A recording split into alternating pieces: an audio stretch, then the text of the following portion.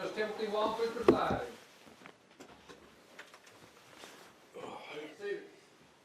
Good morning, everybody.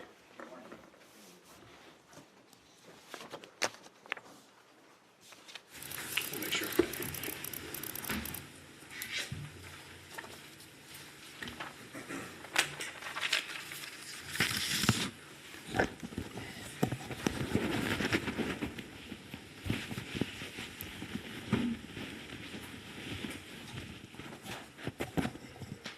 All right.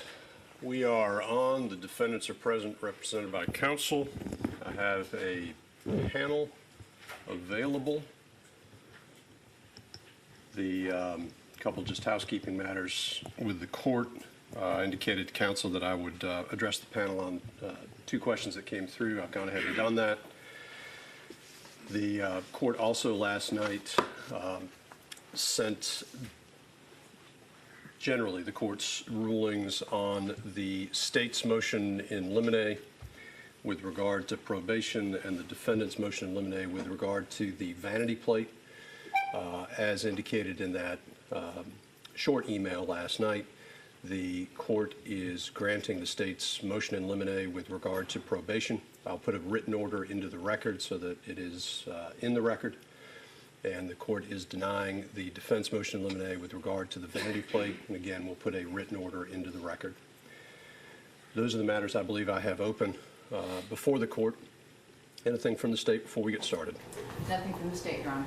Anything from Travis McMichael? Nothing from Travis McMichael. From Greg McMichael? No, Your Honor. From Roddy Bryan? Your Honor, we filed two motions earlier today. We don't want to waive those motions by not insisting on a hearing before trial, but as long as there's no waiver by waiting, we're comfortable with addressing those later today, after the presentation of evidence to the jury. All right, that being the case, sounds like we are ready to proceed. The court will go ahead, we'll get the panel in, and I'll go ahead and get them sworn, provide them with a preliminary charge, same preliminary charge we discussed yesterday, and then go straight into openings. Is the state ready to proceed on that basis? Yes, Your Honor, the state is ready. All right. All right, let's go ahead and get the panel.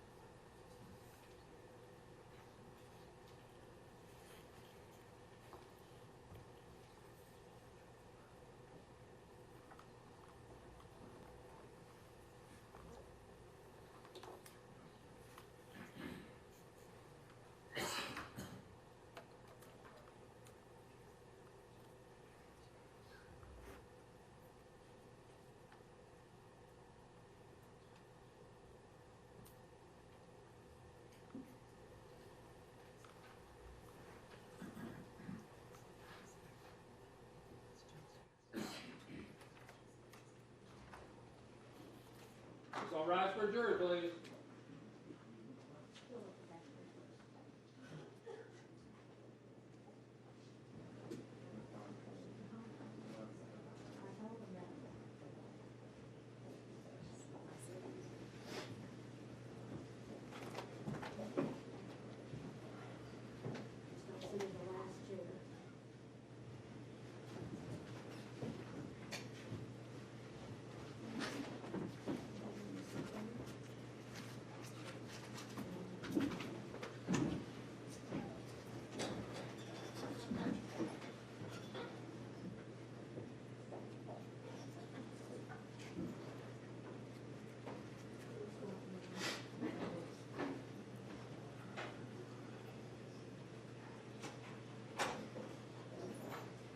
Please be seated.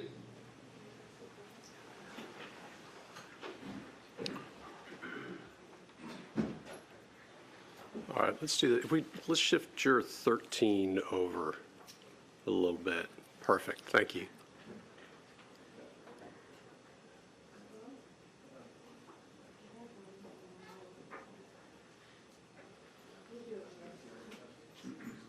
Okay. All right, welcome, ladies and gentlemen. I should say welcome back, ladies and gentlemen. As I indicated to you the other day, we're going to get started with opening arguments and hopefully get into some evidence in this case. Before we do so, I'm going to go ahead and swear you in as the panel in this case, and then I'm going to give you some preliminary instructions. Once I have finished with that, we're going to move right into opening statements. So, if I could please have you stand and raise your right hand. Ladies and gentlemen, you shall well and truly try the issues formed upon this bill of indictment between the state of Georgia versus Travis McMichael, Greg McMichael, and William R. Bryan, who are charged each individually and as parties concerned in the commission of a crime by the grand jury of Glynn County in an indictment with the following charges: count 1, murder; count 2, felony murder; count 3, felony murder; count 4, felony murder; count 5, felony murder; count 6, aggravated assault; count 7, aggravated assault; count 8, false imprisonment; and count 9, criminal attempt to commit a felony. And a true verdict you shall give according to the evidence, so help you God. All right, thank you, ladies and gentlemen. Please have a seat.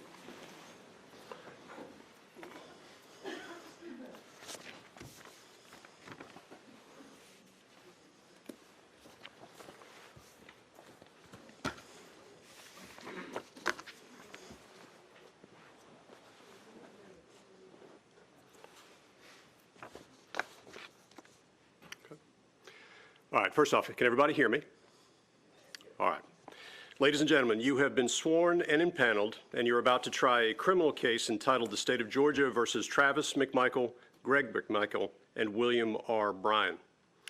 The defendants have been charged, each individually and as parties concerned in the commission of a crime, by the grand jury of Glynn County in an indictment composed of the counts that I just read to you in the oath. To this indictment, the defendants have pled not guilty, and each denies every allegation therein. This is what forms the issue that you have been selected, sworn, and impaneled to try.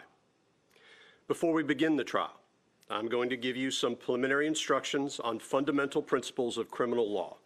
I will also instruct you on the role of the judge, the jury, and the lawyers, and give you an overview of the trial procedure.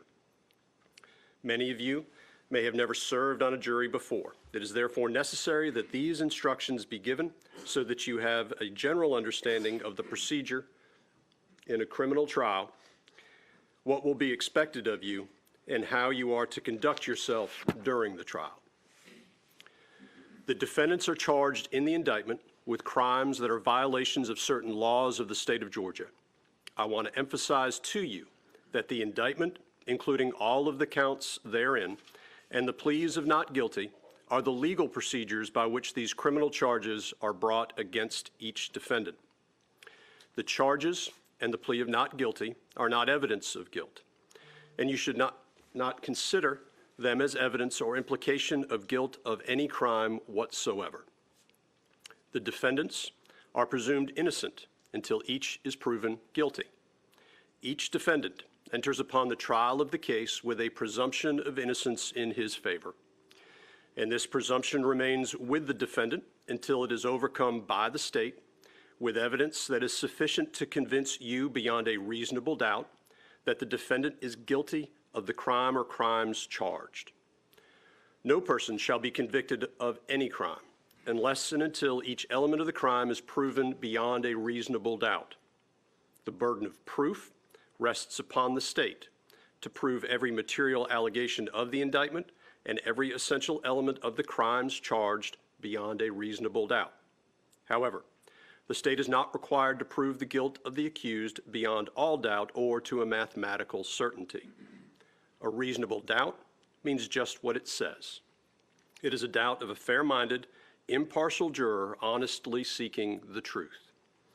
It is a doubt based upon common sense and reason. It does not mean a vague or arbitrary doubt, but it is a doubt for which a reason can be given arising from a consideration of the evidence or lack of evidence, a conflict in the evidence, or any combination of these. There's no burden of proof upon the defendants whatsoever.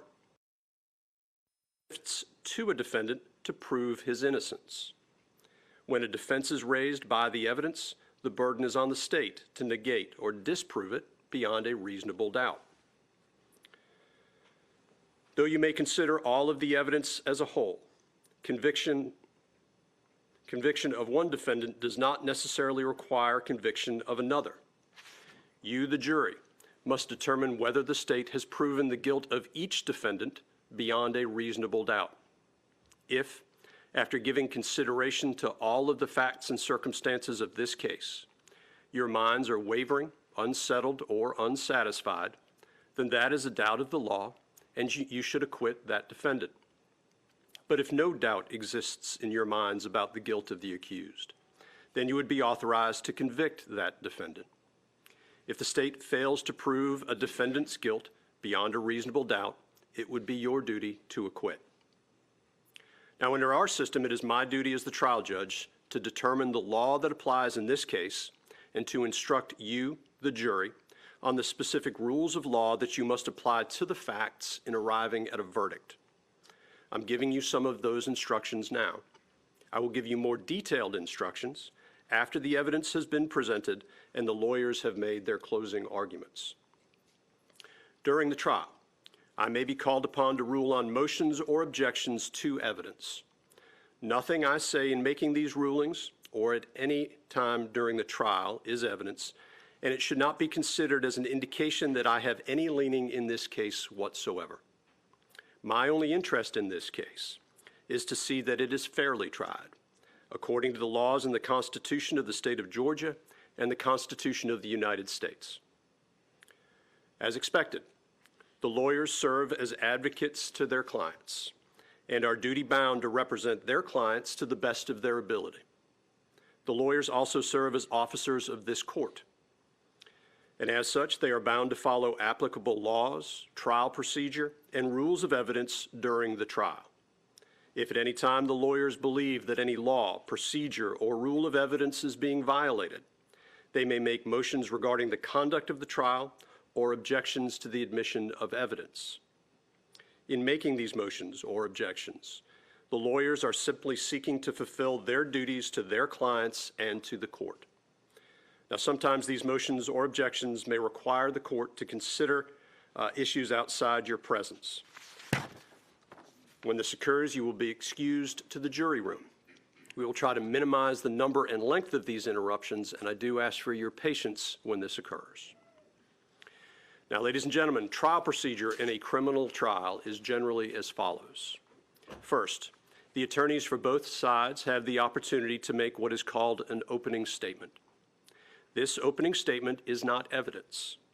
Remember that what the lawyers say is not evidence, but it is a preview or an outline of what they expect the evidence to be. Following the opening statements, evidence will be presented. Evidence can be in the form of testimony given by witnesses or physical evidence that will be labeled with exhibit numbers for identification. After the presentation of evidence, the attorneys have the opportunity to make what is called a closing argument. At this time, the attorneys may suggest which laws are applicable and how they should be considered in light of the evidence. Following closing arguments, I will charge you more specifically on the law that applies to this case. I will then ask you to retire to the jury room to deliberate and to reach a verdict. Now, the jury has a very important role.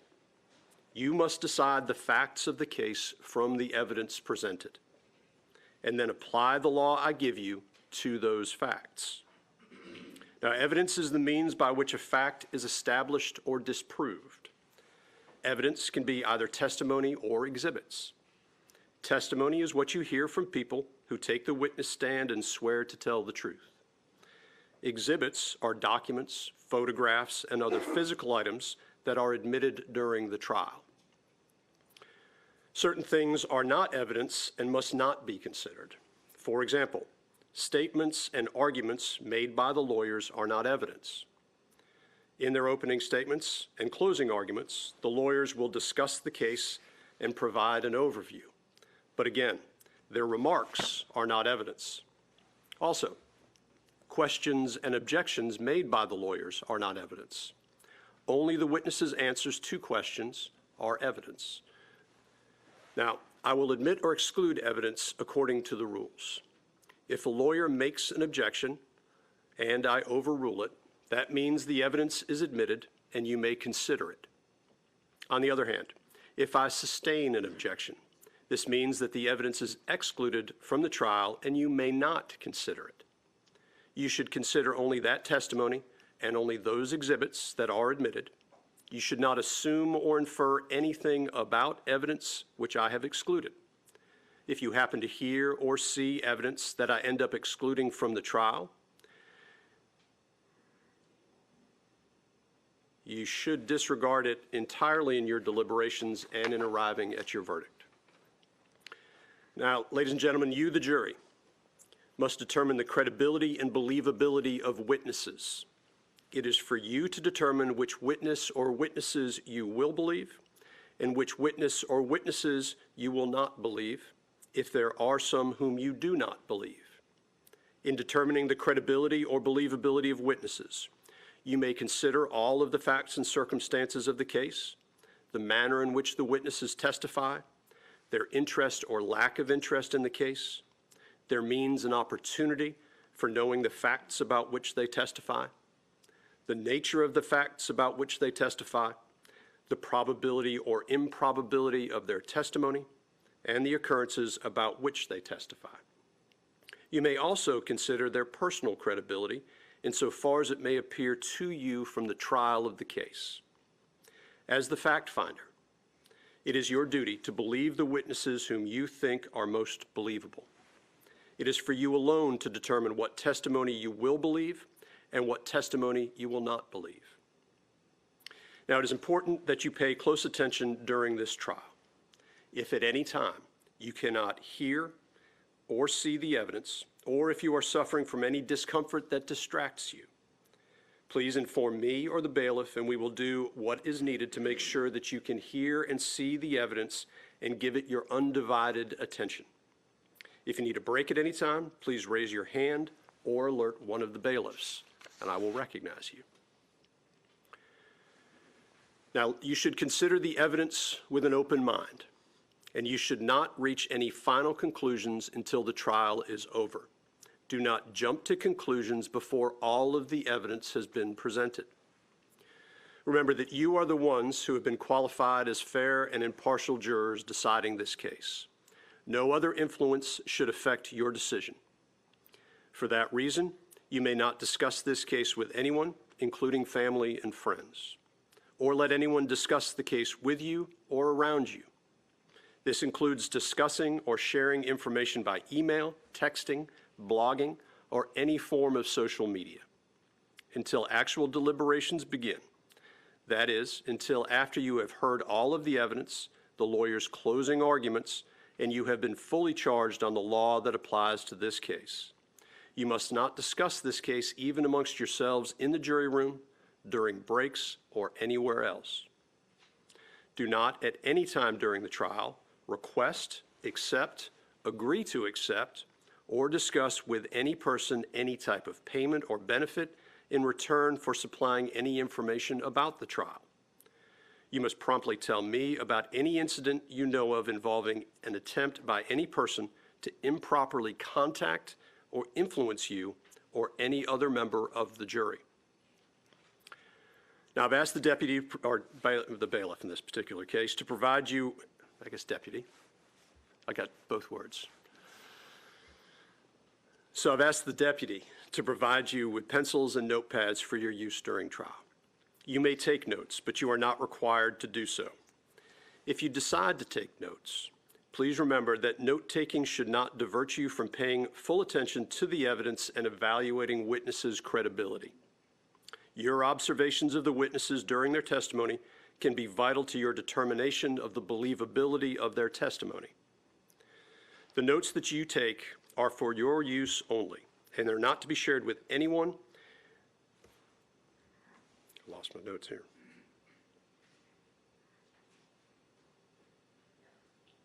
Not to be sure, until you begin actual deliberations with your fellow jurors. Sorry about that.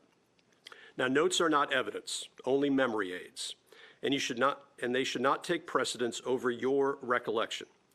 It is the duty of each juror to recall the evidence, and while you may consider another juror's notes to refresh your memory, you should rely on your own recollection of the proceedings. Do not be influenced by the notes of other jurors unless their notes help you in determining your independent recollection. Notes are not entitled to any greater weight than the recollection or impression of each juror as to what the evidence may have been. During the trial, you must leave your notes in the jury room, except when you are in the courtroom. The notes will be destroyed at the end of deliberations. Please note that you will not get a transcript of any witness's testimony, so you must remember, in the way that works best for you, what was said on the witness stand. I instruct you, ladies and gentlemen, that you must decide this case for yourself solely on the testimony that you hear from the witness stand and the exhibits admitted into evidence. You must set aside anything you may have heard about this case prior to this trial. You may not visit any scenes depicted by the evidence. You may not utilize any books or documents not in evidence during your deliberations. You may not read or listen to any accounts of the trial that might appear in the news media. You may not discuss this case with anyone other than your fellow jurors during deliberations. Again, to maintain the integrity of the jury system, I remind you that you must decide this case based only on the evidence admitted during the trial and the law that I will provide to you. You may not conduct any research on your own about the case or about any people or places mentioned during the trial. You may not visit any places mentioned in the evidence. You may not refer to any books or documents that were not admitted during the trial. Also, you may not use dictionaries or other reference materials. You may not use Google or otherwise search the internet, websites, or blogs.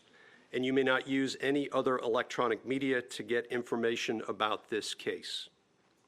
Nor should you use any of these sources to get information about legal terms or about the law. Finally, you may not read or listen to any accounts of this trial that might appear in the news media, whether online, in print, or on the radio. This includes your news feeds or any other way you may access coverage. It is important to understand that you cannot discuss the case with anyone unless and until you have returned a verdict and the case is at an end.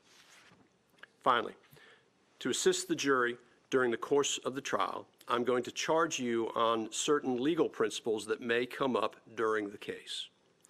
As mentioned, I will charge you further and more comprehensively on the law and legal principles that apply at the conclusion of the case. The following is only intended to provide a limited overview of a limited number of legal principles. You should not single out any one instruction, but must consider as a whole all of the instructions I have given you and will give you during deliberations. Burglary in the first degree. A person commits burglary in the first degree when, without authority and with the intent to commit a theft, that person enters or remains in the dwelling of someone else. A dwelling includes a house or any building or structure that is intended to be used as a residence. A dwelling also includes any part of that house, building, or structure. It does not matter if the dwelling was occupied, unoccupied, or vacant when the alleged burglary happened, but you may consider these factors in deciding if the dwelling was meant to be used as a residence. Burglary, intent to steal. The evidence does not have to show that an actual theft happened to prove a burglary. However, you must determine that there was an intent to steal. An intent to steal may be shown in many ways, arising from the facts and circumstances proved during the trial. You may infer an intent to steal where the evidence shows an unlawful entry without authority into the place of another, where items of some value are present or kept inside, and when there is no other apparent motive for entry. Whether or not you make such an inference is a matter solely for you, the jury, to determine. Criminal trespass. A person commits the offense of criminal trespass when that person knowingly and without authority, A, enters upon the land or premises of another person for an unlawful purpose, B, enters upon the land or premises of another person after receiving, prior to entry, notice from the owner, rightful occupant, or, upon proper identification, an authorized representative of the owner or rightful occupant that entry is forbidden, or C, remains upon the land or premises of another person after receiving notice from the owner, rightful occupant, or, upon proper identification, an authorized representative of the owner or rightful occupant to depart. Citizen's arrests. A private person may arrest an offender if the offense is committed in his presence or within his immediate knowledge. If the offense is a felony and the offender is escaping or attempting to escape, a person may arrest him upon reasonable and probable grounds of suspicion. In general, the phrases "in his presence" and "within his immediate knowledge" are synonymous, and a crime is committed in one's presence if by the exercise of any of his senses he has knowledge of its commission. Bruton charge. Finally, as mentioned, this court is responsible for determining the admissibility of evidence. Sometimes audio and/or video recordings cannot be played for the jury based upon the rules that govern admissibility. You are not to make any inferences for or against either party when the law does not permit recordings to be played either in full or in part. Now, ladies and gentlemen, that concludes my preliminary instructions, and we are now ready for the lawyers to give their opening statements. Is the state ready to proceed? Yes, Judge, the state is ready.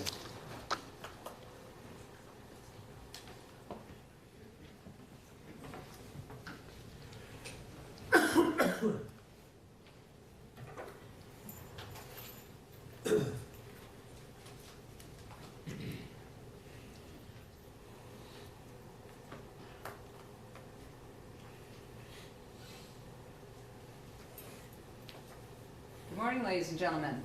Good morning. My name is Linda Donikowski, and I, along with Larissa Olivier and Paul Camarillo, represent the people of the state of Georgia and the citizens of Glenn County. Why are we here? We are here because of assumptions and driveway decisions. A very wise person once said, "Don't assume the worst of another person's intentions until you actually know what's going on with them." Don't assume the worst with what they intend to do. But in this case, all three of these defendants did everything they did based on assumptions. Not on facts, not on evidence, on assumptions. And they made decisions in their driveways based on those assumptions that took a young man's life. And that is why we are here. So, ladies and gentlemen, what's going to happen now is the state is going to give you its opening statement. I'm going to do this in a couple different parts. The first part is I'm going to talk about the indictment and the charges in the indictment. Then we're going to talk about some housekeeping issues that relate to how evidence is going to come to you in this particular case. We're going to talk about who the parties are, where this happened, and then exactly what led up to February 23rd of 2020 in the Satilla Shores neighborhood. So first off, the burden is on the state to prove to you these charges beyond a reasonable doubt. Now that is the doubt of a fair-minded and impartial juror, honestly seeking the truth, not seeking doubt, and it's not beyond all doubt or to any mathematical certainty. But the burden is on the state. And the defendants have been indicted with the first count, which is murder. We call that malice murder. What's malice murder? That's intent to kill. Now, the state does not have to prove premeditation, planning. We're not required to prove motive about why anybody did anything. But malice is something that can be formed in an instant. And a fatal, mortal wound can be blown or can be shown. So, in this case, the defendants have been indicted as parties to a crime for malice murder, intent to kill that was instantly formed. In addition, they've been charged with 4 counts of felony murder based on the 4 underlying felonies in the indictment. Now, what's felony murder? Felony murder is where you're committing a felony and someone dies because of the felony you're committing. Classic example, of course, is a guy goes into a drugstore to hold up the clerk, right? He's not there to murder the clerk, he's there to hold the clerk up. But during that armed robbery, it goes bad and he kills the clerk. Judge, I'm going to object. This is not open statement. This is analogies and explanation of the law. If you can state the law, I have no problem with that. But to go beyond that is not proper for opening statement. The jury's been charged on what an opening statement is. Again, ladies and gentlemen, I've just explained to you that this is the overview of the case that will be presented by the state. Defense will have the same opportunity. Again, the law will be charged, or that's a very legal term. The court's going to give you all of the law in this case, as I've already explained at the end. The state is now explaining its position with regard to the case. If we could make sure that it is considered in that light from the state. Thank you, Judge.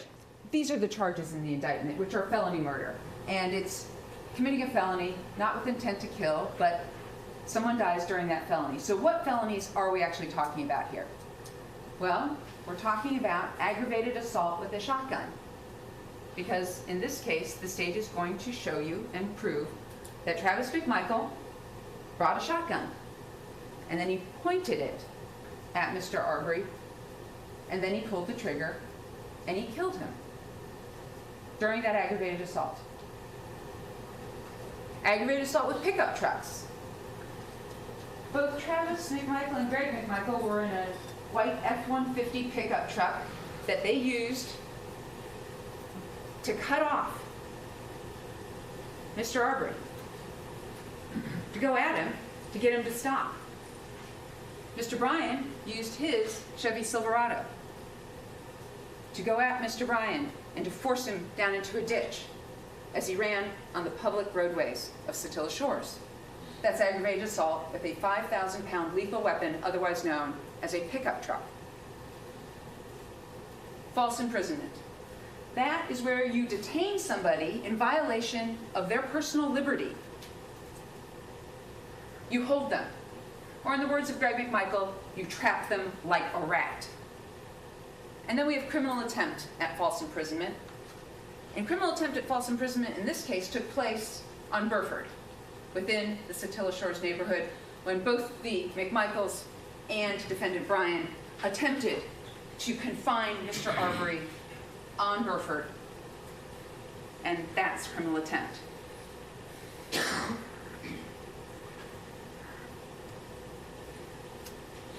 So a little housekeeping. Once again, our court reporter here is not going to be able to provide you with any transcripts. That's why taking the notes is so very important. I wanted to keep you informed that witnesses may be called out of order. The witnesses are going to come here and they're going to take the witness stand. We're going to try and put them up in order so you understand the sequencing, but you're also going to have some witnesses that they're going to give you some evidence and you're going to be thinking, well, how does this relate to something later? That's why you want to take notes, because you'll be like 3 witnesses later, you'll think, oh, I get it now, okay? So it'll connect up. Witnesses are going to use reports. A lot of the witnesses are Glenn County police officers, GBI people. Ladies and gentlemen, this is not a memory contest. That's not what this is about, okay? So this isn't television. This isn't, aha, you can't remember. No, these are professional people. They've done a bunch of cases since then. Like, for instance, the medical examiner. Yes, he performed the autopsy on February 24th, 2020. He's going to come up here and he's going to use his report. That's fine.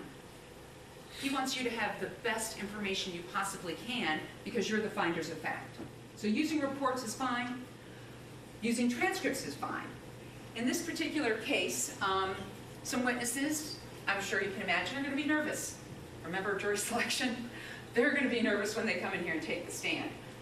And a lot of them do not want to be here.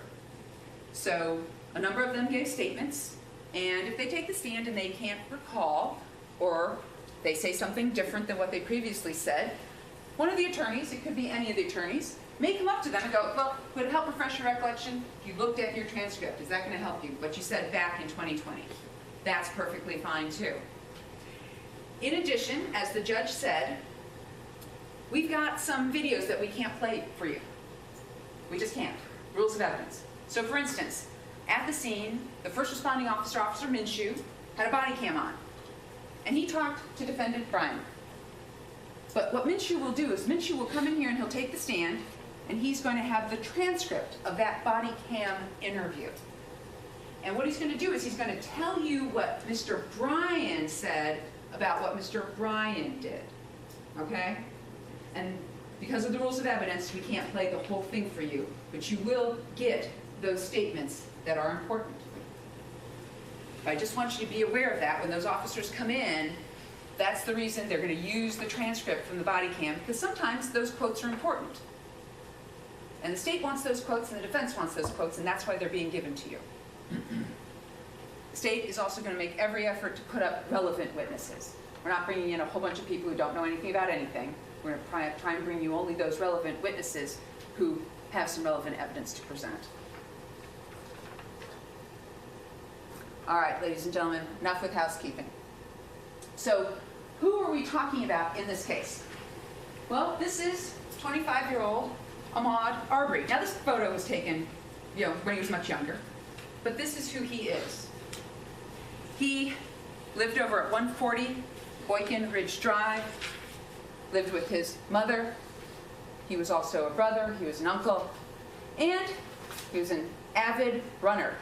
The evidence that he was an avid runner is you're going to be able to see his shoes, his Nike shoes, where he basically almost had absolutely no tread left on them whatsoever. So ladies and gentlemen, who else do we have? We have Travis McMichael, seated right over here. 34 years old at the time of this, worked at Metzen Marine, lived at 230 Satilla Drive with his parents, Greg McMichael and Lee McMichael. He is not, and was not, a law enforcement officer at the time of this incident. Greg McMichael, 64 years old at the time of the incident, a retiree living over at 230 Satilla Drive. At the time of this incident, not a law enforcement officer. And then we have Defendant Bryan, who goes by the name Roddy. So when people talk about him, you'll hear Roddy. 64 years old as well, a mechanic living at 307 Burford in the Satilla Shores neighborhood. At the time of this incident, not a law enforcement officer. So where are we talking about, ladies and gentlemen? Well, we're talking about exit 29 off of I-95 coming south, right? US 17 goes east toward Brunswick. It's the Satilla Shores subdivision, and we have these two addresses. So what are we really talking about? Here's an overview. So when we look at this overview, what we have here is we have our, seriously. Now I have no idea what I've done to it. I made a mistake touching it. There we go. So we have the expressway up here. This is 17 coming down here. Royal Oaks. Here we've got Fancy Bluff, and this is Satilla Shores right there. So when we look at it, that's the area that we're talking about.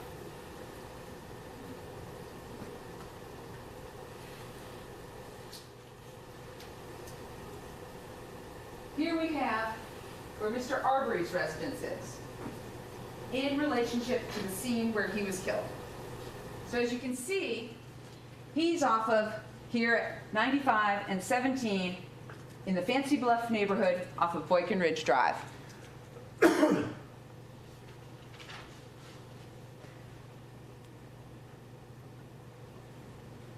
Here's a house under construction. Here's the scene where it took place.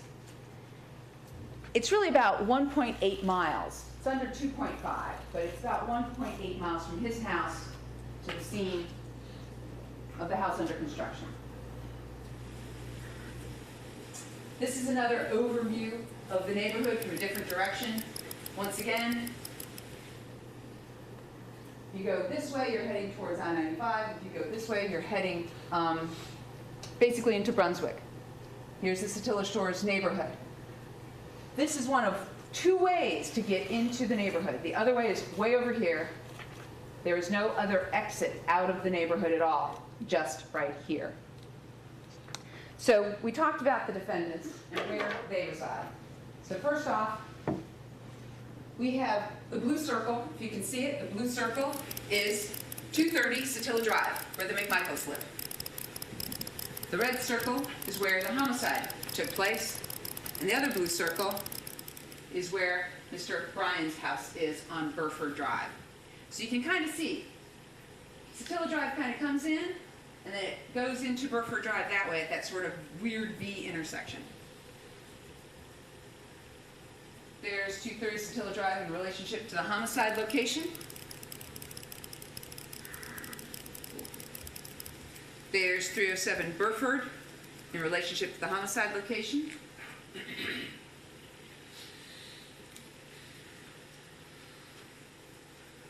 So once again, there are our three main locations that we're going to be talking about. We are also going to be talking about 220 Satilla Drive. A lot of us will be using shorthand, 220. It is an open, unsecured construction site. The land is owned not by any of the defendants, no, by Larry and Amy English. It's under construction, and it's wide open. There's no front door. There's no back door. There's no garage door. There's no garage door on the boat. Completely and utterly wide open, and it had been this way for over a year because Larry English was trying to act as a general contractor and finish the house himself. This open, unsecured construction site has absolutely no trespassing signs on it. None whatsoever. It also has no fence around the property at all. So where is it?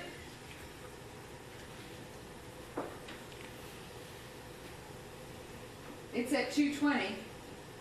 There's 230. So ladies and gentlemen, what you have is you have 220, 222, 224, 226, 228, and then 230, which is the McMichaels house. In addition, one of the things I want to point out to you is you may have heard some of the names of the witnesses in this case. So right across this street, right here, is Jones Road. And you've got Ronnie Olson, Sue B. Lawrence, and Albenze, Matt Albenze's house. You can't really see him because of all the trees, but here's the open construction site. This is Jones Road. Ronnie Olson, Sue B. Lawrence, and right here, Matt Albenze. This is what it looks like. You can see it. No front door, no rear door, open garage doors. 220 Satilla Drive. Now, Larry English will tell you, because here's the thing. Larry English has health issues. So Larry English is not going to be here to testify. Larry English gave a deposition. All right? You will see that deposition because it was videotaped. And Larry English is going to tell you that he met the McMichaels only a few times, like one or two times. However, Greg McMichael in his statement says that he doesn't even know Larry English. McMichaels had never been given permission to be at 220, nor had they ever received a warning not to be there. Larry English is going to tell you that there were lots of looky-loos. And Larry English had started to have concerns about liability. You know why? Because somebody told him that kids were starting to go out on his dock in the back. So we're talking about in 2019, right? So Larry English is thinking, okay, I'm building this house under construction. I got this issue, okay, with these kids, so he starts to get cameras. Here's the thing. The other thing Larry English is going to tell you is nothing had ever been stolen from the construction site in 2019 or 2020. Larry English is going to tell you that nothing had ever been stolen from the construction site in 2019 or 2020. What he is going to tell you is that sometime during late October of 2019, sometime November of 2019, he is over at the construction site and he gets on a ladder and he looks down and he sees inside of his boat and he's like, oh, some stuff's missing. Oh my gosh, when did this happen? So some stuff has been stolen out of his boat, and it's expensive stuff. We're talking like $2,500 worth of stuff that's stolen out of his boat. He's upset. But here's the problem.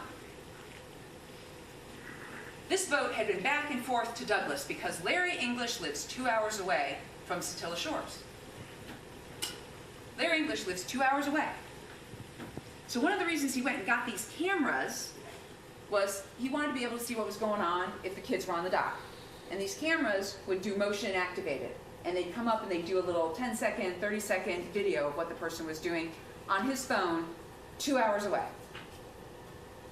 So then, 2 hours away, he'd have to call 911 if someone was on that video. But here's the thing. He's going back and forth to Douglas with this boat.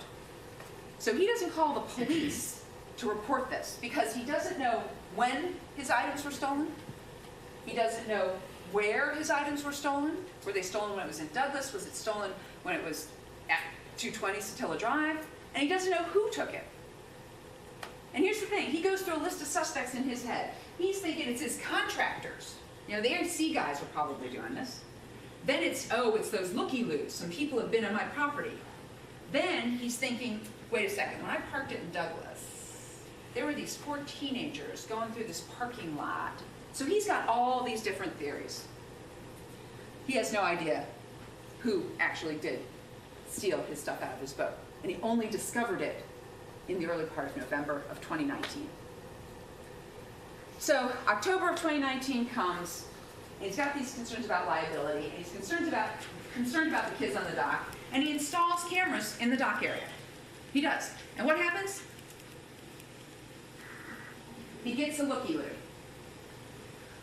On October 25th, 2019, at 10:04 in the evening, Mr. Arbery is seen on the dock video. You're going to get to see it. Okay? He's on the dock. He's wandering around.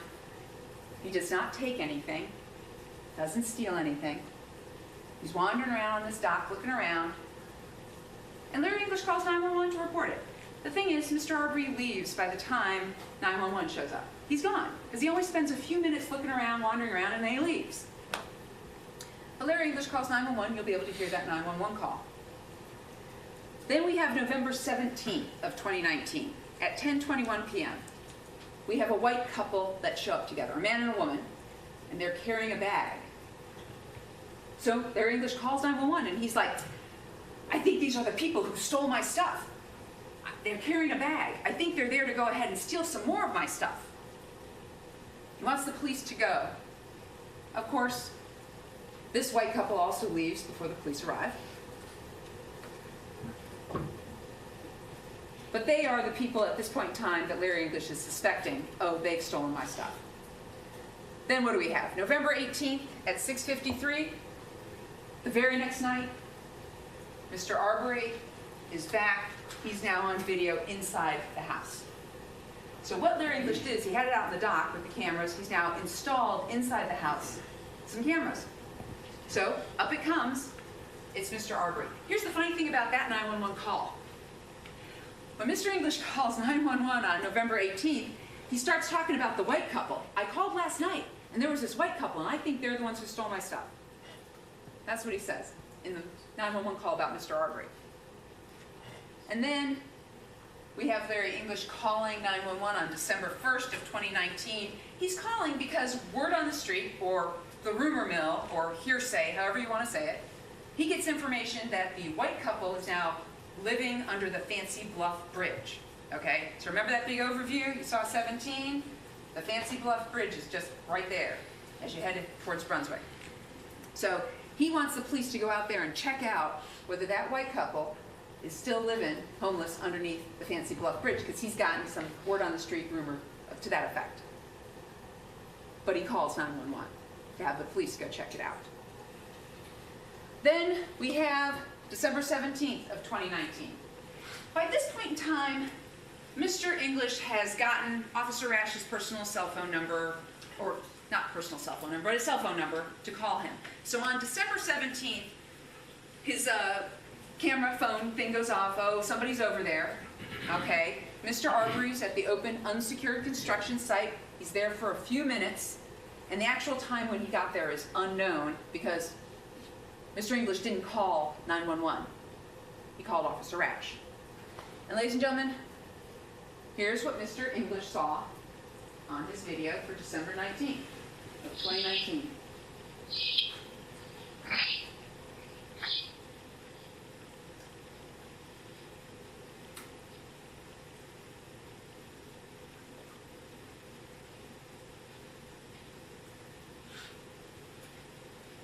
That's it. That's Mr. Arbery wandering around inside.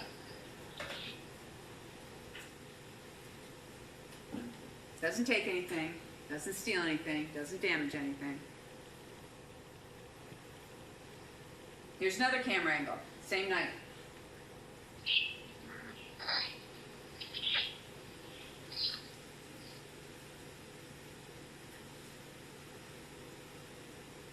Doesn't take anything, doesn't steal anything. And so Larry English calls Officer Rash. But here's the problem. Officer Rash isn't working that night. So Officer Rash is like, I'm off duty. I'm not in the neighborhood. I'm not in my patrol car to come and respond. So he basically says to him, listen, call 911.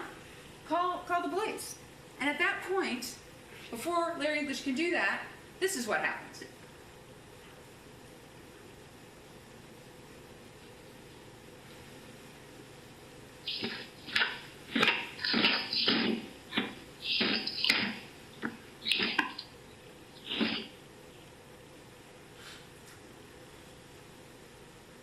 I'm going to replay that. That was a little weird. It was not as smooth as it should have been.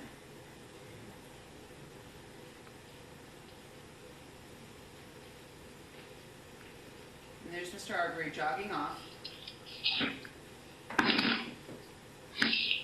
Now, what's a little hard to see here, I want to point this out, is what's up at the top of the screen here.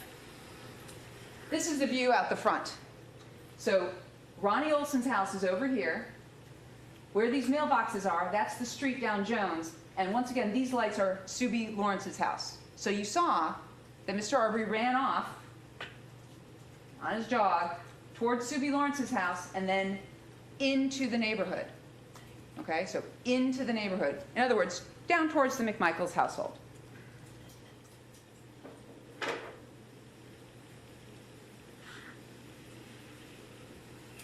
What happens next is this. On January 1st of 2020, bright, sunshiny, cold day, 10:30 a.m., 54 days prior to the homicide, Travis McMichael's handgun is stolen out of his unlocked pickup truck in front of 230 Satilla Drive. Greg McMichael went and moved it. He left it unlocked. And somebody came along. It's unsolved. And there's absolutely no evidence that Mr. Arbery is the one who went and stole Travis McMichael's handgun in broad daylight on January 1st of 2020. But this happened, and Travis McMichael called up. That brings us to February 11th of 2020. At 7:30 p.m., this is 12 days before the murder. So what happens on February 11th, 2020? Travis McMichael goes out in his car. He's coming back in to the neighborhood. And he sees Mr. Arbery at the location. Why does he recognize him? Because guess what Larry English has been doing in the meantime? Larry English has been talking to his neighbor, Diego Perez. Remember how we talked about 220, 222, 224? At 224 is a man named Diego Perez. And his wife, Brooke Perez, and their kids. They all live there. And Larry English has been sharing these videos that you're going to see, that I just showed you, with Diego Perez. And Diego Perez has been going around sharing them with other neighbors because they're trying to identify who this guy is so somebody can tell him, please stop coming. Please stop showing up at night because we have to call the police, and then the police show up and then nobody's there. So these videos have been shared and people have seen them. So Travis McMichael, who knows about this, not personally knows about it, this is all hearsay, word on the street, you know, he's seen these videos, hasn't talked to Larry English personally, but he goes ahead and goes past the house. This is his neighbor's house, right? Okay, he's concerned. He sees somebody out in front of it. He actually stops and puts some headlights on him. You can actually see the headlights in the video. And at that point, he goes ahead and goes home. So Travis McMichael goes home, gets his dad, Greg McMichael. They both get their guns, get back in the truck, and go back down the open unsecured construction site. And that's when Travis McMichael calls 911. But here's the thing, ladies and gentlemen, in this case, nobody has ESP, nobody can read minds, nobody can tell what's happening. Because in the meantime, when the camera went off, guess what Larry English did? He didn't call the police. Larry English called Diego Perez, okay? So what we've got is we've got Travis going down to his house, they're getting their stuff, getting their guns, coming back, calling 911. In the meantime, Diego Perez is coming out, okay, because he's been called by Larry English. And then the police show up. So you got all these people out in this neighborhood, and don't get me wrong, property crimes, people are concerned. Nobody likes to live in a neighborhood where there are property crimes, right? People are very concerned about property crimes. But this is basically what happens is Officer Rash shows up with 2 other officers. You got all the neighbors out there and everybody's looking around. Well, here's the thing. What does Mr. Arbery do? He shows up, he wanders around for a few minutes, and he leaves. So by the time Travis has gone down, gotten his dad, by the time Diego Perez has been called, Mr. Arbery has left. He's not there. But this is what's really important, ladies and gentlemen. Officer Rash has a conversation with Greg and Travis McMichael that evening about this person who's unknown to them, who is wandering around inside the open, unsecured construction site. And this is on body cam video. And this is what is said.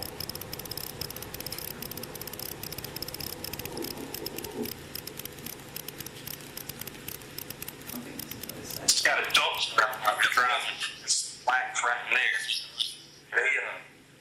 Matter of fact, don't forget.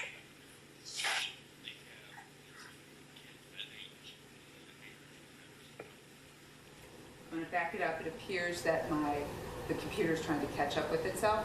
I'm going to try this again. It's got a dumpster out by the driveway. There's blacks right in there. Is that right?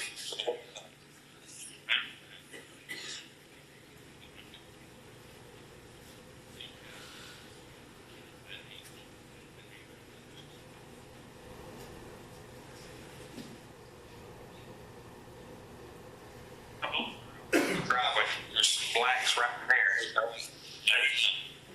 Matter of fact.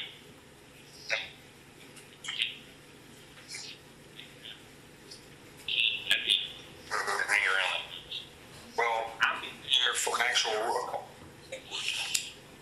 alleged, whatever. It looks like. I don't know if it was boyfriend. They only had daughter. Why don't you stop it for a second? I will if I can get some out of force to cooperate Where with you them, coming we'll go ahead and stop. But like, If I may give it one more try, it seems to be catching up with itself. Let's just give it a moment to see whether or not it actually loads. All right, if I can get out of that. I think it's a video that's embedded in the PowerPoint. It is embedded in the PowerPoint just to show the one clip, and it seems the PowerPoint's having a little trouble with the volume of the sound loading up.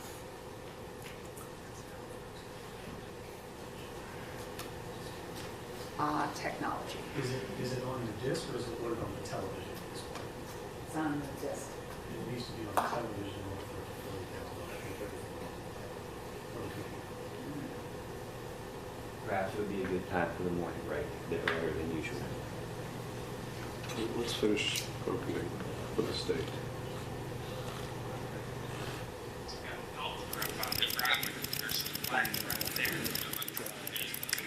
Yeah. Sure thing. Okay.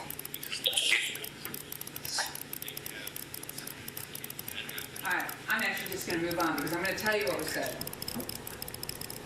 No. Problem is, ladies and gentlemen, if I try and find this exact little clip in an hour's worth of body cam video, we're going to be here another 15 minutes, so I'm not going to do it. I'm just going to tell you what was said. Officer Rash is standing there, and you know what he says to the McMichaels? He says, I'm talking to Mr. English right now, and he sent me some videos, and Mr. English says that this guy has never stolen or taken anything from this property. So the McMichaels at this point in time are fully informed that the owner of the house has informed law enforcement that Mr. Arbery has never taken anything from this property. They know this. Greg McMichael, of course, pipes up and says, well, it's at least criminal trespass. A misdemeanor, okay? And at that point, Officer Rash goes, well, it's probably loitering and prowling, okay? Also a misdemeanor. And this is the discussion they're having out in front of this particular house about the fact that Mr. Arbery has never taken anything, that the videos have been sent to Officer Rash. Officer Rash has looked at him, and Officer Rash says, well, it looks like he's just plundering around in there. You know, wandering around inside there. At no time on this video do you hear the words burglary or attempted burglary. No one's talking about a burglary or an attempted burglary with Officer Rash. They're actually out there trying to figure out, because Officer Rash actually says, nobody knows who this guy is. We're trying to make contact with this guy to tell him to please stop coming back. But at no time do the McMichaels, Officer Rash, or anyone talk about burglary. It's all about criminal trespass. It's all about loitering and prowling. And that's what they know 12 days before the homicide.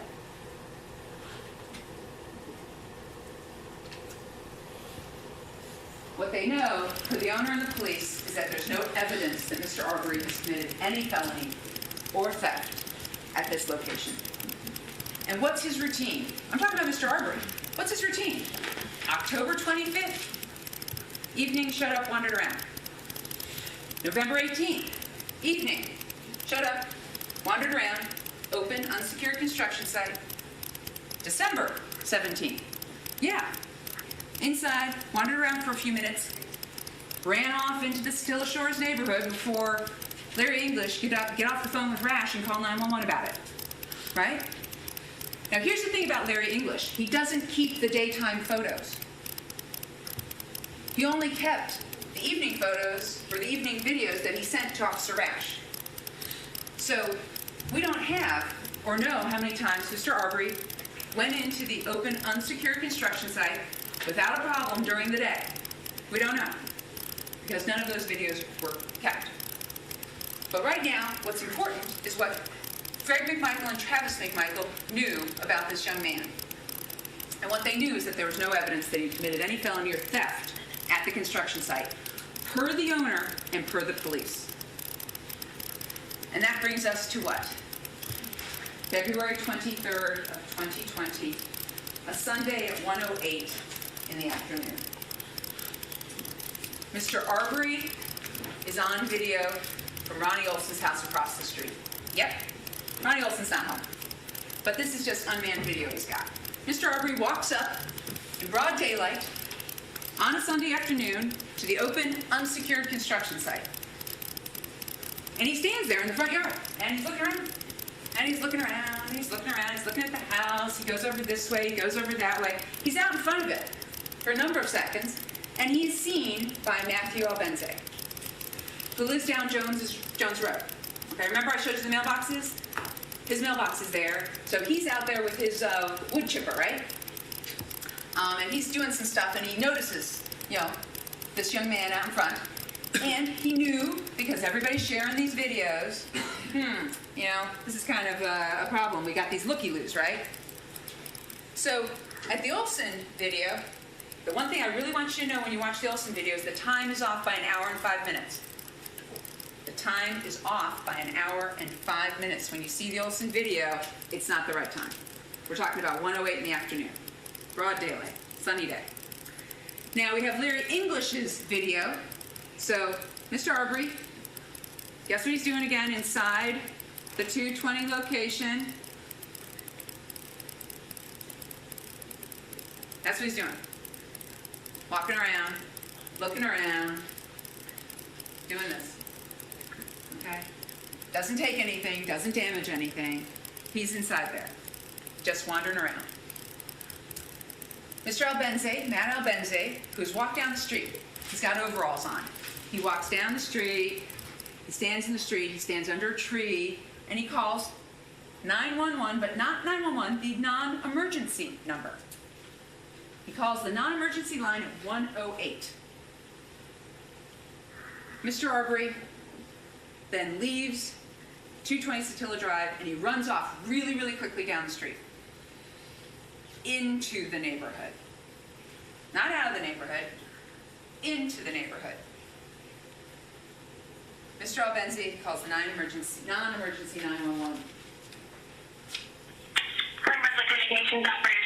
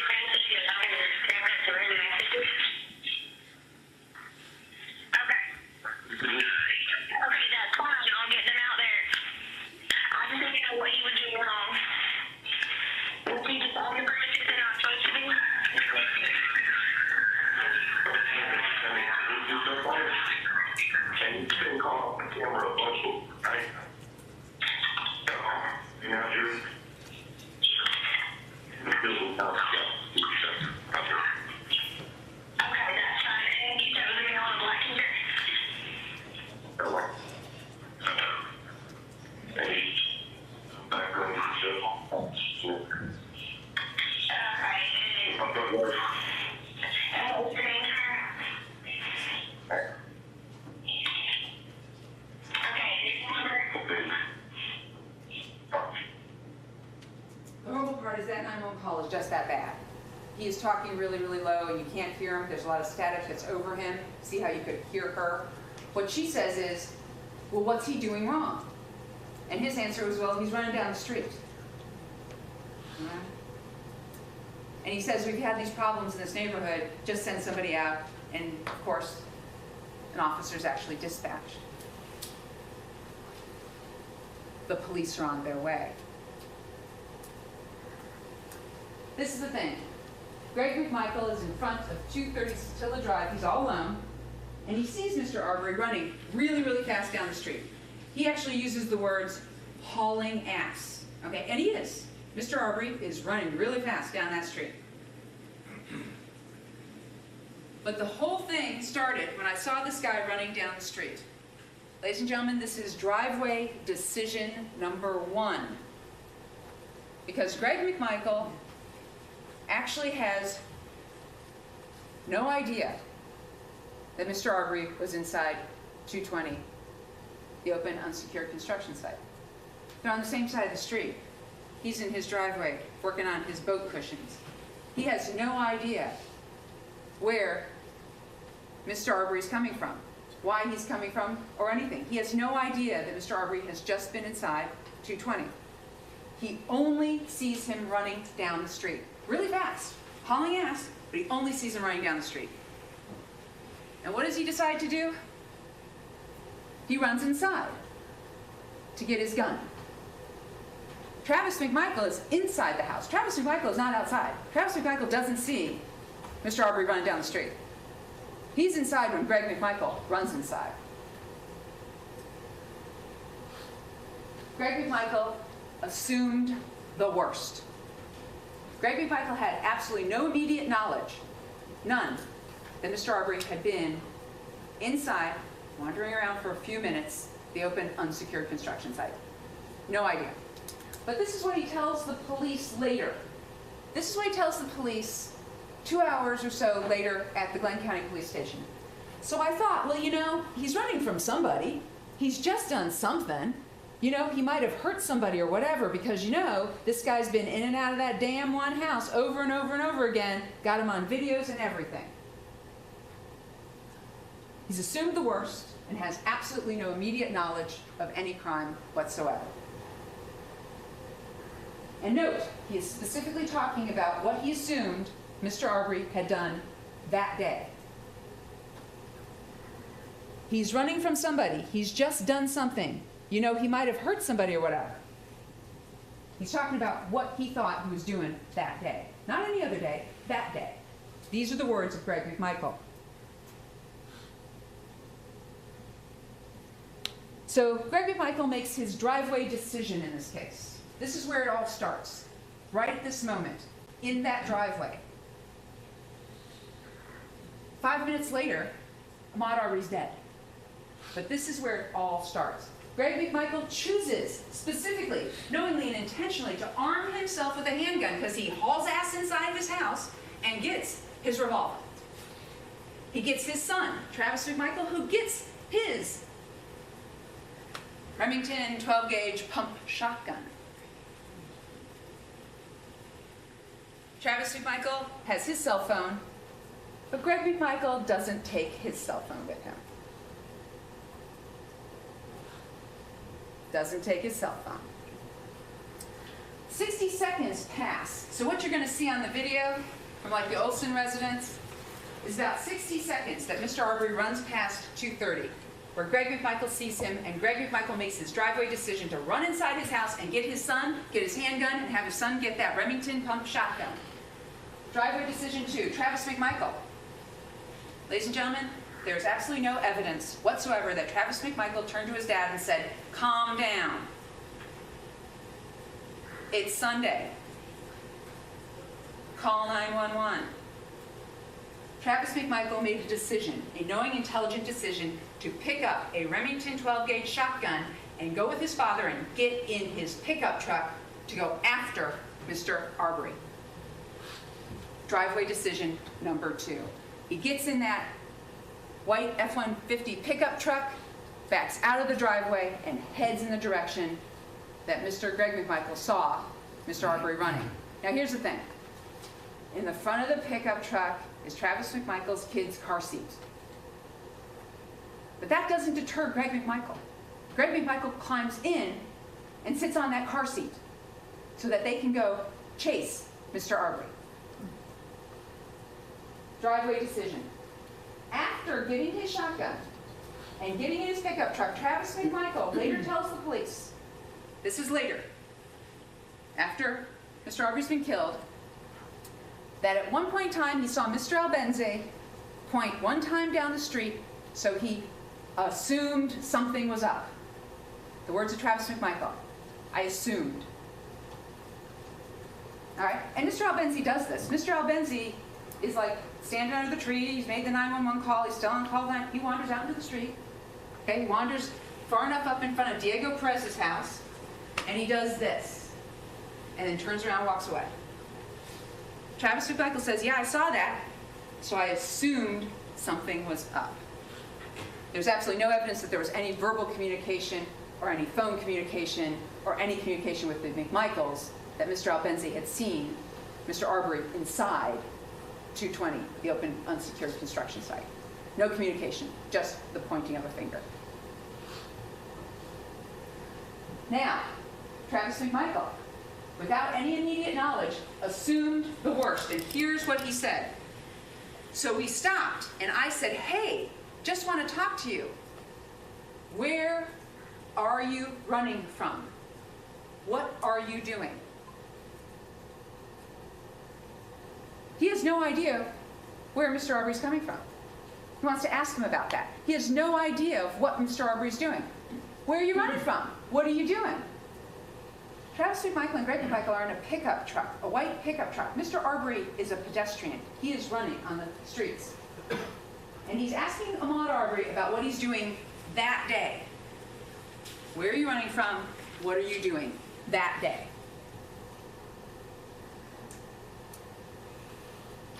So ladies and gentlemen, we're now going to talk about defendant William Roddy Bryan at 307 Burford. Because when that stop talk happens, pulls up next to Mr. Arbery and he starts questioning Mr. Arbery, Travis McMichael does, it's actually captured on video in front of Mr. Bryan's house. Mr. Bryan has the night owl system. Now here's the thing. Mr. Bryan, on this Sunday, is out on the front of his porch and he's out there messing with stuff. He's fixing something, he's got a ladder out there, he's got all this stuff out there. But Mr. Bryan's night owl system works this way. It only comes on when there's movement on the porch, because of course you don't want movement on the street because it would go off all the time with cars and joggers and kids and stuff like that. So it's only when it's near his house. So of course that day he's working on his house and it goes off. Well, there's a video where you see Mr. Bryan do one of these where he notices something and he walks off. The next video, of course, with motion activation starts because Mr. Bryan is moving, but it just captures it right there. And what you see is Travis McMichael's white F-150 pickup truck in front of Mr. Bryan's house at 307. And then Mr. Bryan makes his driveway decision. Defendant Bryan sees Mr. Arbery running away from the white pickup truck. And he makes an assumption, because he has absolutely no idea what's been going on. And he joins the McMichaels in chasing down Mr. Arbery. He just joins in. Oh, a white pickup truck chasing a young man. And he just joins in.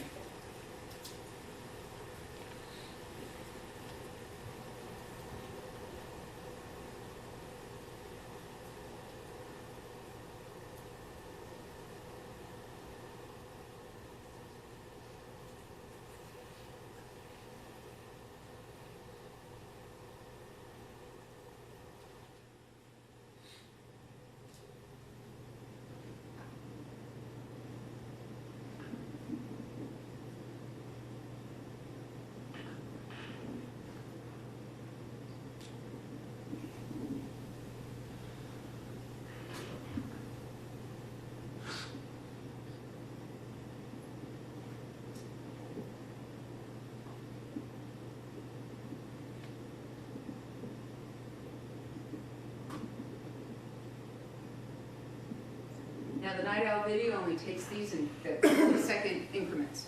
Now of course he's left the porch so it doesn't come up again, so we don't have a video of what happens next. But what we did see here was what? There's Mr. Arbery. There is the white pickup truck. What's happening here? Mr. Arbery takes off running and the pickup truck goes to follow him. There's Mr. Bryan. He goes inside to get the keys to his car. And then you'll see him sort of over in this area. There he is. He gets in his truck.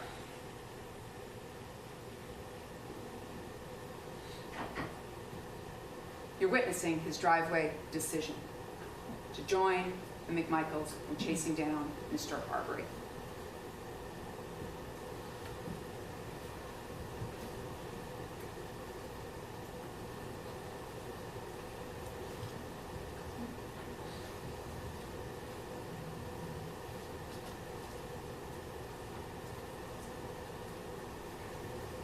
So what happened next, ladies and gentlemen?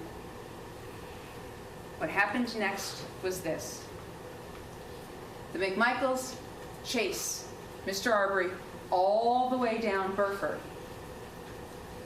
and they cut him off. So ladies and gentlemen, this started out with Travis McMichael going, "Where are you running from? Where are you coming?" And Mr. Arbery ignored them. Mr. Arbery didn't want to have anything to do with them. You can tell that because he ran off. He took off running, you just saw it, and headed down Burford. They decided to cut him off. How did they cut him off? With their pickup truck. This is evidence of false imprisonment and aggravated assault with a pickup truck. because they cut him off with their pickup truck. And it's at this point in time that Greg McMichael gets out of the pickup truck. He gets out because he's sitting in that kid's seat, and he gets into the back of the pickup truck. So now he's riding in the back of the pickup truck. What Arbery does at that point is he turns away from the McMichaels, who have now cut him off with the pickup truck, and he runs back down Burford.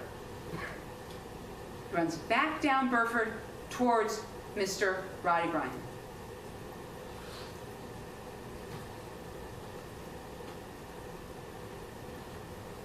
And what's Mr. Roddy Bryan do? Defendant Bryan, you saw him pull up on his driveway and pull back like that? When Mr. Arbery came running this way, he pulled out to try and hit him and ran him into the ditch. False imprisonment on Burford, aggravated assault with a motor vehicle by both parties on Burford to cut off Mr. Arbery.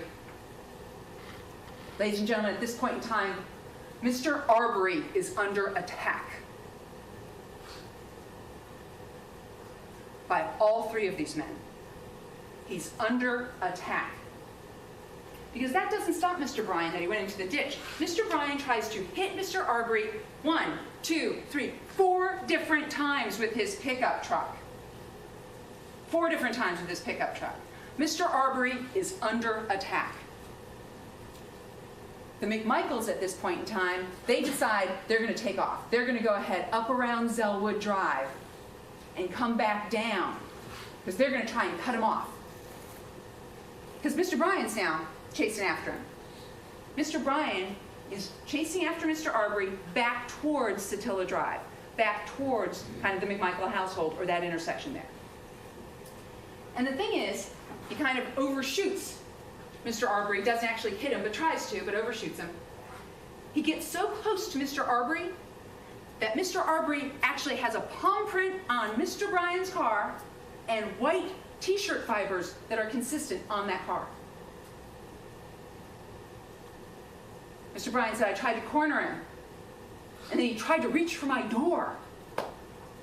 Mr. Bryan pulls off. Mr. Bryan then starts to back his truck up into Mr. Arbery as Mr. Arbery tries to go down Satilla Drive to leave the neighborhood. Defendant Bryan redirected Mr. Arbery up Holmes Drive.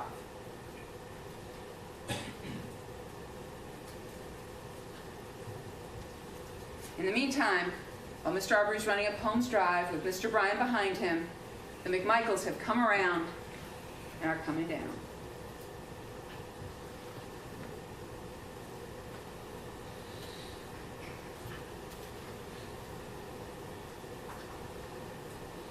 The statements of Defendant Bryan.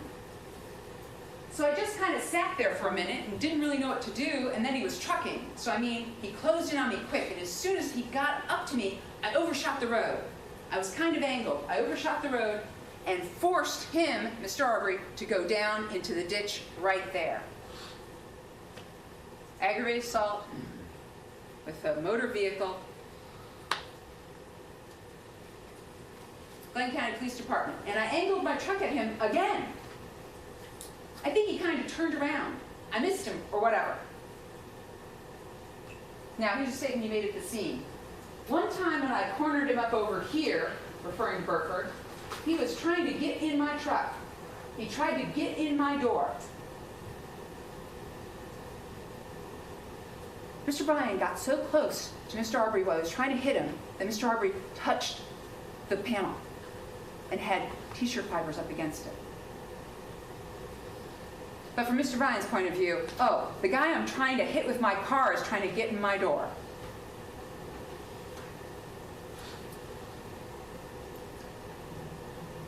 Mr. Bryan at Glenn County PD. I mean, I can't say for sure that he wasn't on the door. I didn't give him a chance to get to the door. But after I angled him off the side of the road, you know, and I kind of went on past him because I don't think I hit him. Wish I would have. Might have took him out and not got him shot. But you know, I probably got past him a little and he came up on me and I could see him in my mirror. He was coming for the door. I seen his hands right behind the door. Ladies and gentlemen, what's important about this statement? After I angled him off the side of the road, I kind of went on past him.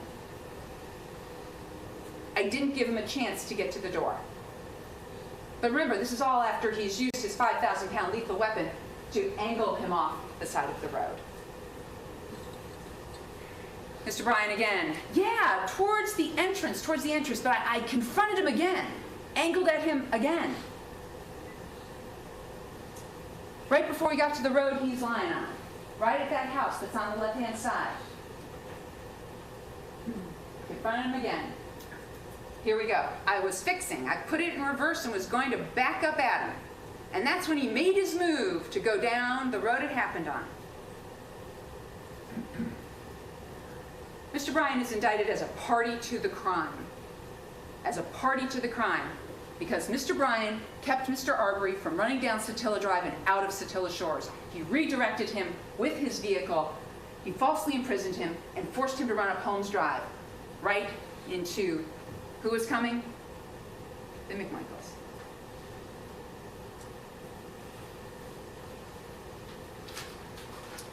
Mr. Bryan. All right, so I backed up and started going down that way.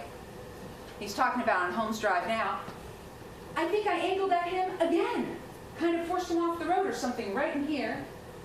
And he turned around. He turned around right in here. The black guy did. He turned around, maybe down this far or so, but he turned around and started running back the other way, and I pulled into a drive or something and started to turn around.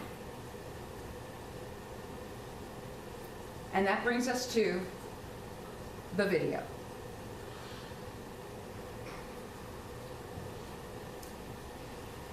Before we go and look at the video, I want you to understand two things. First, when Mr. Bryan spoke to Officer Minshew at the scene, he said, "I have a video." And Officer Minshew tried to copy it, but it was too long, so he made a short copy. The video you're about to see is much longer than anything anyone's seen on TV, if you happen to have seen it before. The route that we're talking about that Mr. Bryan took is this route. Came out of his house, and that's where we saw the video. Comes this way, goes here, backs up at him, and then heads up here. Mr. Arbery turns around actually somewhere in here, but Mr. Bryan keeps going, pulls into a driveway, and then chooses specifically to come back down to the location where Mr. Arbery is eventually shot and killed. All right, so I backed up and started going down that way. I think I went the wrong way. I did go the wrong way. With this is where the McMichaels went. Down here. They're in front of Brian's house. We saw the Night Owl video.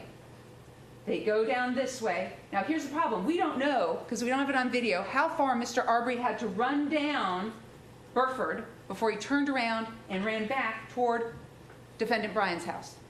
We don't know how long this was or how much running he had to do or where he got turned around or where the McMichaels cut him off at. We just know that they cut him off somewhere on Burford.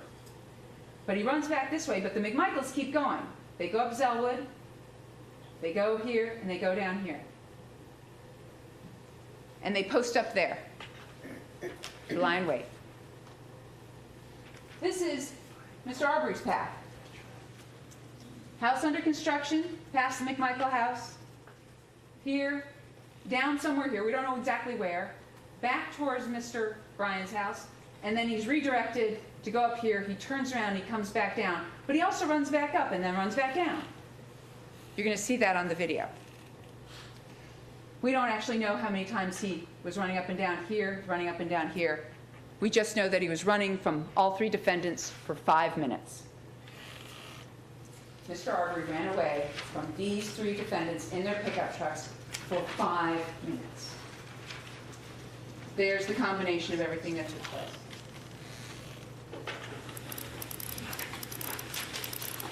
So how do you know Mr. Ahmaud Arbery was under attack by strangers with intent to kill him? Because Greg McMichael told the police this: "Stop or I'll blow your fucking head off." That's what he said to Mr. Arbery, because he wanted to make sure Mr. Arbery knew Greg McMichael was not playing. Now, when he yelled this at Mr. Arbery is unclear, because it's not what he's saying on his 911 call. So we don't know exactly when Greg McMichael said to Mr. Arbery, "Stop, I'll blow your fucking head off." But that's what Greg McMichael said to Mr. Arbery. How do we know? He told the police he said it. Ladies and gentlemen, the video is a small part of a bigger picture. You ever go by those construction sites where they have the big fences up and they've got the tarp and everything? And then sometimes the tarp flaps back so you can kind of see what's happening inside? Okay?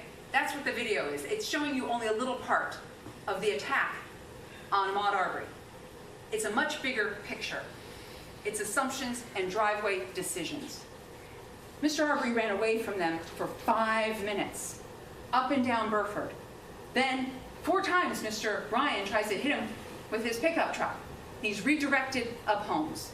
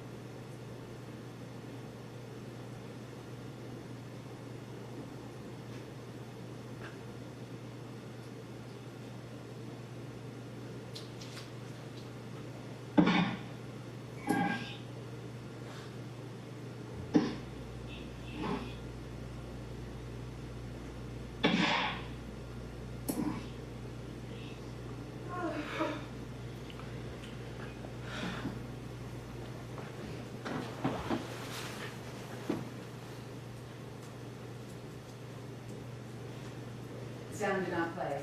It should have. There's actually sounds of this video, and we will have it figured out by the time we tender this into evidence for you. Okay? So, ladies and gentlemen, what you just saw was Mr. Arbery. See the blue mailbox? This is really important. That blue mailbox right there, Mr. Arbery is right there. He's being pursued, attacked by Defendant Bryan, and he turns around. Runs back. Mr. Bryan goes down, turns around, but he's dropped the phone, which is why we can't see anything. That's what's happening. That phone is down in the well, while Mr. Bryan continues to drive up, then continues to drive back down. At one point in the time, he mumbles to himself, "I'm going to keep going." And he does. And he follows Mr. Arbery, driving him toward the McMichaels, who are parked at the intersection of Holmes and Satilla Drive. Now, once again, right here, there's that blue mailbox. And see how Mr. Arbery is only just right here? He had run away from the McMichaels, and now he's being driven back towards the McMichaels, based on where this blue mailbox is. And what's difficult to see, but what you just saw, was Travis McMichael raising up his shotgun. That Remington 12 gauge.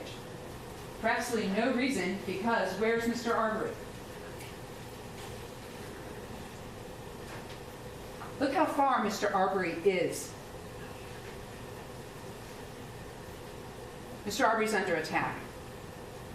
He's being driven forward by Mr. Bryan in his pickup truck.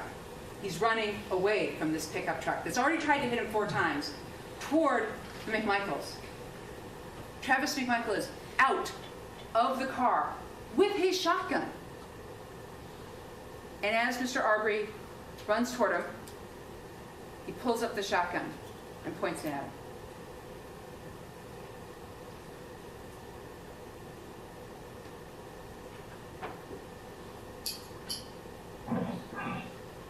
Mr. Arbery rounds the corner and is shot the first time. And the struggle ensues.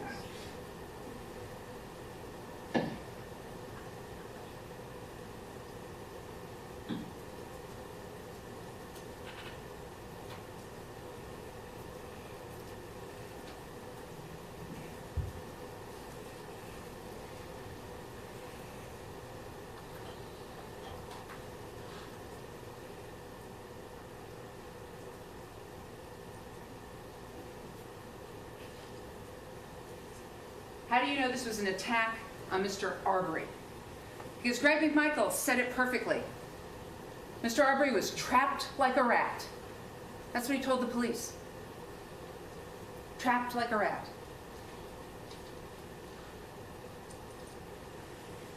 Given the sound and what's going on, I'm going to go ahead and see if this will play. We'll see if it works. Hello. 911, what's the address emergency? I'm not here. It's a black male running down the street. Where at Satilla Shores? I don't know what street we're on.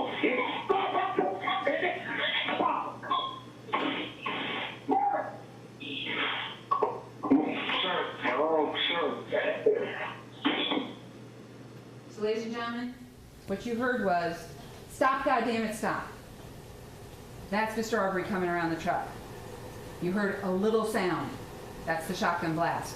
Travis is after the shotgun blast took place.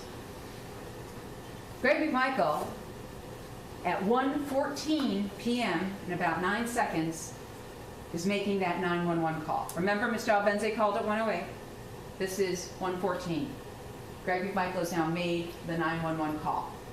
This is after they've all been, Mr. Arbery's been attacked, Mr. Arbery has been chased, Mr. Arbery's been yelled at, Mr. Arbery's life has been threatened, all of this. And what does he say? His emergency is, this is the emergency, ladies and gentlemen, I'm out here in Satilla Shores and there's a black male running down the street. That's the emergency. Ladies and gentlemen, here's some still shots so that you can see. There's Travis McMichael pointing the gun at Mr. Arbery. See how far away he is?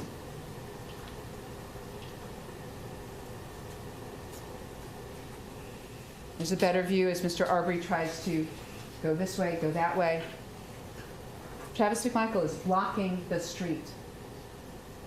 His truck's in one lane, he's in the other lane. What's that called? False imprisonment. Mr. Arbery then runs this way to get around the truck. Comes over to the side. Comes around. And ladies and gentlemen, this is really important. What you're seeing here are 2 really, really important things. Right here is Travis McMichael's head. Travis McMichael's head. You see the shadow underneath? This is really important. The reason the shadow is important is because it shows Travis McMichael's shadow. It shows this long thing, the Remington 12-gauge shotgun, and it shows Mr. Arbery right here. This truck blocks exactly what took place. But you can see this is where Travis McMichael is. There's the shotgun, and this is where Mr. Arbery is, right there. In other words, ladies and gentlemen, Travis McMichael did not stay on the driver's side of the pickup truck. He didn't stay right here where his dad was in a higher position. That door is open. What did Travis McMichael do with that shotgun? He stepped around that open door and moved toward Mr. Arbery. He's got his shotgun, and he's moving toward him to intercept him. He's right here in front of the car, right? And Mr. Arbery comes around, and he shoots him. Shoots him like that. First shotgun blast in the front of that car. Went from there to there.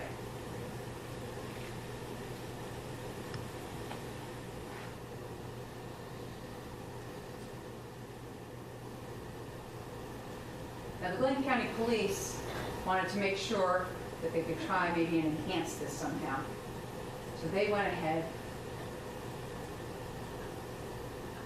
and they sent it off. It's a little odd to look at, but it's got some enhancements so you can fully see exactly what's happening. Shotgun goes up.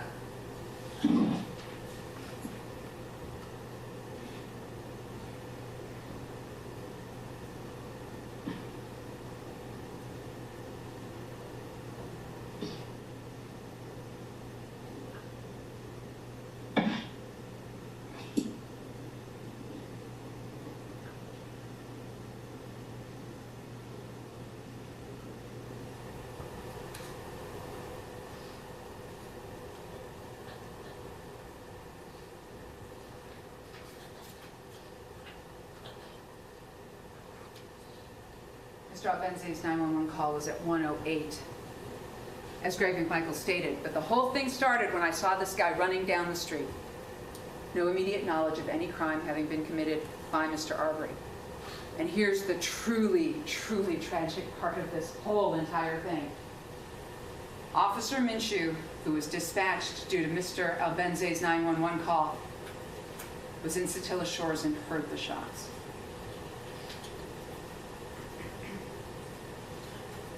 He was driving about 5 miles an hour down Satilla Drive, looking for the suspicious person. And he heard the shots.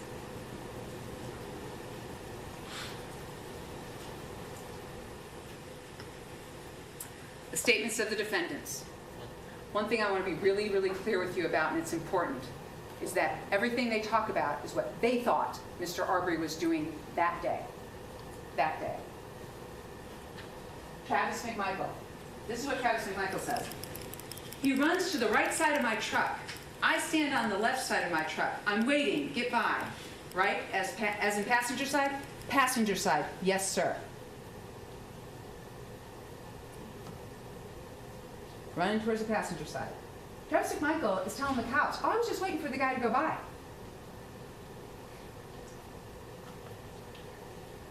He either came back to the left side or came to the right, and I'm backing up. I'm telling him to quit. Stop coming at me. Stop coming at me. I see where it's going quick. I got the shotgun in my hand. He comes up. Is it pointed at him at that point, or? Yeah, it's pointed at him. He admits he never stopped pointing the shotgun at Mr. Arbery. But here's the problem. Look at this statement. He either came back to the left side or came to the right, and I'm backing up. I'm telling him to quit, to stop coming at me, stop coming at me. Travis McMichael's the one who went to the front of the truck. Mr. Arbery comes around the corner, shotgun immediately happens. And what does Travis McMichael say? And this is at the very beginning of his statement. So this is, he's been read his Miranda rights, he's sitting down with the officers, he's talking to them, and this is the very first thing kind of he starts describing it. He comes up to that driveway, squares up with me, I shoot. Squares up with me. Squares up with me. Now don't get me wrong, ladies and gentlemen.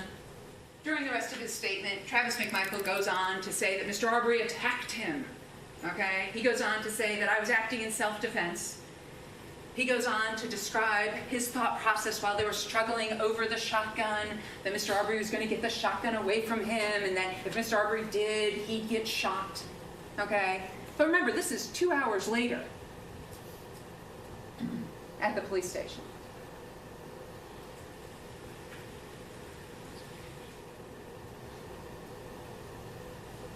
It's really important to note, ladies and gentlemen, this.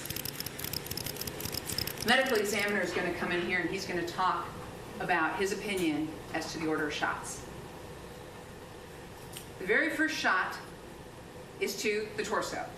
And Travis McMichael acknowledges that. Yeah, I shot him right in the chest. Here's the thing, he didn't hit him in here. Nuh-uh. He was holding the gun low. When he shot him, it went right here. And when it went right here into him, it actually came out here. So I want you to think about this.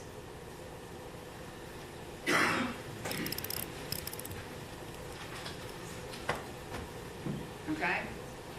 Front to back, no horizontal deviation. Straight through. But it hit him here and came out this way. His torso's turned.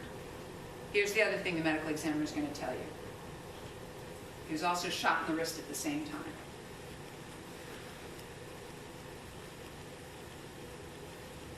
There's a shotgun pointed at him. His wrist is a mess, but it's not a fatal injury. There's arterial spurt coming out of it, which is heartbeats, but he is shot here. The medical examiner is going to tell you that this motion is consistent. Now, he's also going to tell you it's consistent with him trying to grab it, all that kind of stuff too. But he comes around to find Travis McMichael has moved in on him, and he's shot in the wrist, and then shot in the torso, and all the pellets are right here in his back. When you watch the video, you'll note that he's wearing a white t-shirt, and it starts to expand across his chest as he keeps fighting with Travis over the shotgun. He's been shot. Ladies and gentlemen, this was lethal. This killed him. He just didn't fall down and die right then and there. He went ahead and struggled, as you see in the video, with Travis McMichael over that shotgun. There was a second shot. Do you remember seeing the spray and the stuff? The medical examiner doesn't think that hit anything. And then when they come back in view, they're struggling over the shotgun. The next blast is right here.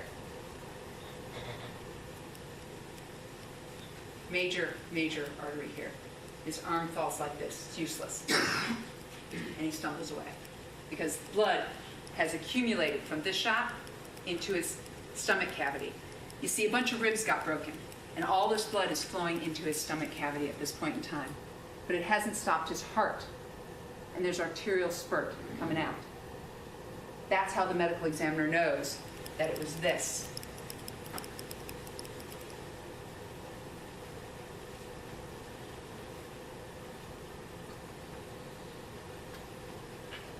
At the end of the interview by Detective No Hilly with Travis McMichael, he asks him this: do you remember if he grabbed the shotgun at all?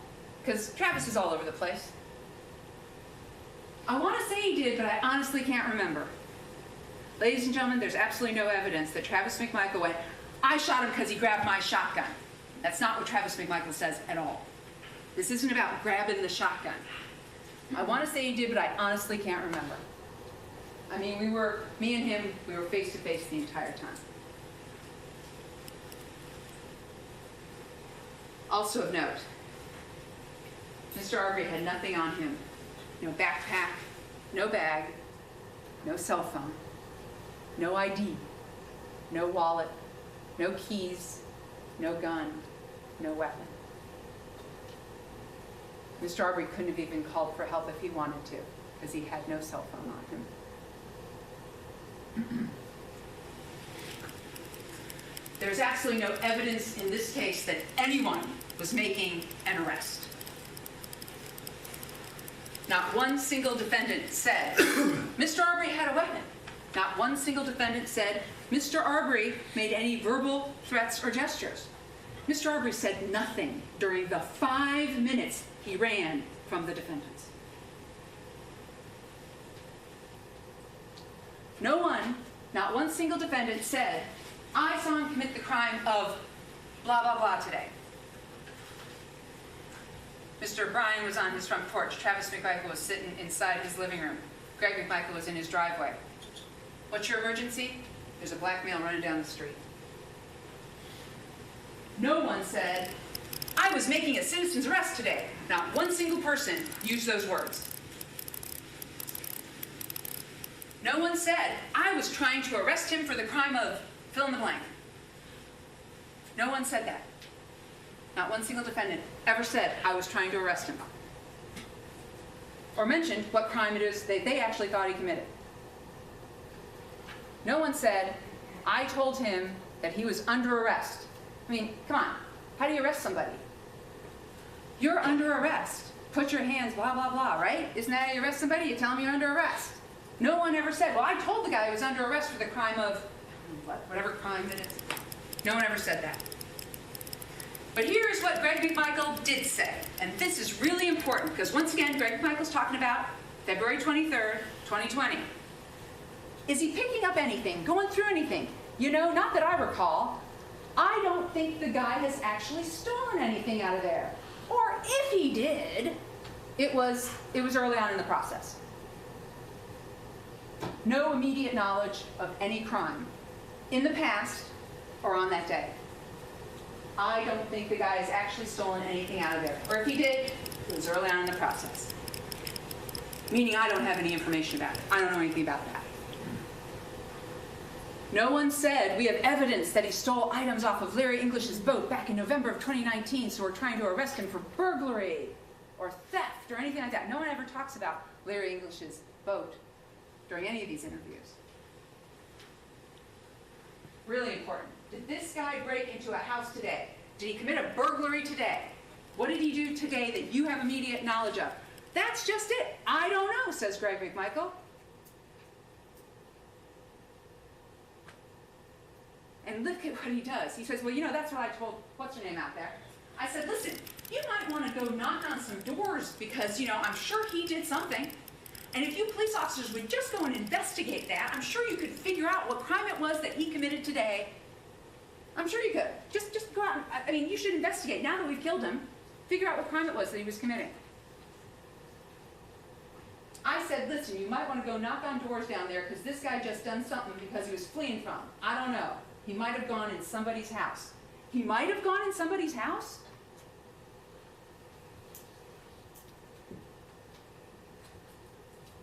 No immediate knowledge of anything or any crime that Mr. Arbery committed that day. What you don't hear is, I thought he committed a burglary. What you don't hear is criminally attempting to burglarize this person's house, and I personally saw it, like any of these defendants. That's not what you hear from them. The only time Greg McMichael actually uses the word arrest, and he does use the word, he uses it one time. But anyway, in my mind, there's a good possibility this guy's armed. That was my thought process. And my intention was to stop this guy, so he could be arrested or be identified at the very least. All right, let's pick this apart for a minute. But in my mind, there's a good possibility this guy's armed.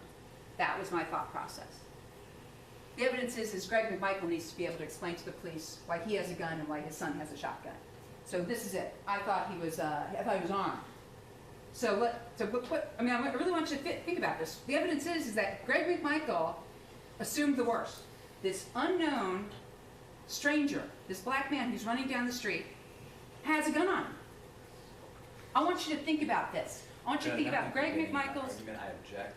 We're getting into argument now. We're running an hour and 15 minutes beyond the hour time limit for opening statements. Starting to get into some argument here. Yes, Judge, I will take it down. Thank you. The evidence is that Greg McMichael assumed the worst when he said, in my mind, there's a good possibility this guy's armed. This unknown person, he assumes, has a gun on him. And yet his driveway decision is to purposefully chase after and confront a man they now claim he thought was armed. His driveway decision.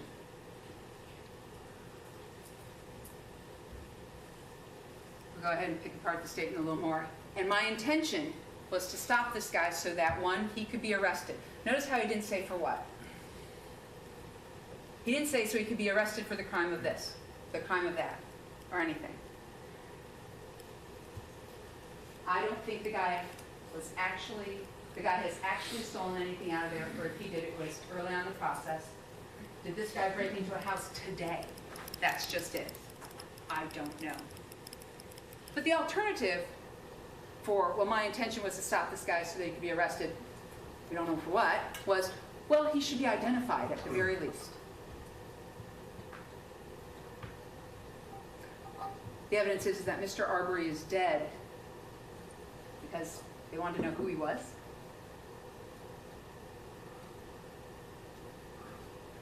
All right, ladies and gentlemen, we're into the home stretch. So what happens with Glenn County Police Department that evening is they go ahead and they interview everybody. Crime scene tech comes to the scene, takes photos, collects the evidence, collects the shotgun. Body cam video captures initial statements. Travis McMichael is transported down to the police station. He's covered in blood. Greg McMichael leaves the scene with the white pickup truck and drives it back to his house so he can change clothes. Mr. Bryan actually has already left the scene by the time the crime scene tech gets there. You won't see his truck in any of the crime scene photos. He was allowed to leave and go home, which he does, and he begins to work on his porch again. And then they realize, well, maybe we shouldn't have done that, and they ask him to come back to the scene, and then they ask him to please bring his truck to the police station so that they can fingerprint it now. And he did. All three defendants cooperated. Mr. Bryan brought his truck back and showed Detective Lowry, here's where he touched it, here's the fingerprint place. And they fingerprinted it, and it's Mr. Arbery's palm print on the car. They went ahead and collected the shotgun, took photos of Travis McMichael, interviewed everybody, and then all three defendants went home.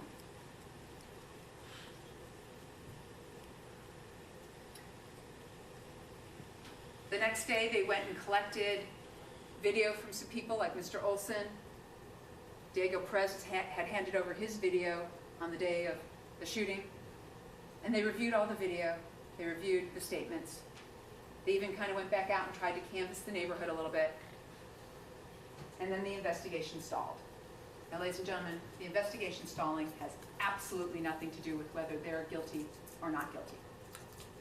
You're going to come back with guilty or not guilty based on their actions on February 23rd, 2020.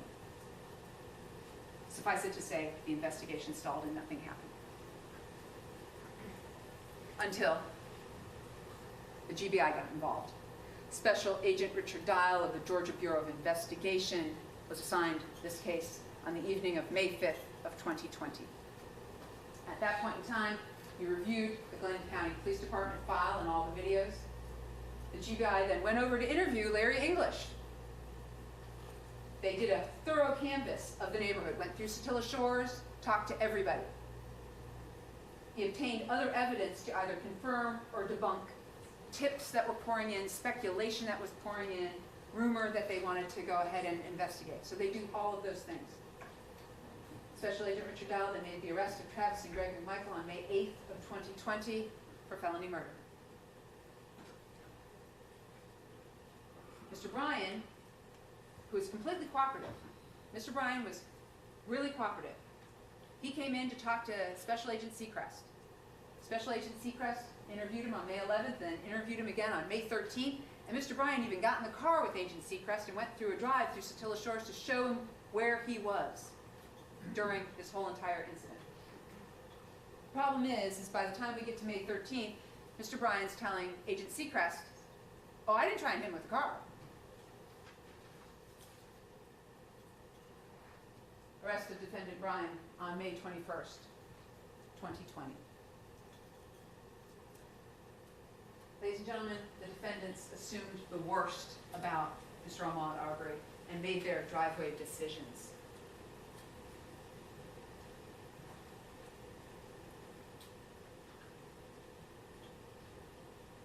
They didn't simply follow Mr. Arbery in their truck. There's absolutely no evidence that there was something that kept their white pickup truck from going 5, 6, 7 miles per hour.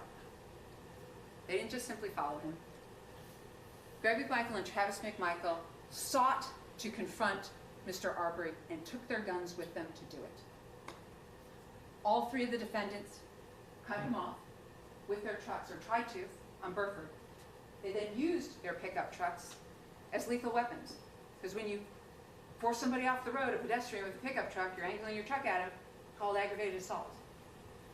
All three trapped him like a rat between their two pickup trucks on Holmes.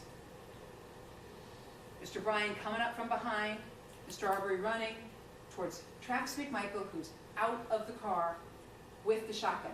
Yeah, Greg McMichael's on the phone, finally, with 911 at that point, yes. But Travis McMichael steps out with his shotgun and points it at Mr. Arbery when he's yards and yards away. They worsened the entire situation by threatening to kill him. Stop or I'll blow your fucking head off. That's what Greg McMichael said to... I'm sorry, I don't mean to interrupt. I hate to interrupt during opening. This is argument. This is closing argument. Let's keep it focused on what the state would expect the evidence to show at trial. Yes, Judge. The evidence that the state expects to show at trial is that Greg McMichael yelled at Ahmaud Arbery, "Stop, or I'll blow your fucking head off." The evidence the state expects to show at trial is this was an attack on Mr. Arbery for 5 minutes, and the only thing Mr. Arbery did was to run away.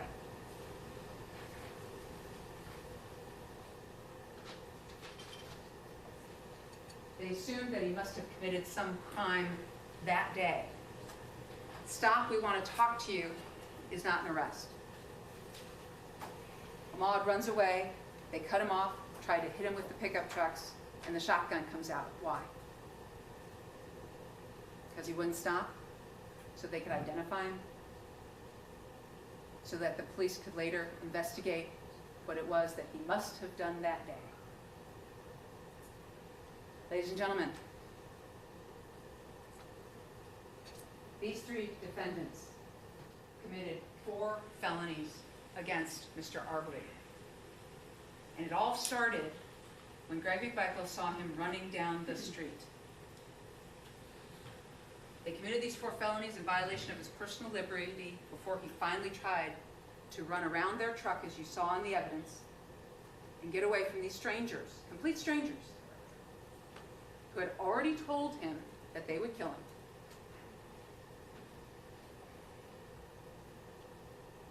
And then they killed him.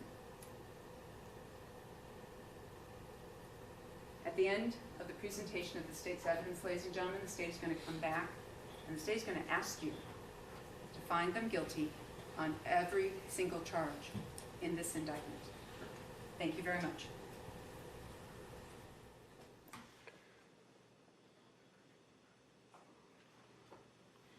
All right, thank you. Ladies and gentlemen, we're going to take a short recess. Let's plan on about 10 minutes, and that will continue with the presentations of opening statements.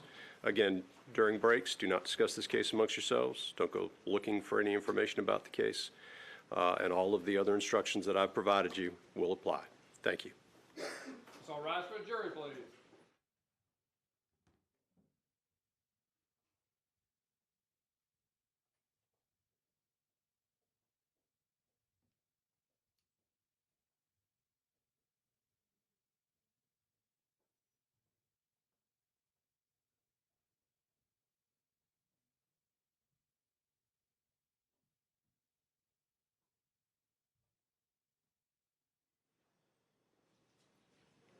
All right, thank you. You can all be seated.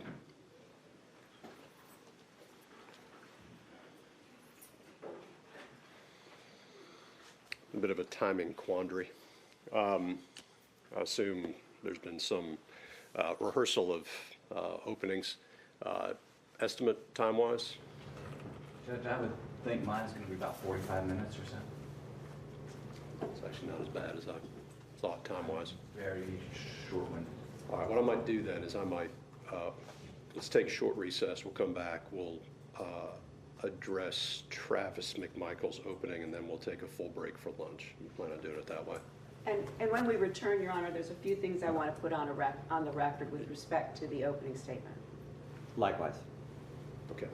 Why don't we do that when we come back? Thank you. All right, 10 minutes. Thank you.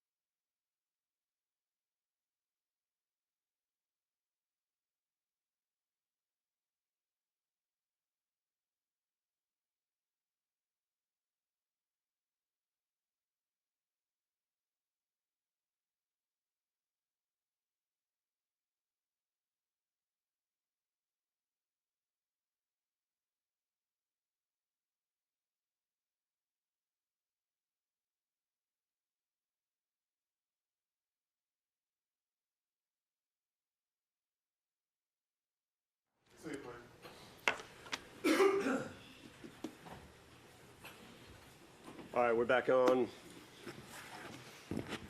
All of the defendants are present, represented by counsel.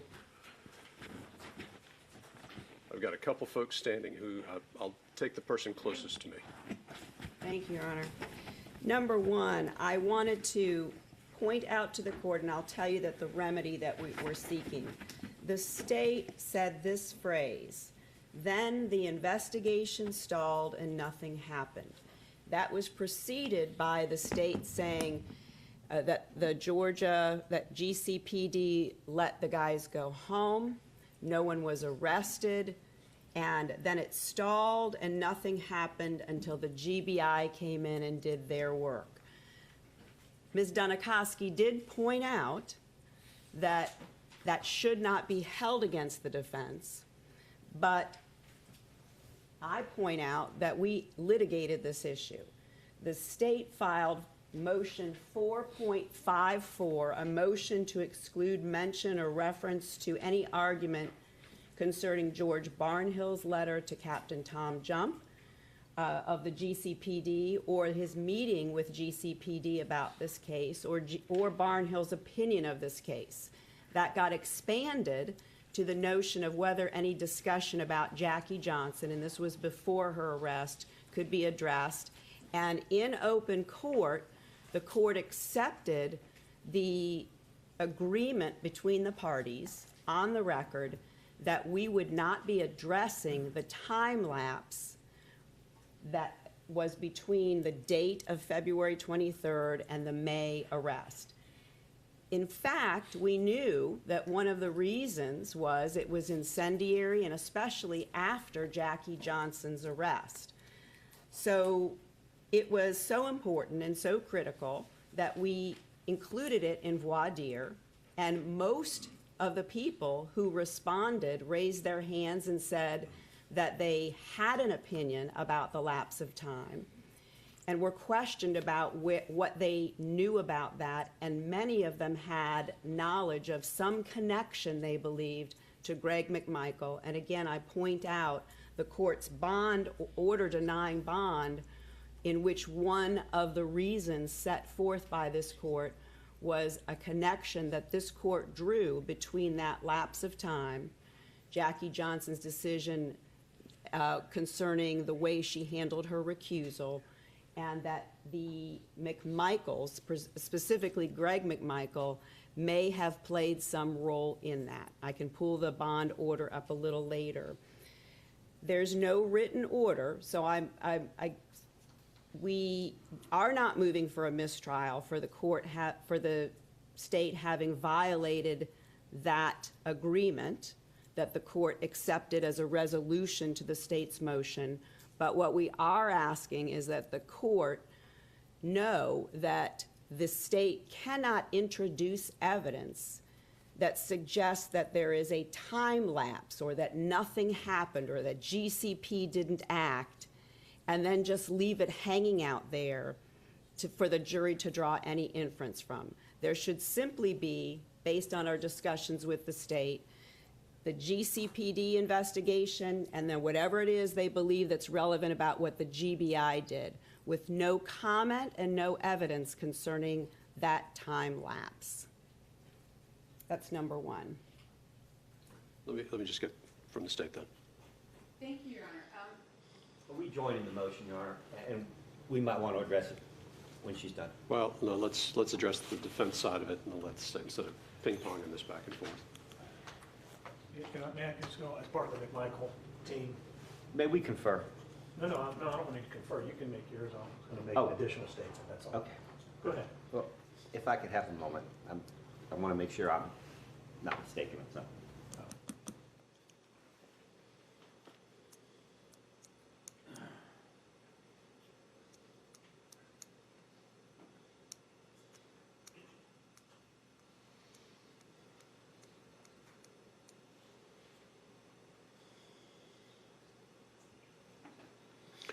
Just so I understand the request, what I understand is you are trying to put a finer point on and clarify what the agreement was with the state. You're not asking the court at this point, excuse me, for any type of instruction, or I just want to make sure I'm clear, or we're just putting it on the record and making sure that we're all on the same page, as I understand it. Well, I'm very sure about what the direction was and what the agreement was. I'm making sure that the court is making sure that the state intends to comply with that. An opening statement is supposed to be a window into the evidence they're going to present, so it concerns me as if they would be presenting evidence in support of what they argued in their opening statement. Okay, understand. You know, my inclination was to go ahead and make the motion for mistrial.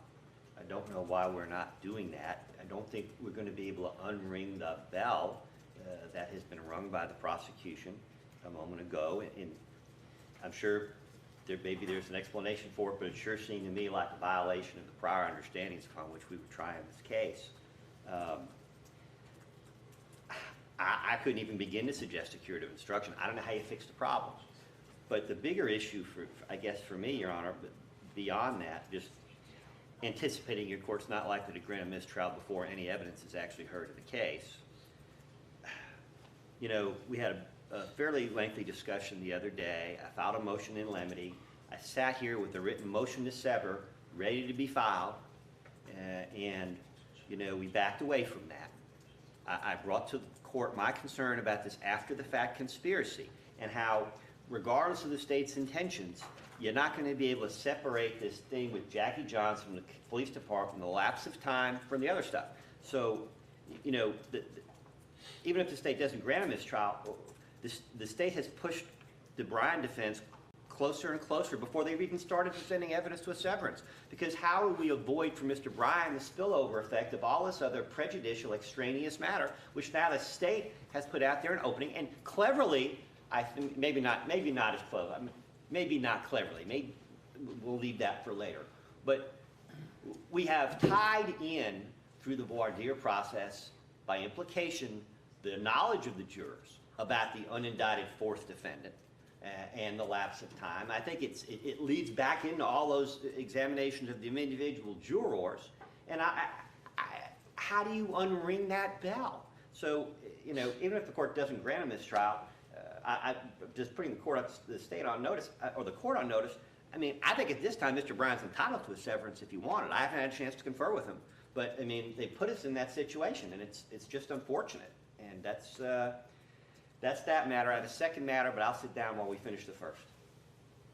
And I just want to add what I understand to have happened, because we did have this conversation where during the presentation of evidence, the state would question Officer Lowry, Investigator Lowry, about what happened on the 23rd by the Glenn County Police, maybe the 24th, and then just end it.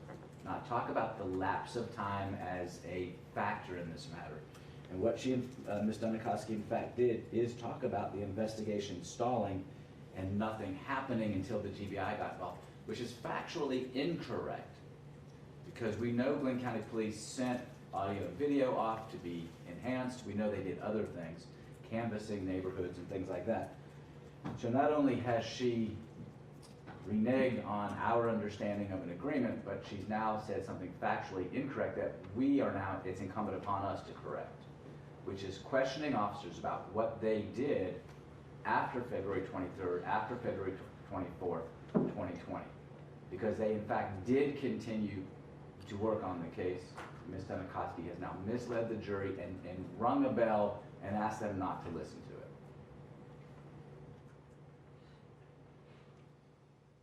I assume that's... I'm only standing so that I don't have to... I know, but Mr. Sheffield had started, so I understand Mr. Rubin You're not addressed the only- issue. Well, Yeah, I'm just gonna, yeah. No, I was not suggesting we have two lawyers for the same party We're not. jumping up. Okay. All right, from the state. Thank you, Judge. The state had filed motion 4.54 to exclude mention of reference to our argument regarding District Attorney George Barnhill's letter to Captain Tom Junt, Barnhill's meeting with Glenn County about his case, and Barnhill's opinion about this case. That was the motion in limine. The state did agree that we weren't going to go into Jackie Johnson. This was before her indictment.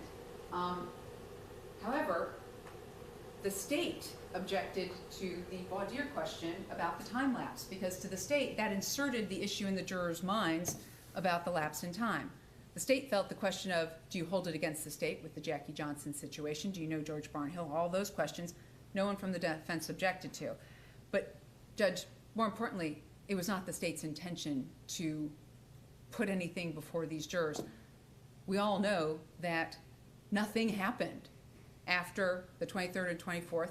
There are a few things that did take place, and Parker Marcy is going to testify to that because he did send away video to ROCIC, and they did enhance it, and I just played it. So the things that Glenn County PD did in the time frame between February and May, that's going to come in because Parker Marcy is going to testify about that. I was simply trying to segue between, hey, they took these interviews, they did all this stuff, and then the next thing happened was this. I thought the most delicate way to do that was to say the investigation stalled, nothing happened, the GBI comes in on the 5th. And once again, what I say in opening is not evidence. So right now, in my opinion, I have not violated any agreement I had with the defense in any way, shape, or form by trying to delicately segue between all of this stuff happened on February 23rd and 24th, and then the GBI comes in on the 5th with a simple segue that certainly doesn't open the door to anything they have to rebut and or address, simply because Glenn County is going to talk about what they did in the interim, and we all know that the GBI came in on the 5th. So I didn't mention Jackie Johnson, I didn't mention Barnhill, I didn't mention any of the things Mr. Goff says, so right now, the state's in total disagreement that the state violated any agreement with the defendants, and there's no need for anybody, I think, to introduce any evidence of anything because we are going to introduce the evidence of what Glenn County did do in that interim, and then the GBI came in on the 5th, and Dial and Seacrest and Kelly will testify to what they did at that point in time. We ask that you deny Mr. Goff's motion for a mistrial or for any other curative instruction. I'm not really sure what the defense is asking for. Curative instruction, that's what I was clarifying. Yes, Your Honor, we don't want to re-ring the bell. I respectfully disagree that that was a delicate and smooth way to transition. The delicate and smooth way to transition would be, since this was opening, to let the jury know that she expected the evidence to show here's what GCP did, and then in May, here's what GBI did when they came in. So my request to the court is to either inquire of or to make sure that the order is secure that the court accepted, and that was, we are not going to discuss in any way this period of time and characterize it as a stall, a lapse, or an absence of activity or action. And I think I heard that from the state. Ms. Donkowski, I think I also heard that it sounds like there's a disagreement about how artfully the transition was made from the GP, from the Glenn County Police Department portion of the opening to where the GBI came in. Lawyers have a lot of opinions about how artful language may be, and whether it was smooth or not.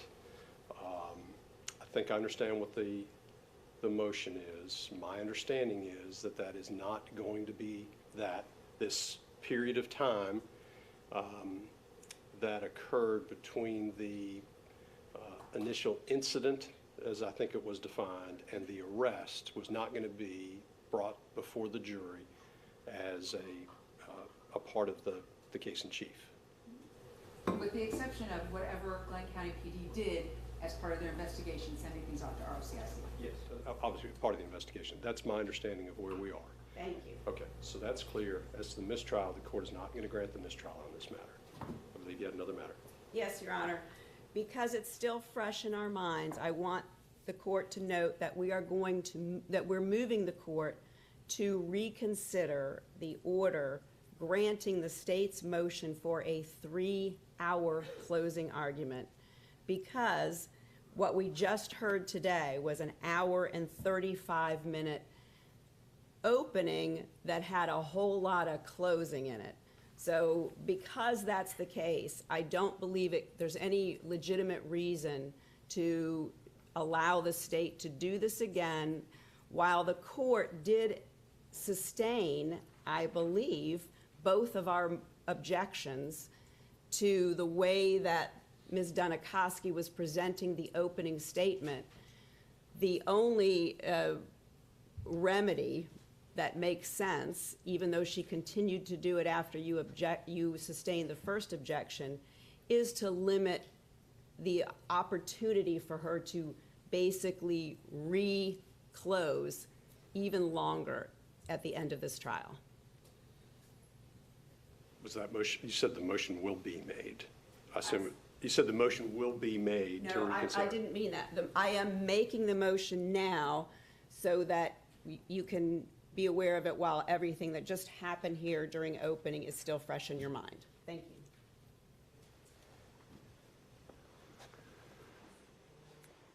Oh, I'm sorry, I see Mr. Sheffield.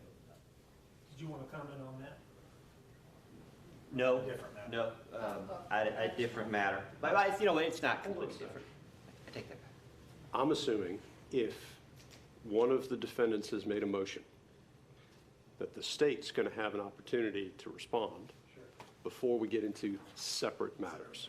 When you stand up before the state responds, I assume that you're joining or adding. So from the state. Thank you, Your Honor. You did sustain both the defense's objections to my opening. The fact that it took me an hour and 35 minutes to explain all of the evidence I anticipate is actually the reason I need 3 hours for a closing argument. And that closing argument is not going to take place this week and or next week. It will be probably 7 to 10 days from now. So the state requests that 3 hours for closing argument. The state does anticipate splitting that, and hopefully will not use all of it. But the fact that there was this much evidence, and I didn't even play all of the videos involved in this case, and it took me that long to get through it, means I really do need those 3 hours. Thank you, Judge. Yeah, at this point, the court's ruling remains. Motion for reconsideration is denied. We'll get into the evidence. If for some reason the court needs to review that, I'll go ahead and do so. Mr. Sheffield, Yes. or you had a separate matter? I had Mr. Goff. Your Honor, I'm asking that the defense be allowed similar length and latitude in opening statement. And since I know the court is concerned about scheduling, I will be reserving, deferring my opening statement till the conclusion of the state's presentation of evidence. And I fully expect the same hour and 15 minutes to hour and 30 minutes that the state took, and the same latitude in statement as opposed to argument that the court so graciously allowed the state. Sure how to respond to that. If an objection is made, I would suggest that we stick to what you, let me back up.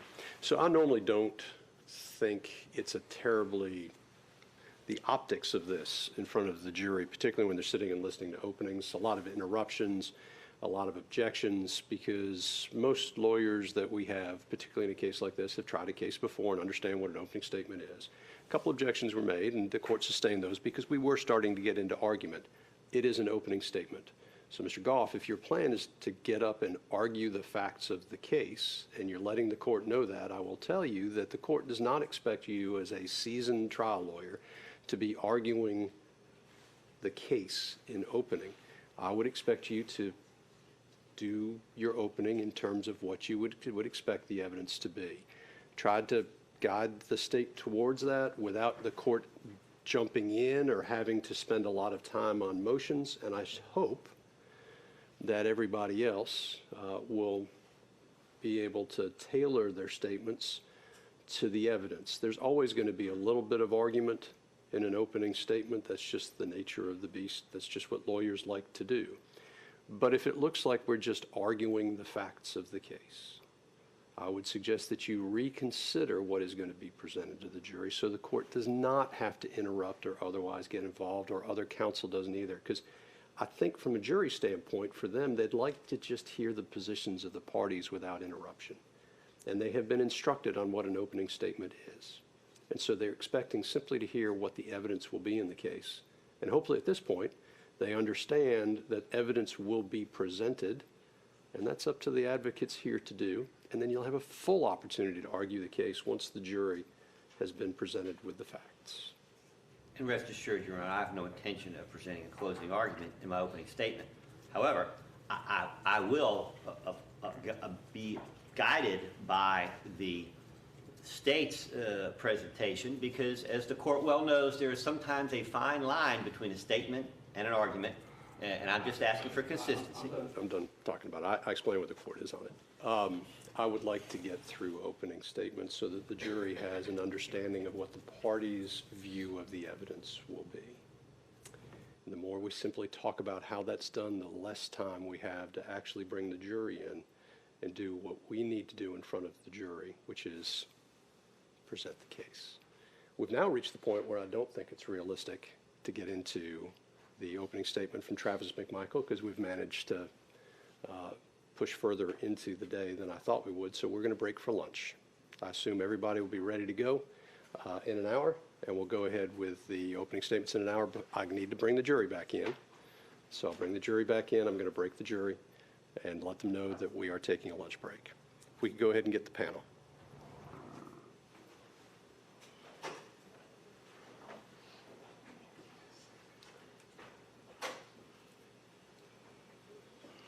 Yeah, whoever did that, thank you.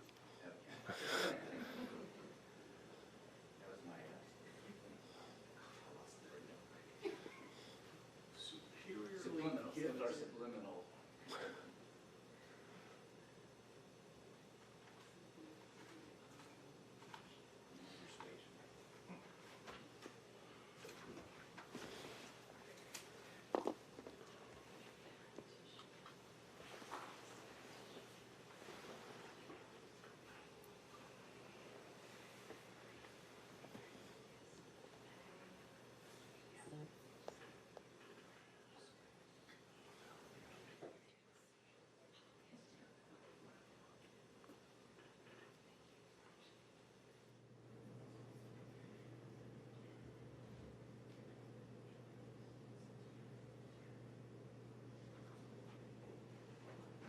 So rise for a jury, please.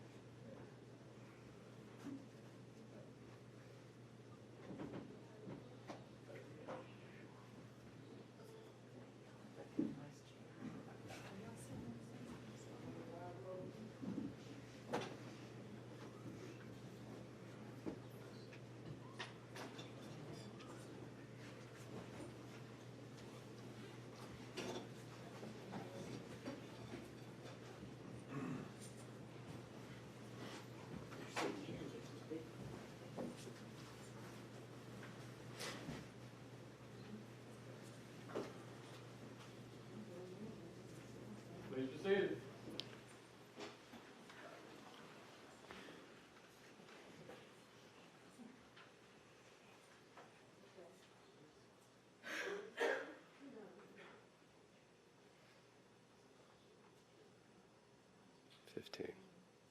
I've got 15. One seat further down, that's why the seat is empty. Yeah.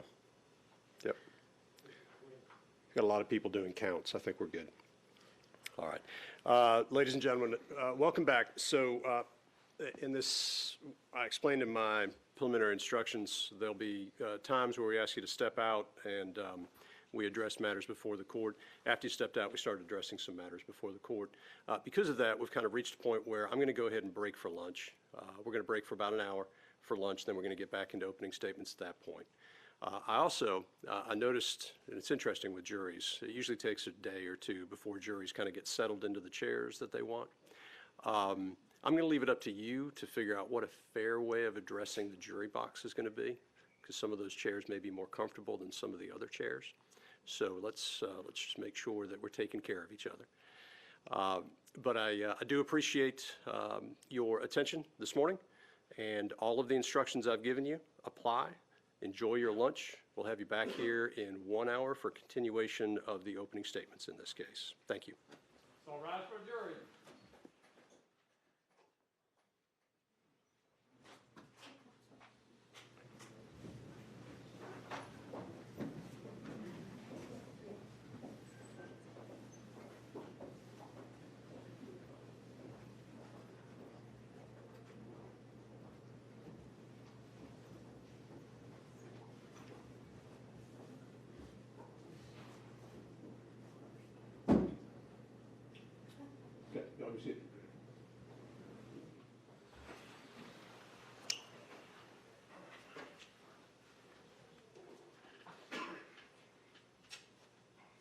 All right, it's going to take 1 hour. If I can make sure everybody's doing it on a timely basis so that we're ready to go in an hour, and then we'll get started at 1:10 will be the time we begin. Thank you. We're in recess.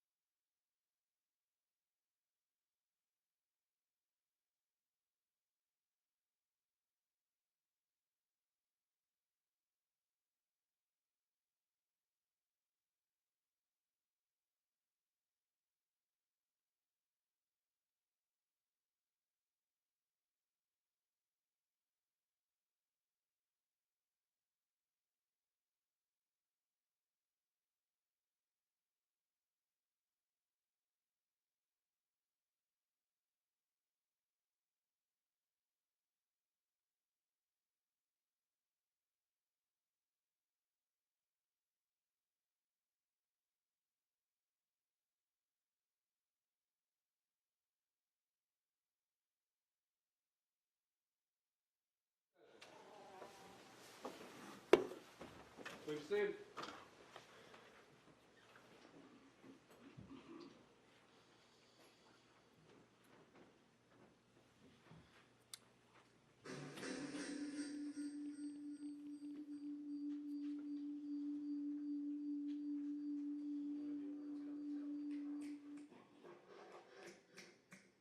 Could be it. Yep, that is that one. It's the first time I've heard that, though. Because we were having private conversations and we're trying to hear what we're saying.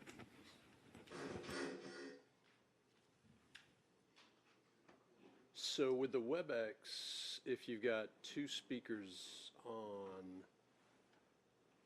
or two microphones on, what WebEx connect? So we've got that. I know there's no sound here. That's it? Yeah. Oh, was it y'all? Yeah. Oh, I'm sorry. Okay. I thought you were kidding.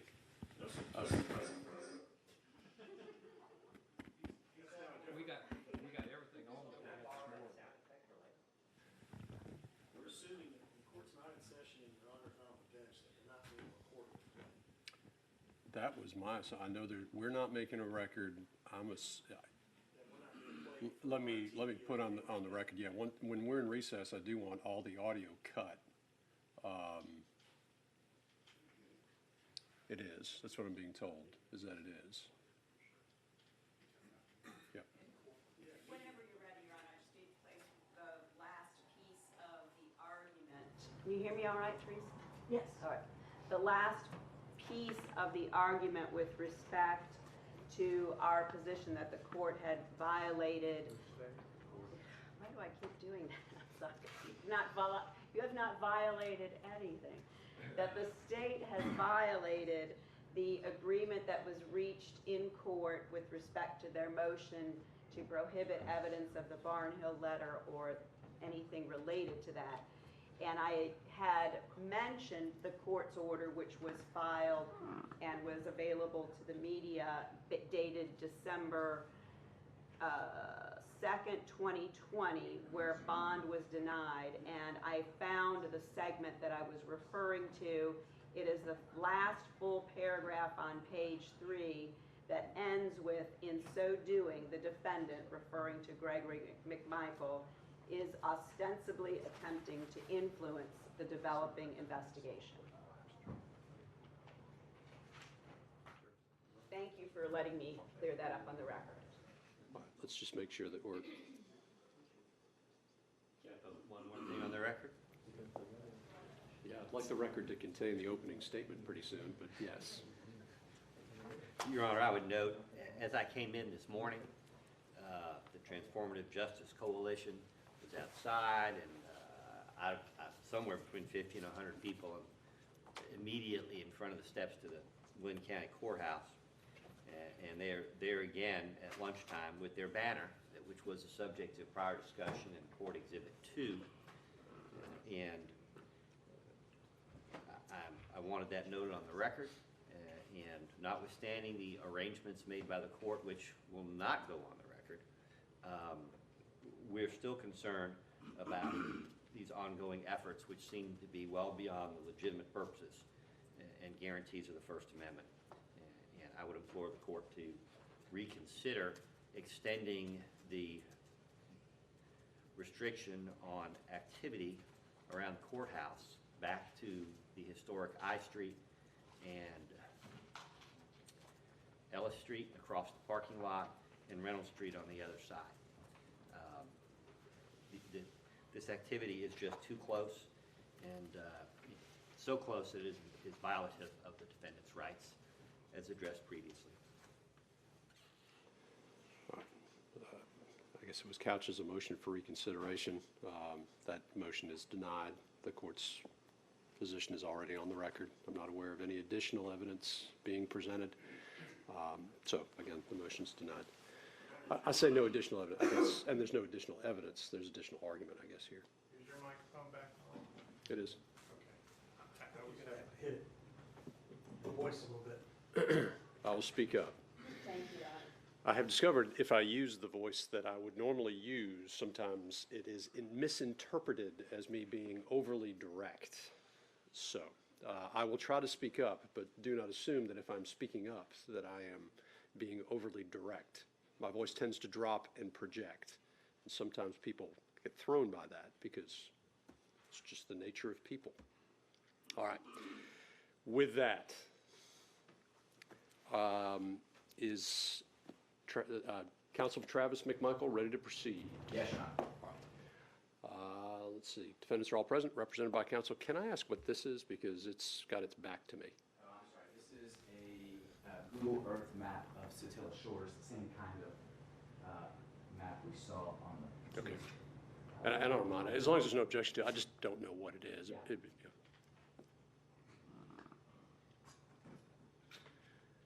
awkward placing it where all jurors can see it. Right. And I'll be candid with you. It blocks my view of the jury, but from opening statement, I'm not terribly concerned about it. Okay. All right. Let's get the panel. Are the jurors able to go all the way to the chair beyond one? No? I think we have figured that out. Thank you. Yes. So the issue that we have been addressing, just for the record, I had, as I indicated to counsel, asked the panel, well, I didn't ask them if they were comfortable. I indicated to them if they were comfortable that they could go ahead and sit in the jury box. As again, I explained the court's concerns that compelling the jurors to come down and then being in a confined space with the public health issues that are out there. The court had set the court up the way Glenn County had previously done so, and consistent with Glenn County's jury plan with a few minor tweaks that I think are already on the record. As I mentioned to counsel, I told the jurors that they were welcome to sit in the jury box if they felt comfortable. It does appear for the record that the vast majority, if not all of them, are comfortable sitting in the jury box. Now the issue we have is we've got more jurors that want to sit in the box than we can actually seat.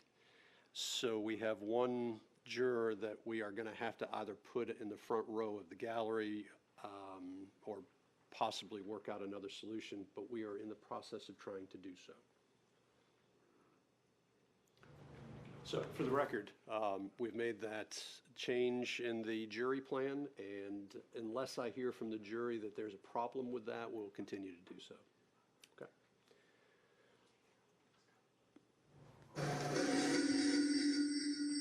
That was ominous. I would ask the court to, humbly ask the court to reconsider allowing the jurors who choose to do so, if they choose to do so, to remove their masks. Constitutionally, we maintain that we are entitled to be able to see the faces of the jurors who are deliberating in this case. Let's make sure that doesn't happen in the middle of opening. And just for the record, we're getting some kind of feedback, and so we're just going to try to get that cleared up.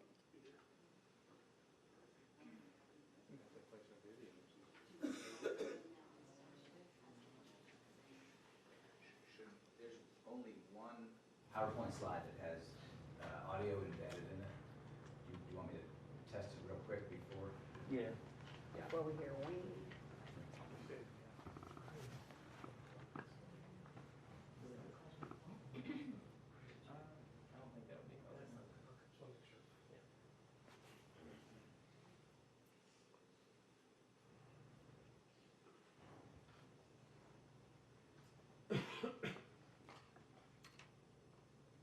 Technology is wonderful until it's not.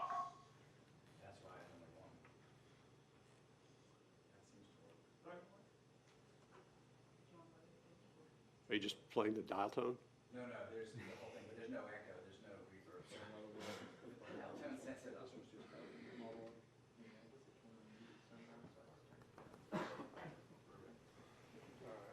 Okay. All right, I think we're ready to go.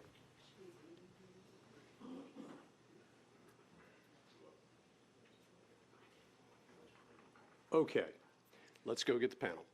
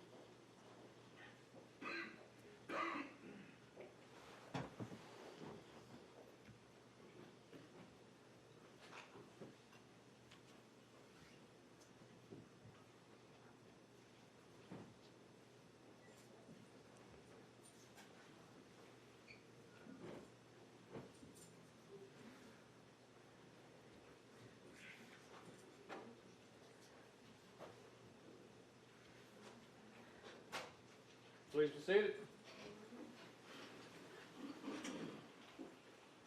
All right, welcome back, ladies and gentlemen.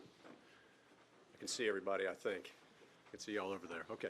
I hope you enjoyed your lunch. We are ready to proceed with opening statements in the case. Counsel for Travis McMichael. Thank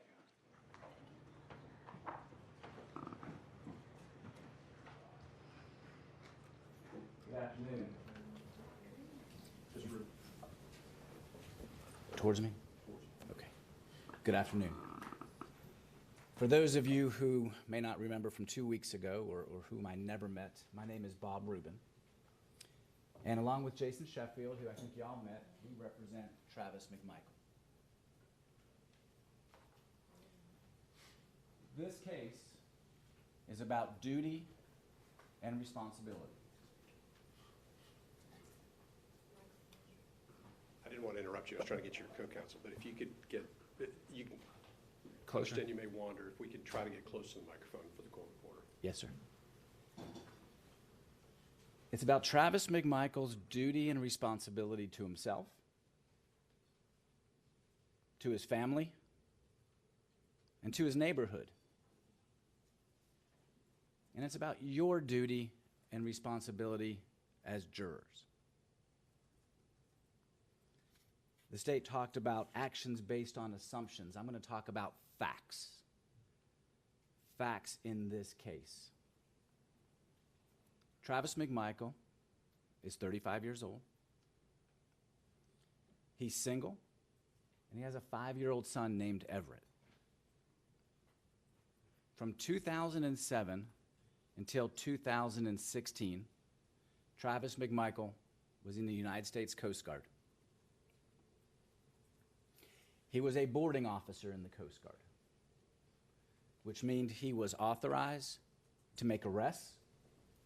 He was authorized to do investigations. He was authorized to do searches. He was authorized to use his weapon when appropriate. In order to become a boarding officer, he attended FLETC in Charleston, the Federal Law Enforcement Training Center. You all know that acronym.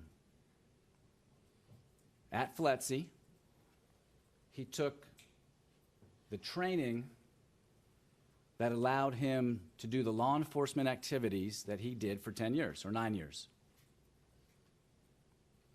He learned how to do searches and seizures. He learned what probable cause was, a legal term that you'll hear more about. He learned how to use firearms in a safe, effective way.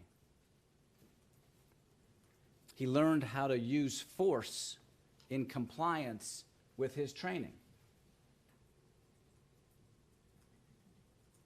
The training he had was not just classroom training at FLETC. It is scenario-based training. It is repetitive training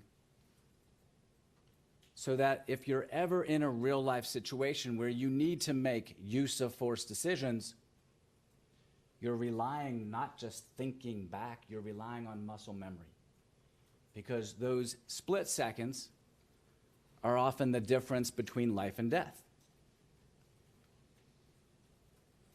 But not only did Travis McMichael get training at FLETC in all of these law enforcement activities, searches and seizures, investigations, report writing, use of firearms, use of force decision making, but every year he was in the Coast Guard, he had additional training.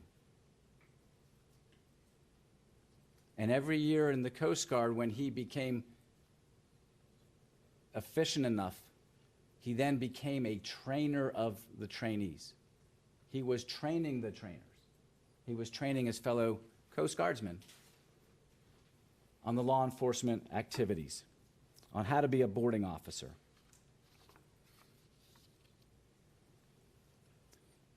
After he left the Coast Guard, and in 2020, Travis was working for Metzen Marine as a coxswain. He's working at the naval base, moving boats around.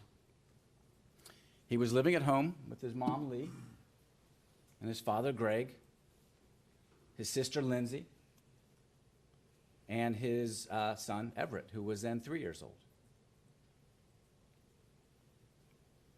He was living at home because the apartment he was living in previously had been sold by his landlord.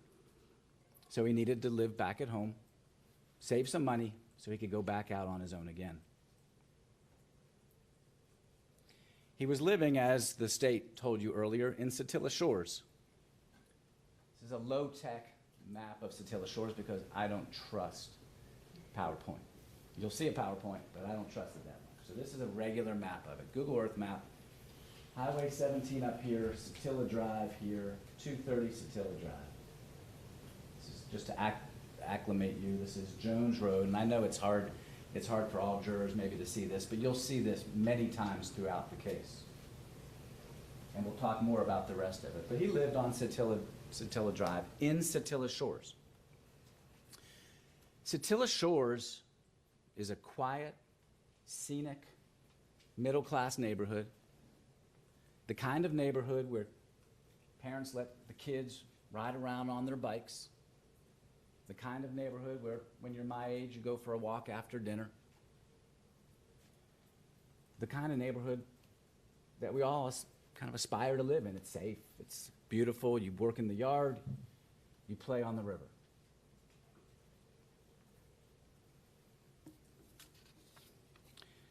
This is the family and community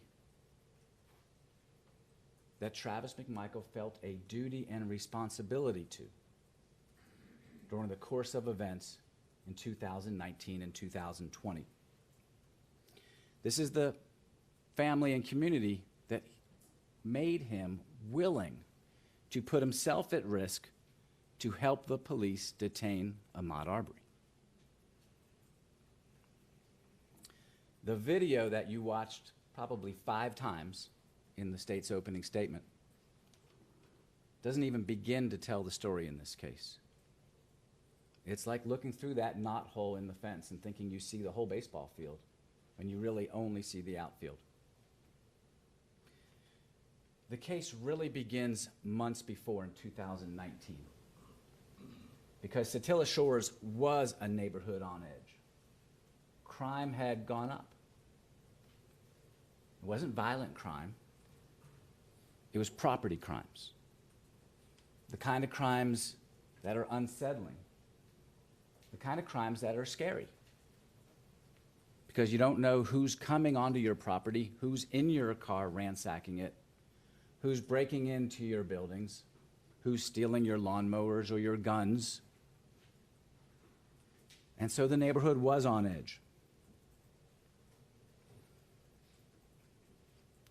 So much so that behaviors began to change by the neighbors. Kids were not allowed, some kids, to play outside after dark. Residents of Satilla Shores installed home surveillance cameras to catch the thieves that were taking their property.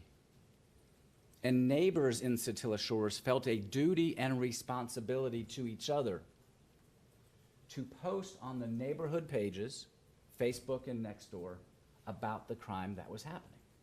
And you'll hear about that. The types of posts that you saw on these pages includes, "This is ridiculous. My daughter always freaks out. It's getting old.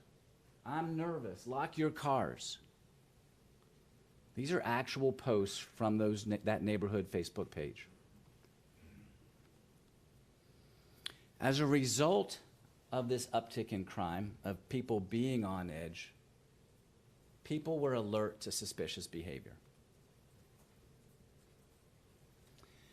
In July of 2019, Travis McMichael and Greg McMichael were alert to suspicious behavior, long before ever encountering Ahmaud Arbery.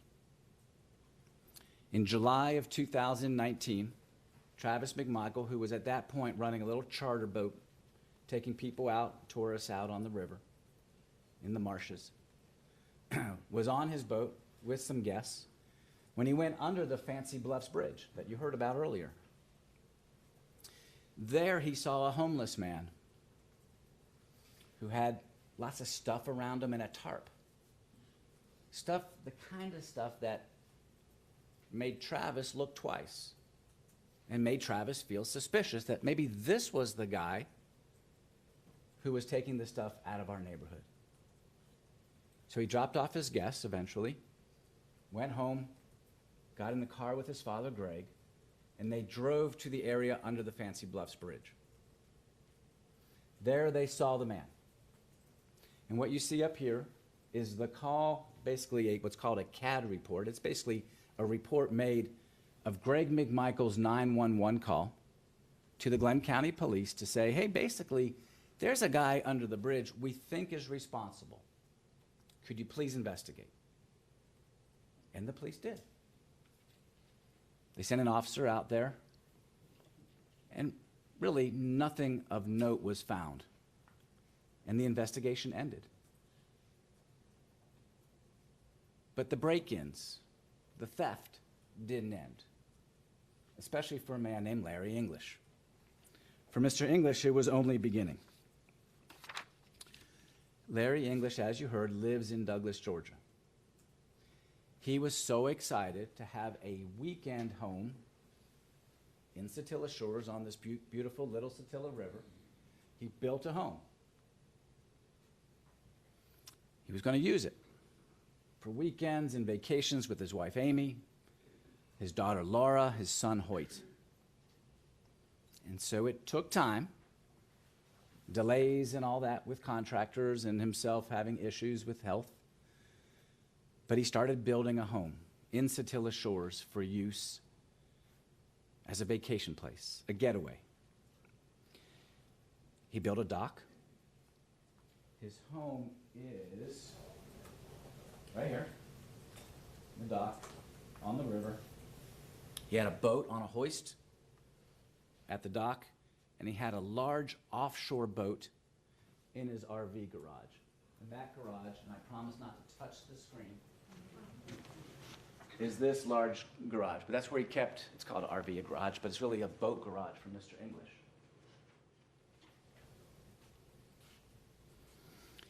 Eventually, because of some advice from his neighbor, Kenny Wade, who lived next door, he installed a camera at the dock and one on the back of his house, which you can't see from this photo.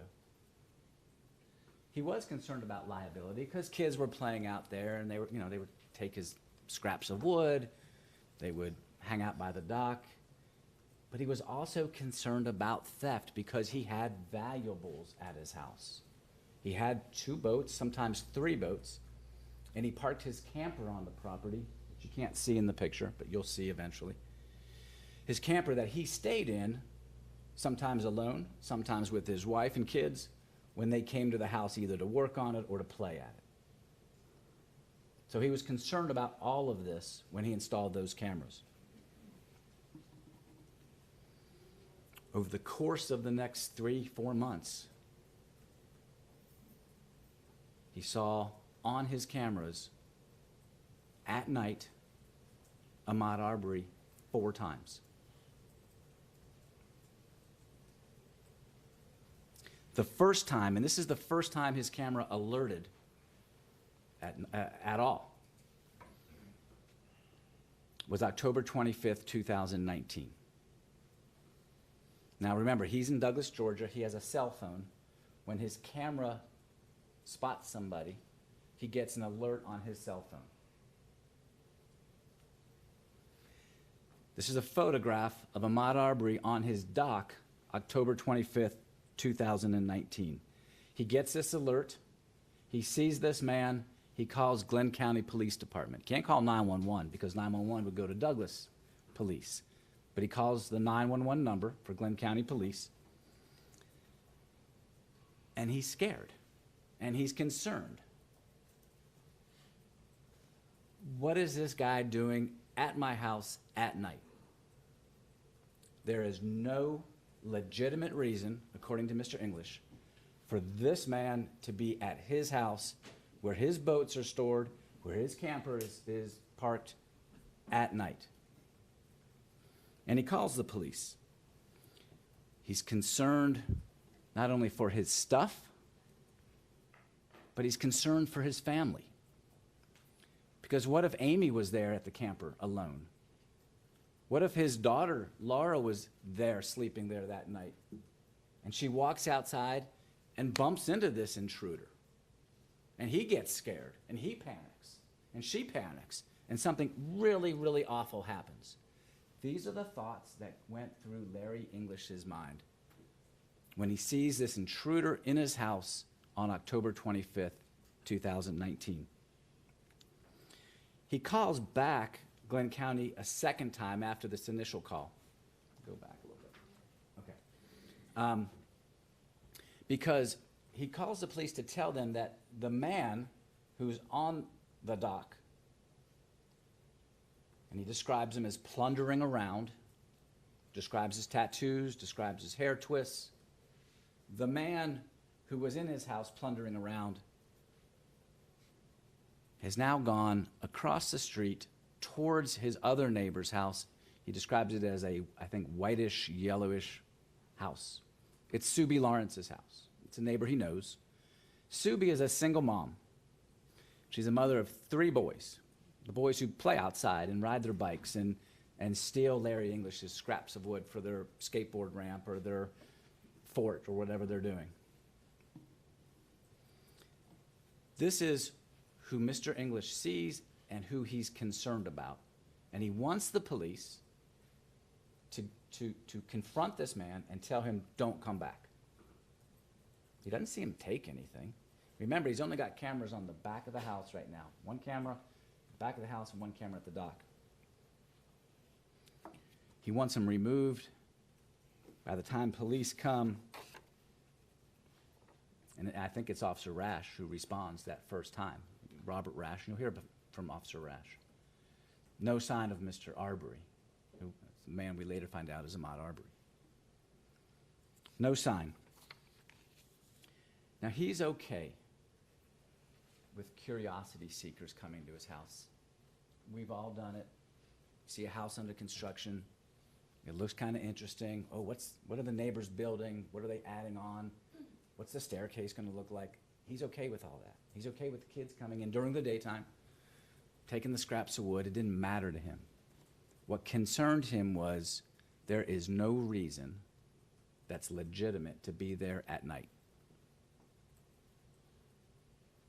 And that's why he calls the police. Sometime after October 25th,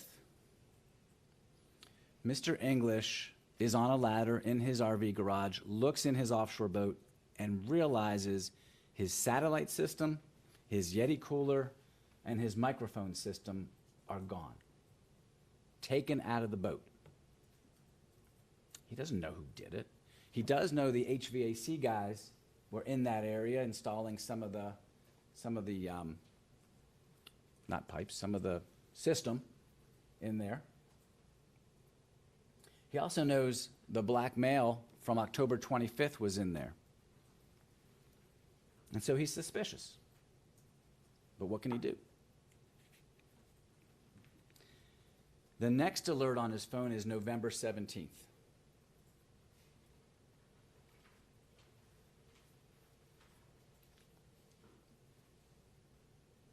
Okay, November 17th, a white couple comes on his property at night, 10 o'clock at night. They park out by the porta potty that you saw in the earlier picture. The man has his belt unbuckled. Odd. Comes in the house, and he calls 911, and he says, about a week and a half to 2 weeks ago, I had my stuff stolen. This is now November 17th. Week and a half, 2 weeks ago is pretty close to October 25th. I've had my stuff stolen. They're in the same area. They're going around where the boat is in the RV garage. Police send an officer out. Officers go out. The couple's gone. They see nothing. Mr. English is upset and he's frustrated. He has valuables stored at the house. Stuff has been stolen. Now 2 people have been seen on his cameras, 3 people. two white people and a black male. And so the next morning, November 18th, he goes and he gets his boat and he hauls it away. Figures, I just can't keep valuables in this house that's open, but is owned by him with his valuables. And so he takes the boat away. That very night, November 18th, he sees the same black male he saw on October 25th. The man we now know is Ahmaud Arbery. He's back again. He's seen around the boat, not the big offshore boat, but the other boats. And according to Mr. English, he's plundering around again. He calls Glenn County Police again. Glenn County Police arrive again. And again, Mr. Arbery gets away without being confronted by the police. And Mr. English is frustrated. Of course. He's so frustrated that the very next day, November 19th, these are all out of order, and this is why we don't use technology. All right, November 18th, 2019. This is the night he sees Ahmaud Arbery for the second time. There's somebody back on the property again tonight. Black man, not wearing a shirt in late November, got tattoos on his arms and a pair of light-colored shorts. He's wandering in the carport, looking in the boat, not the offshore boat, the smaller boat. The same guy that was here about a week and a half, 2 weeks ago. The night before, he's calling police saying, my stuff was stolen a week and a half, 2 weeks before. He kind of looks like he's up to no good. He's on 3 different people's cameras in the neighborhood. This is Larry English's 911 call on November 18th, 2019. November 19th, the very next day, he has an exchange through text message with his 2 doors down neighbor, Diego Perez. Diego Perez is another person who believes it's his duty and responsibility to look out not just for himself, but for his neighbors.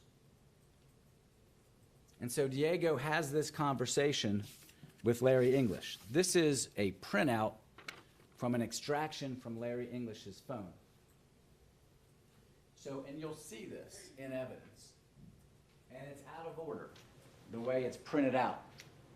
So I'm going to kind of walk you through it, because the first exchange is from Larry English. He sends Diego Perez clips of the videos from the white couple on the 17th of November and the black male on the 18th of November. And he says to Diego Perez, who he just knows as Diego Satilla Shores, that's how he's in his phone. They're not friends, they're just neighbors, good neighbors. And he says to Diego, have you seen these people in the neighborhood? And Diego says, no, sir. I can't say I've ever seen them in the neighborhood, but I'll keep an eye out. I can respond in mere seconds, because he's only 2 doors down. With your permission. Larry English says, you have my permission. And Diego says, I may be able to intercept them or pen them up for the police. I may be able to intercept them or pen them up for the police. Diego Perez is taking it upon himself, if he can, to perform a citizen's arrest. I'm going to hold them until the police come. And Larry English's response to that, thank you.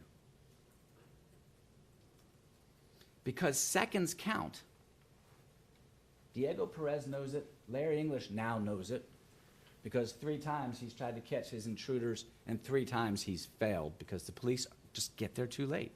As Diego Perez artfully put it, when seconds count, the police are minutes away. And so he needs the help of Diego Perez and other neighbors. Officer Rash, who responds to these calls, he canvasses the neighborhood. He's trying to catch this guy. And so he canvasses the neighborhood using stills from the video. Have you seen this guy? Do you know him? Can you help me help Larry English? And no one knows him. He's not jogging in the neighborhood. No one's ever seen him. The only time we see Ahmaud Arbery in Satilla Shores is at night on these cameras. And remember, people have cameras in the neighborhood. If he was in there jogging in the daytime, you would see evidence of that. So November 19th, Diego Perez offers to help. Officer Rash canvasses the neighborhood. He's still a mystery. He is at this point a scary mystery because he's plundering around Larry English's house, and now everybody knows it. Officer Rash has canvassed the neighborhood. Larry English is talking to neighbors like Matt Albenzi, like Subi Lawrence, like his neighbor Diego and his wife Brooke Perez. It's being posted on Facebook, on the neighborhood Facebook page. Word is out that stuff was stolen from Larry English's house, parked in his RV garage. Now, I want to be clear. In May, after Travis McMichael was arrested, Larry English realizes he doesn't really know when the stuff was stolen. It was back in Douglas. It was in the house on Satilla Drive.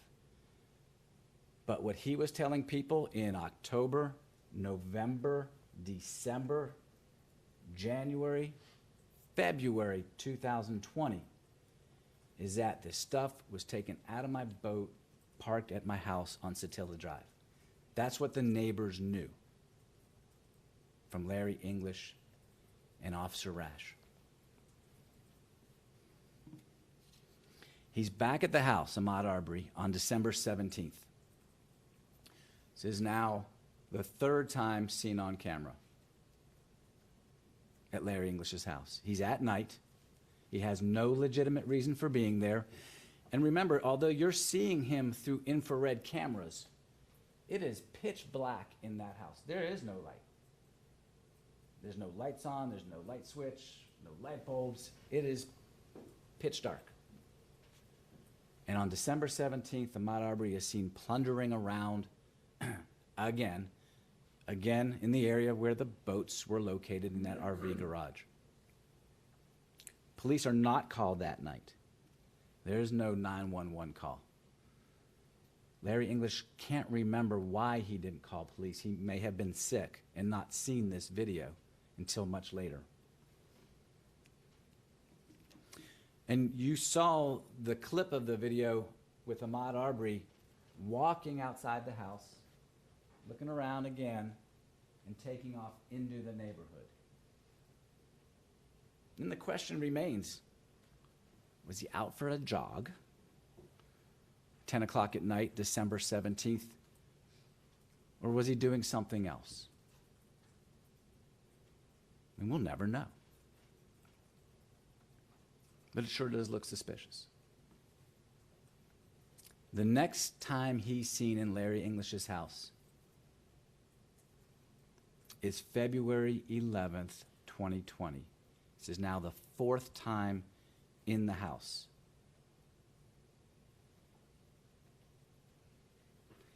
But this time is different.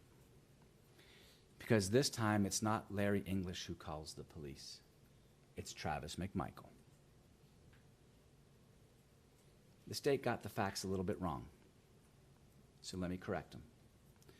Travis McMichael was going out that night, about 7:30 at night, it's dark, to get gas, fill up his car before the next day. He had to be at work early, so he was just going to fill up his car that night, so he wouldn't have to wake up so early in the morning the next day. On his way up the street, and he's at 230 Satilla, this is the exit up here. This is English's house. As he gets up here, he sees a figure dart across the street. And this figure, now he realizes it's a man, is lurking in the shadows 25 to 30 feet from the street, kind of staying in the shadows very furtively, catches Travis's attention. He has no idea who this is. He's never met Ahmaud Arbery. But he sees this guy, and he sees this guy kind of running across the lawn. It's really initially the house next door, kind of a Spanish-style house. And he runs across the yard, and he hides behind that red porta potty that you saw in that photograph. Travis is like, this is not good. We know about a guy intruding in Larry English's house. And he stops his car, and he kind of aims his headlights at the porta potty. And knowing there is no legitimate reason for this man to be there, he starts to get out of his car to ask him why he's there. Well, this guy steps out from the porta potty, and he reaches with his left hand, I believe, into his waist, as if reaching for a weapon. This scares the heck out of Travis. He sees this. He's trying to get out, gets in his car, puts it in reverse, stalls because he's so startled, eventually backs up and gets home, where he calls 911, and this is what he says. This is the 911 call. We're not going to play the whole thing because it's too long.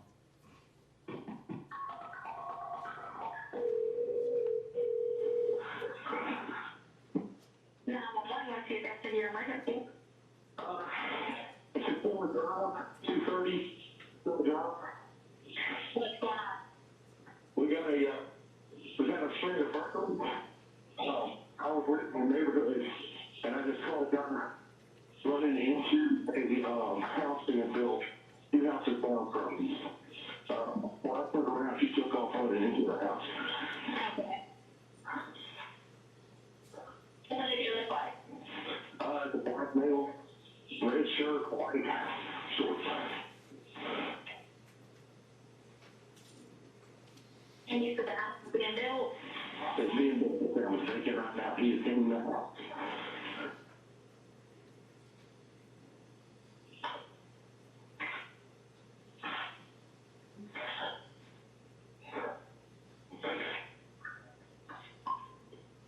What's your name on the car? Travis McMichael. 423 1374. All right.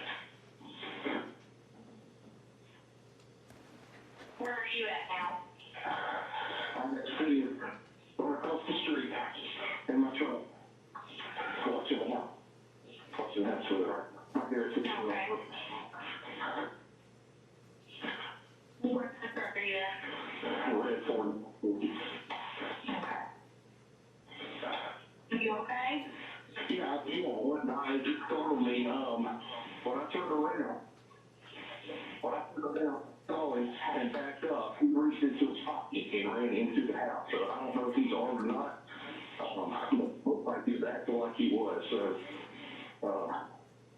you might for that. Okay. Which pocket did he reach into?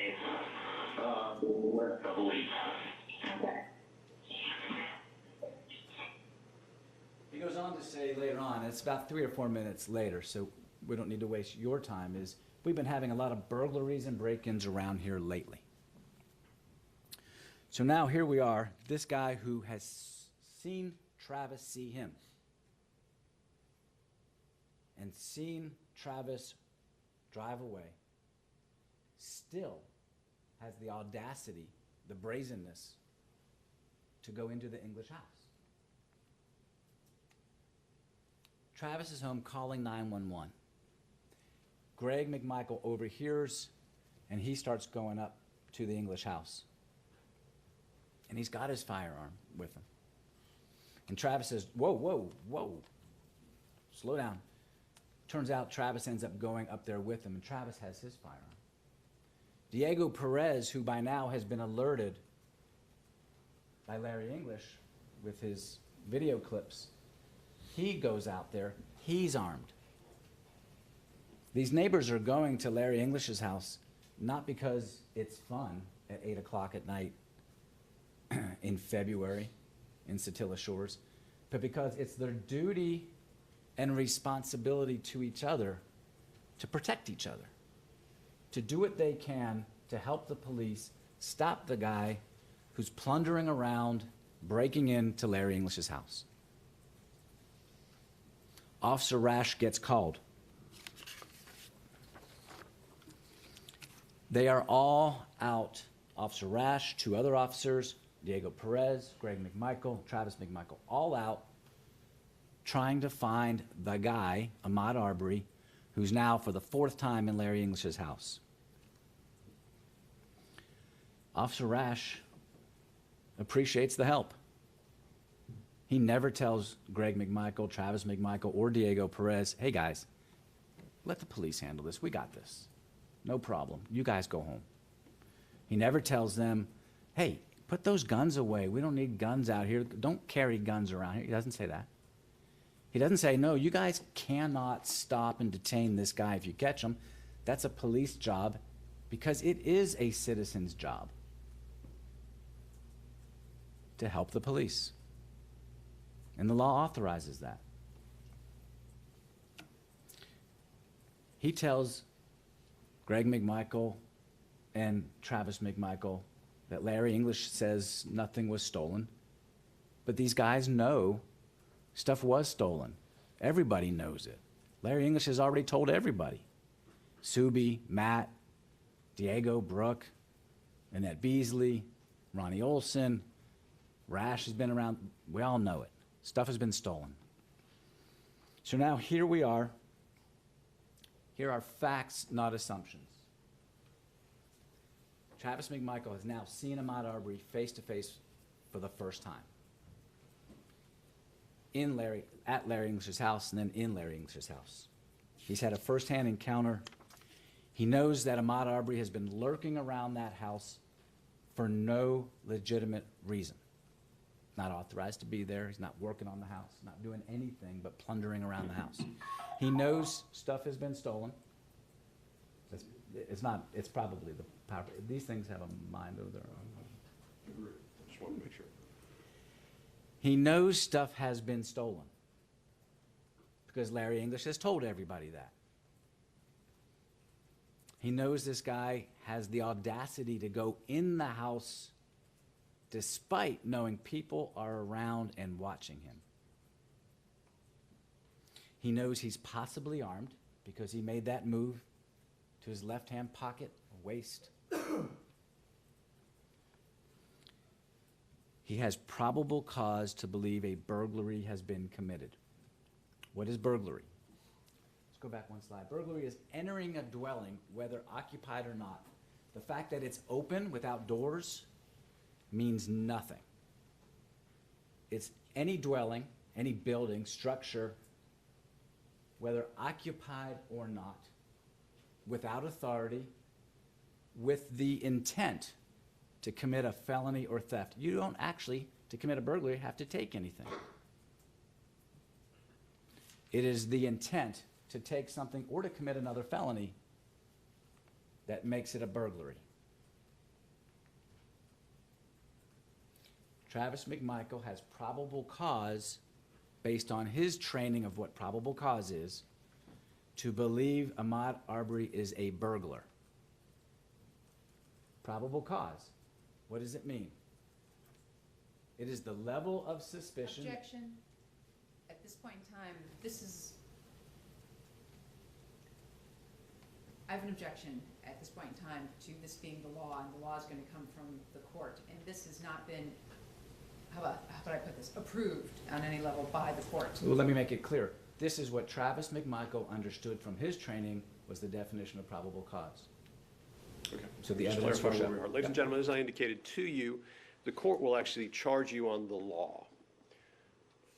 During the presentation here, the representation is made on what the law is. Again, the court, you will receive that from the court. You will not be receiving that from counsel. So if we could please couch the argument in those terms. Yes, sir. And this is not what I understand probable cause to be. This is what Travis McMichael, from his 10 years in the Coast Guard, understands probable cause to be. The level of suspicion that would cause a reasonable and prudent person to believe that a crime has been committed under the totality of the circumstances. That's it. It's the level of suspicion that you would need under the totality of the circumstances to believe that a crime was committed. That's where Travis McMichael sat as of February 11th, 2020. The next time we see Ahmaud Arbery in Satilla Shores is February 23rd.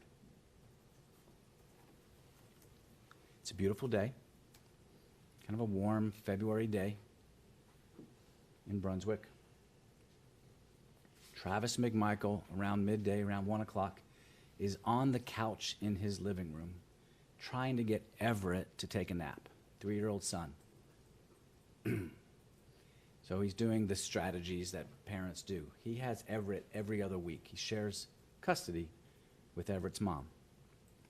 On this Sunday, he's trying to get Everett to go to sleep. Greg is in the front yard, in the driveway, reupholstering his boat cushions. It is a pleasant, uneventful Sunday morning leading into Sunday afternoon. While they're doing that, Ahmaud Arbery is walking into the neighborhood, not jogging, not running, walking into the neighborhood, walking into Larry English's front yard. Next. Where he stands there, and this is the view from Ronnie Olson's house across the street, where he stands there, looks around, and walks into the house. While he's doing that, Matt Albenzi is in his yard, down Jones. So he's down here. He can see directly into Larry English's yard. He is aware of the break-ins into Larry English's house. He is aware of the items stolen from Larry English's boat. He's out splitting logs.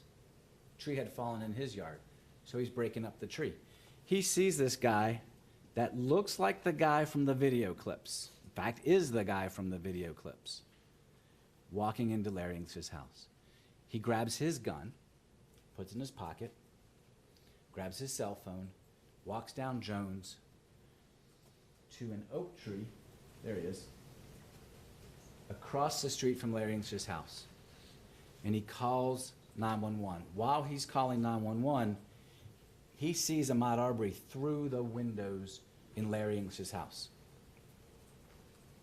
He doesn't know what he's doing in there, but he knows this guy's been there at night 4 times prior. He knows stuff is stolen, so he's calling the police. He makes, he believes, eye contact with Ahmaud Arbery. The next thing he sees is Ahmaud Arbery sprint out of that house. He is not jogging. He is running away into the neighborhood, possibly armed, based on prior experience. He is sprinting at what turns out to be about a 6-minute mile. It's fast, and he's got long strides.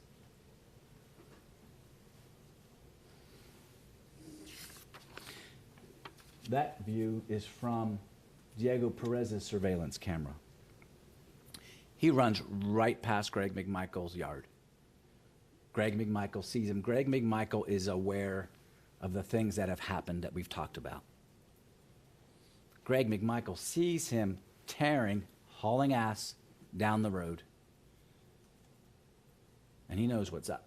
And he goes inside and he tells Travis, the guy's running down the street. The guy. They know who it is. They're not guessing. It's not some random guy running down the street. It's the guy. And they turn out to be right. It is the guy, the same guy 4 previous times at night. They grab their guns. Now, why did Travis McMichael grab his shotgun?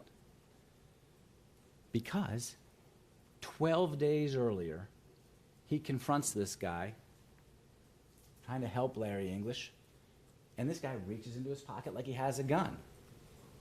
So he grabs his shotgun for self-protection.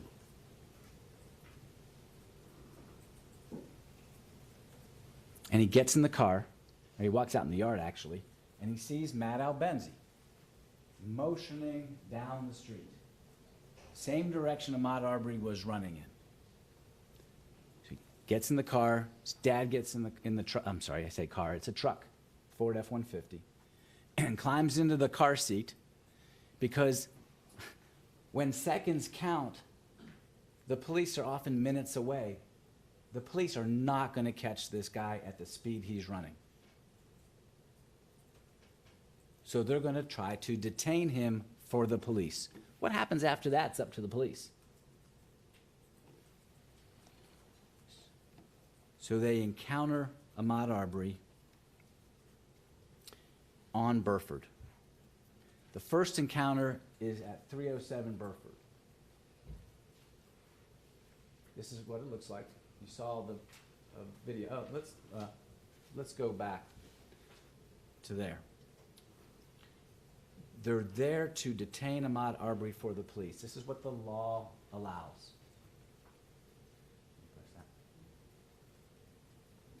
A private person may arrest an offender if the offense is committed in his presence or immediate knowledge.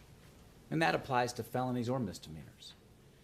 But there's a second sentence the state didn't tell you about.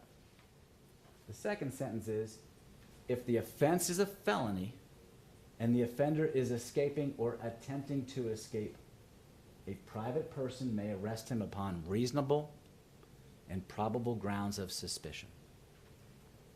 That's why Travis McMichael and Greg McMichael sought to detain Ahmaud Arbery. There was no crime committed in their presence. We're not contending there was a crime committed in their presence. But there was probable cause to believe a felony had been committed and that this man was attempting to escape or flee. That's why citizen's arrest is in this case. There are 3 encounters with Ahmaud Arbery on Burford. The first one is in front of Roddy Bryan's house, William R. Bryan. I shouldn't call him Roddy, I don't know.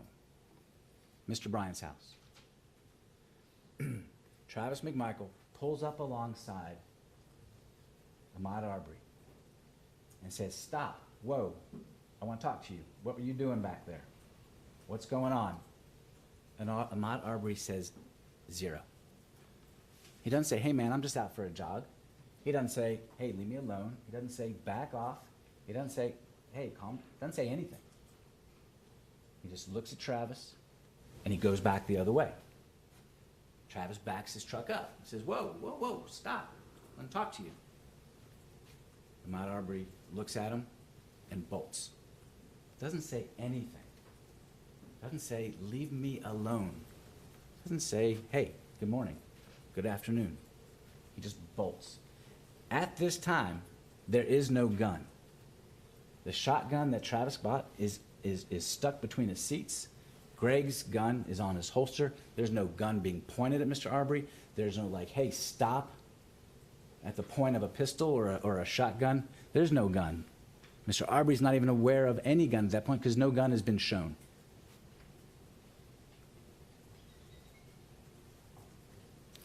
They go down Burford. They pull up to him again. And Burford, by the way, Satilla Drive turns kind of, the little jog turns into Burford. And they go down Burford a little ways more. "Whoa, stop. We want to talk to you." "Stop. We called the police. Police are coming." When Mr. Arbery hears Travis McMichael say, "We called the police. Police are coming," he bolts back the other way, towards Roddy Bryan's house, back towards Satilla Drive.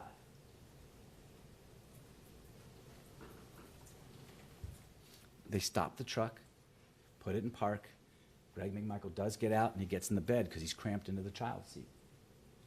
Travis McMichael gets out and he looks down the road like, what the heck? he wanted to talk to this guy. He's just been suspected of coming out of English's house. He sees Albenzi moving. We know it's the guy from the night, 12 days before. He's back again. And he looks down the street and he sees Ahmaud Arbery trying to get into Roddy Bryan's truck, to Mr. Bryan's truck. He's interacting with the truck. And he doesn't know who that black Silverado truck belongs to. He doesn't know Roddy Bryan. He's never met him. He doesn't know his truck. So he sees this black Silverado, and he sees Ahmaud Arbery trying to get in it, and he expects to hear a gunshot because he thinks Ahmaud Arbery is armed, like he pretended to be on the 11th, and he's fearful that this guy, whose name he doesn't know, will try to shoot the owner of the truck and take the truck. And so that scares him.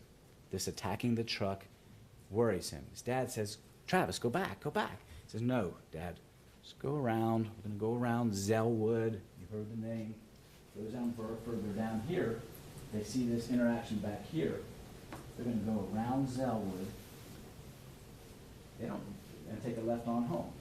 Now, they don't know where either the black Silverado is or what that has to do with anything or where Ahmaud Arbery is. So going down Holmes is not with the intention of trapping Ahmaud Arbery. It's with the intention of strategically planting yourself so you can kind of help the police see the neighborhood. As they go down Holmes Drive at a slow rate, they see Ahmaud Arbery running in front of the truck. Travis McMichael drives past him. Doesn't say anything to Ahmaud Arbery, doesn't shout at him, just kind of drives past him, watching to see what this guy is going to do. Again, no gun, no shotgun, no pistol is brandished, pointed, in any way shown to Mr. Arbery. 3 times on Burford, they encountered Mr. Arbery. Now, once on Holmes, no gun. They go down to the bottom of Holmes, towards the stop sign, and stop the car. They don't know where Mr. Arbery is at this point because he's around a dog leg. That's the picture of Holmes Drive, looking up it from Travis McMichael's vantage, and you can see where the road kind of dog legs to the right. And past that dog leg, you can't see what's happening. But at that point, Travis McMichael can now strategically see Satilla Drive, his road where his family is located, Burford, and Holmes. So if the police get there, which he thinks they're coming any minute, he can tell them, I don't see him in these directions, he's that way. Or I do see him, and he's in one of these streets. That's why he stops. While he stopped there, gets out of his truck, Greg is still in the bed, and they see Ahmaud Arbery coming at him. And Travis is like, whoa, stop, stop, whoa, whoa, whoa, whoa, stop. And Ahmaud Arbery keeps running at him. Travis keeps yelling, stop, stop, stop. And then he reaches into his car, and he sees Ahmaud Arbery flip and go back around the dog leg. Grabs his gun and his cell phone. He says, Dad, when are the police getting here? His dad says, I didn't call 911. Travis dials 911 and gives his dad his phone. And that's why we have a 911 call, because Travis McMichael had his phone and thought to call the police. Where are they? It's before the first shot is fired. They call the police. That is not evidence of an intent to murder. While Travis is out there, now he has his gun for protection because this guy has run at him, has acted bizarrely, has not said a word yet that he could tell. And now Ahmaud Arbery is running back. Travis's training taught him to show a weapon. Not to use a weapon, to show a weapon, because That is a way to de-escalate violence. In the normal situation, you show someone you have a weapon, you get compliance. You don't need to go any further. And so he stands there at the low ready position, not pointing his weapon, and Ahmaud Arbery is running. And he's running at Travis McMichael. Stop, stop, get down, stop. And this guy is not stopping. And Travis knows that this guy is not going to stop. He's not predictable. He's going to be on him in seconds if he doesn't do something. It's like, please, please turn. Please go up, Satilla. This is where we are. Ahmaud Arbery had a clear path to Satilla. Travis is down here. He could have cut across there. He doesn't cut across. He's coming at him. And yes, at about 20 yards, he raises the weapon because he knows Ahmaud Arbery can be on him, and he's hoping that by raising the weapon, he will de-escalate the situation. Who's going to attack a guy pointing a shotgun? If he wanted to kill him, that was an open shot. He didn't shoot. He didn't shoot his weapon. He was trying to de-escalate the situation in compliance with his 9 years of training in the Coast Guard, same training police officers get. You see his, just go back to the one before. The gun is down, and you saw this a little bit. You can see the white forearm of Travis McMichael. Let me move this map. I apologize. I think you can probably turn this to give them a better look at it. It's okay, don't Careful. It doesn't even face them. How come you not turn it? It's on wheels. I didn't say don't. Okay. I said be careful, because when we've done that before, we have lost. You'll see this in this Okay, picture. hold on Oh, a second. I'm sorry. Next time I ask you to stop, please stop. No, I thought you should just be careful. No, yeah, the point is, let's not keep moving stuff around. If you're gonna be doing something, just let everybody know what's going on. Okay? All right. Yeah, the point was, last time this was touched, not by Ms. Donkowski, but generally in other matters before the court, we've lost it. So if we could, before we just start moving things around, let the court know. I don't touch it. Well, I know Mr. Rubin doesn't touch I'm it. not touching it. And I don't mean to call it a shove. I'm very touchy about, no pun intended, about some of this electronics in here. As Mr. Rubin has alluded to, we've lost connections and all sorts of problems. So we're trying to make sure these presentations flow. So I didn't mean to get on counsel. But if everybody could let me know if we're doing that. This is a fuzzy picture. You'll have pictures in the video throughout the course of the trial. His arm is down, and you can see the white forearm. You can see the driveway here. Travis McMichael. We haven't lost the sight line there, have we? You're okay over your shoulder now? Okay, that's the other issue is, And I know it's awkward, yeah. yeah, okay. Speak loud. Sorry. So there's a driveway here, and Travis McMichael is across from another driveway. You'll see it's about 60 feet, 20 yards away. And he knows how quickly someone can cover 20 yards in seconds. An unarmed person can take a weapon away and kill a police officer or a civilian in seconds, even from 20 yards away. Even an armed person from 20 yards away. So he raises his weapon. In the next slide, and you see the distance,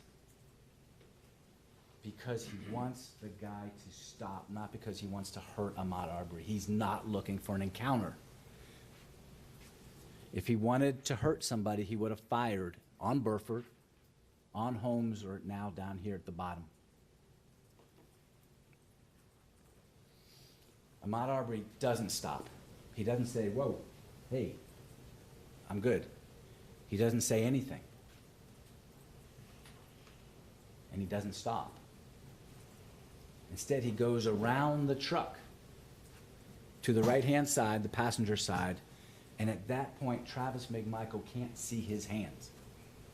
Remember, he still thinks this guy could be armed because I saw this guy, at least pretend he was, on the 11th. He doesn't know, and he can't see his hands. And his dad, his 64, 65-year-old dad, who's had a stroke, is on the bed, and Ahmaud Arbery could just yank him down or take a shot at him. He doesn't know. So he goes to the front of the truck to get an eye on him. What's this guy gonna do?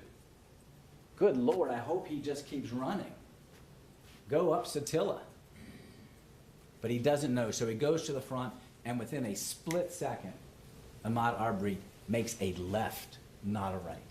Makes a left and is on Travis, such that Travis has no choice but to fire his weapon in self-defense. And that shot is a contact or near contact wound, meaning Ahmaud Arbery is on him. And you will hear that from Brian Leopard of the GBI Crime Lab. That first shot, which we can't really see because it's videotaped through two windshields, Robbie Bryan's windshield and Travis McMichael's windshield. They're in front of the truck. When they collide, when Ahmaud Arbery makes a left, he's on Travis, and Travis has to fire. Because at that point, it's his life or Ahmaud Arbery's life. And the only thing, it's weird the way the mind works, the only thing he can think of at that point is Everett. It kind of flashes through his mind. My then three-year-old son. So he fires, he pulls down the weapon, trying to get it away, because Ahmaud Arbery's not stopped. That gunshot, which he knows was near his chest, at least he believes it in this melee, he pulls it down, he pulls it back. You'll see from the video, he goes backwards out of frame, because Arbery is rushing him, pulls it down, he fires another shot off frame. You see smoke, you see something spray. And you see Ahmaud Arbery swinging wildly. And he's hitting Travis. You see him hit with his right hand into Travis's head, neck. He is pounding Travis McMichael while Travis is trying to get the gun away. And Travis fires 2 more times, and you've seen that. It's a horrible, horrible video. And it's tragic. It's tragic that Ahmaud Arbery lost his life. But at that point, Travis McMichael is acting in self-defense. He did not want to encounter Ahmaud Arbery physically. He was only trying to stop him for the police.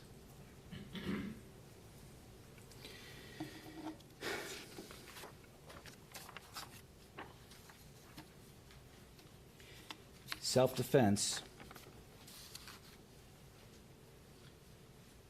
is defined, and the court will charge you later. Your Honor, I'm objecting again. Mr. Rubin is now giving them the law in self-defense. It is, So, we are allowed to give a law in opening statement, just as the state did in its opening statement. But we need to be very clear, because again, we haven't gone through a charge conference in this case. So let's be clear about it, that this is not the charge. So I expect you'll be charged on self-defense. And I expect this is what you'll be called, be charged, be told by the judge.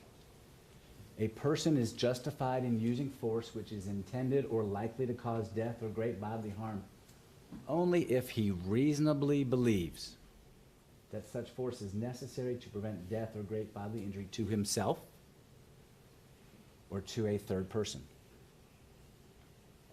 At the time the shots are fired, Travis McMichael reasonably believes, because Ahmaud Arbery is on him, aggressively, swinging wildly, grabbing hold of him, grabbing hold of the gun, reasonably believes he is justified in firing his weapon, knowing it's gonna kill him. It's gonna at least hurt him. He knows that. He has no choice, because if this guy gets his gun, he's dead, or his dad's dead. And what's he taught in the Coast Guard at the Maritime Law Enforcement Academy? Never lose your weapon. And that's why he shoots.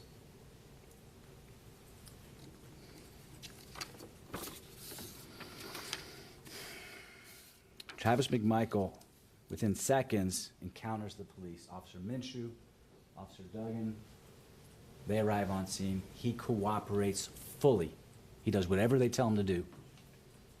When they say speak, he speaks. When they say don't speak, he doesn't speak. Cooperates fully. He's distraught. He's upset. You'll see this on the video, the body cam of the officers.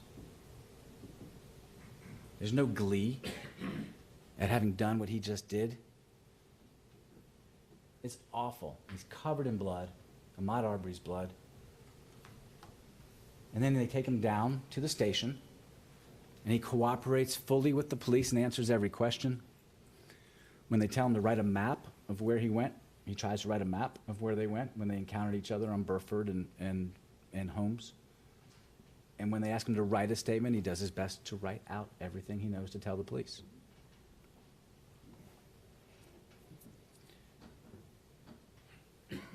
There's been a lot written about this case and Travis McMichael's actions. Doesn't matter. What matters now is the evidence that you're going to hear, the facts that you're going to hear, and the law that you're going to be given by Judge Walmsley. You are now the judges of the facts and the applicators of the law in this case. The evidence shows overwhelmingly that Travis McMichael, honestly and lawfully, attempted to detain Ahmaud Arbery according to the law and shot and killed him in self-defense. What we're asking you to do is hard, and it may be unpopular, but we're asking you to recognize your responsibility as jurors in being open to the facts and putting aside emotion and listening to the law and applying that and doing your duty. Because we think the only right verdict is not guilty on each and every count in this indictment. Thank you.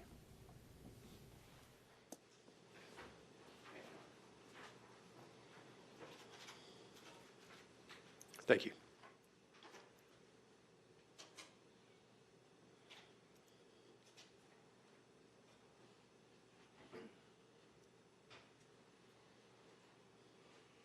All right. Thank you, counsel. Ladies and gentlemen, we're going to take a 15-minute recess, and then we will come back for the continuing of the opening statements. Thank you.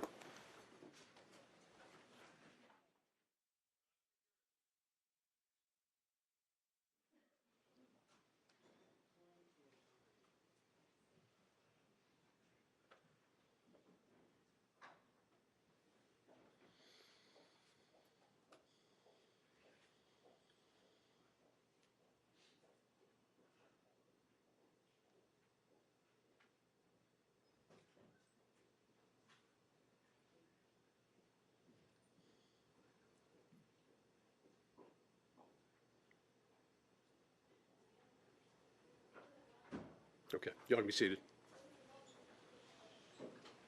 All right, let's take 15 minutes. Okay, we're in recess.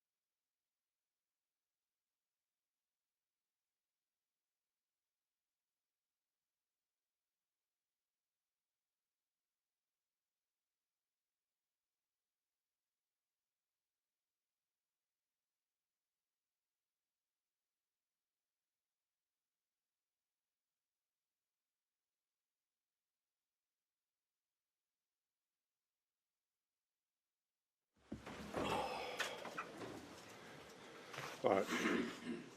Yeah, I'll be seated.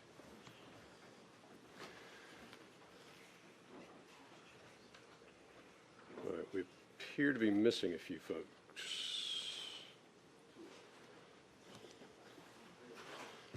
I think we know why we're missing one.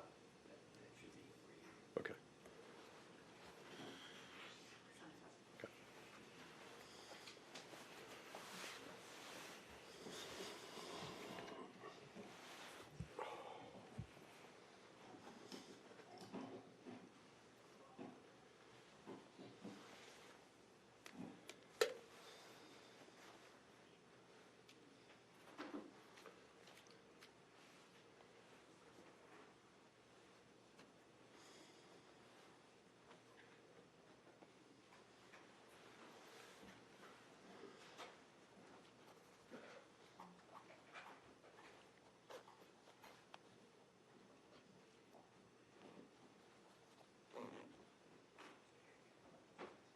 All right, it's been almost 20 minutes. Shall I inquire your own? We can start without Mr. Sheffield. Okay. Well, I think he needs to hear what the court has to say before we get started. I am pretty flexible on how we operate, and with coming back on, I said 15 minutes. Sometimes it's a little bit longer. I'm pretty flexible. A couple things though, and I wish Mr. Sheffield was here, and I'm only going to single him out just because of what just happened. Early on, there was talk about things like where the boards were located and not moving things, and the jumping up without letting the court know what you're doing and starting to move things around. I don't want to call anybody out on it, but that as far as a courtroom is concerned, to me, that's just not etiquette. I think I've said it before, the great thing about the courtroom is it's a great leveling place, and as long as everybody's sort of sticking by the rules, we create a fair environment. One of the things that throws me off is when somebody just kind of jumps up and I don't know where they're coming from or what they're doing. And maybe that's just me. And I trust that Mr. Sheffield has no ill intent at all. But the deputies have a role here. Things are in places for reasons. Before we start jumping up and moving things around, if we could please maybe take a moment and let the court know what we're doing, particularly in the well, that would be, and particularly in the middle of arguments or while the court is active, that would be greatly appreciated. That is my velvet glove way of saying, please don't jump up in the middle of things and just start moving stuff around on the court. For example, the Mondo board, that stuff's all taped down. I mean, we start moving that thing around, the next thing I know, it's falling onto Mr. Bryan, and all of a sudden we've got a greater issue than just possibly where the Mondo board may be. Please just, if we could adhere to some of that formality, that would be greatly appreciated by the court. Okay. Is there a comment on that? Something for the record. Mr. Sheffield certainly couldn't have appreciated it, but when we moved the Mondo board or Mondo screen during the opening argument of Mr. Rubin, it prevented Mr. Bryan and I from observing the screen. And for the record, I'm awaiting cataract surgery after this trial. I cannot see the screen in the back. I have to be able to see this one. But for the sake of the record, the reason I'm bringing it up is on the record with Mr. Bryan's consent, we are waiving any objection with respect to the obstruction of the exhibits during the presentation of Mr. Rubin's opening. That's not an issue for us on appeal, but in the future, for all parties, our ability to see this screen is critically important to his right to a fair trial. And when we moved it back, did we check the sight lines for the jury? Whoever moved it back? I did, and it's good. Okay, so it's back to where it was. Okay. It's little things that sometimes send things off into an odd spiral. All right. Is counsel for Greg McMichael ready to go? Ready. Okay. All right, I've got all defendants present, represented by counsel. Let's go get the panel.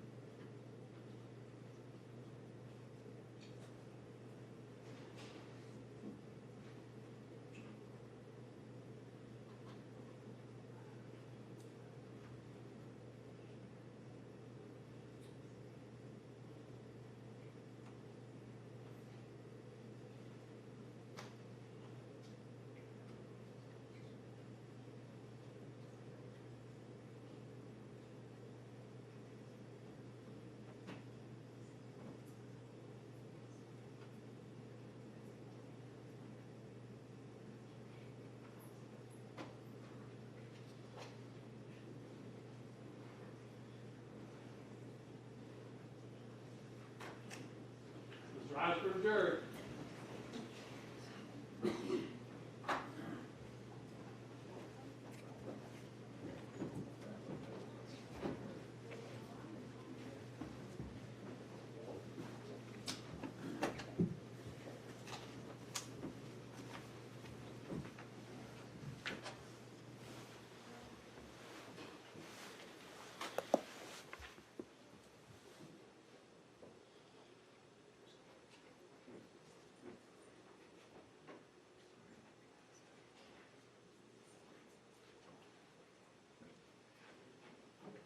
Please be seated.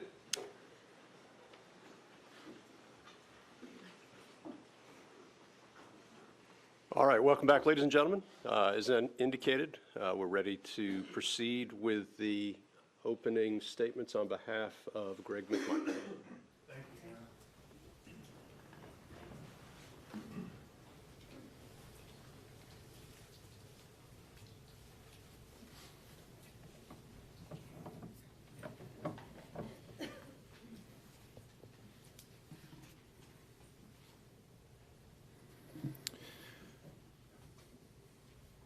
Greg McMichael was absolutely sure. He was absolutely certain. And he was absolutely right. The guy he saw was the guy he suspected. On February 23, 2020, Greg McMichael was reupholstering boat cushions on the bed of his truck, parked in his driveway, using it as a workbench, pointed out towards his street in the direction he was looking. A quiet street in a quiet neighborhood. In the midday sun on a pleasant February day in 2020 here in Brunswick, Georgia, when a young man ran past him at a sprint.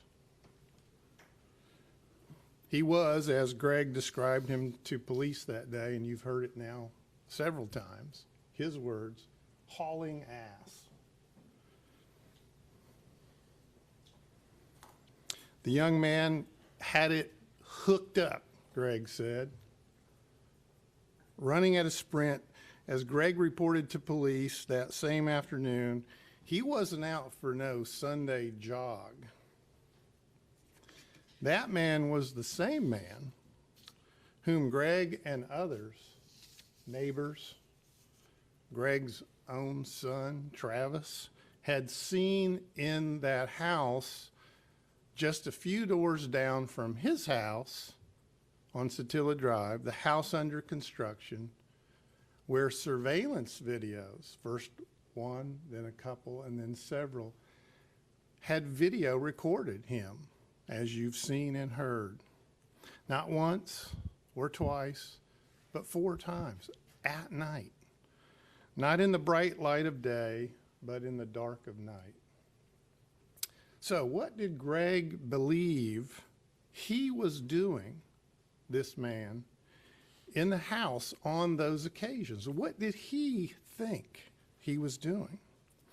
Well, Larry English, the owner of the house, had described him to police as plundering around. That same man, Larry English, had reported this to 911, to Greg's neighbors, and to the Glenn County police officer, Robert Rash. And it got to Greg McMichael. This same man who had been captured on surveillance video. As Mr. Rubin told you, infrared lighting, it's lit up for us to see, but if you were the person in that house in the dark of night, you wouldn't see anything except possibly the little red infrared lights of a camera, if that. Inside that house where, so Greg had been repeatedly told by Larry English, Diego Perez, Officer Robert Rash, where he had been told that thousands of dollars of electronic equipment had gone missing, stolen, from a boat not visible to any camera. And so when Greg McMichael said later to police he had not seen him take anything, well, the camera wasn't on that boat from which all the items were taken. And this happened in a neighborhood that had experienced break-ins and burglaries and thefts over many months. And you saw some of those Facebook postings the neighbors had put up. This same guy that Officer Rash had canvassed the neighborhood with a screenshot of him from one of those surveillance cameras, asking people, knocking on their doors and asking them, have you seen this man? Do you know this man? Showed the screenshot of him to Greg McMichael. That same guy that Officer Rash told Greg McMichael, nobody in the neighborhood knows him, nor had ever seen him before in that neighborhood. And then in December, Officer Rash sent a text to homeowner Larry English. And this is what he told him. Your neighbor at 229 Sedilla Drive, and it's actually 230 Sedilla Drive, is Greg McMichael. Greg is retired law enforcement and also a retired investigator from the DA's office. He said, please call him day or night when you get action on your camera. His number is, and he gives him his cell phone number. The same guy in that house that Greg's son Travis saw with his own eyes. At that house yet again, the night of February 11, 2020, just 12 days before the tragic events that bring us here to this courtroom. And on that occasion, as you've heard already, when Travis saw that same man, he made that furtive movement to his pocket in the dark of night in a situation and circumstance that made Travis think, as you've heard, he might have a gun. And of course, he reported that to his dad, who also thought he may have had a gun that night. A signal to both of these men, that movement, that this man may be armed.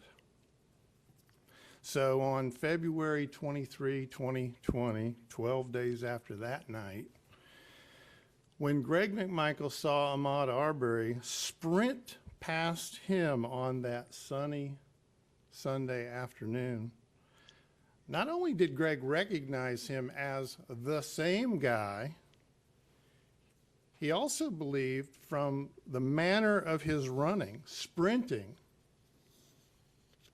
and the direction from which he ran, the English house to his left and past him on Sedilla Drive deeper into the neighborhood, that, as he told police later that same day, he thought he was running from someone or something, that he was being chased just by the manner in which he was running, sprinting. He thought that he had just been spotted, he told the police, in someone's house, in or around someone, perhaps harming someone. Law enforcement trained and experienced for 30 years. Greg noted specific features that he saw as this running man ran past him that matched precisely the man he'd seen on surveillance video before. Young, black, male, 5 feet, 10 inches, slender, muscular, with short hair that Greg described as short dreads, twists, wearing a white t-shirt. There might be a chance, finally, Greg thought, as he told the police later that day, for the police to question this man, to find out, who are you? Why are you here? No one in the neighborhood knows you. And we've had all of these problems in our neighborhood, specifically at that house, but at many other houses. A man who had eluded police up till then, as Greg said to the police later that day, no one could ever catch him, he said to Officer Brandeberry on the street at the scene that day. If only he could be detained long enough, Greg thought, long enough for the police to arrive.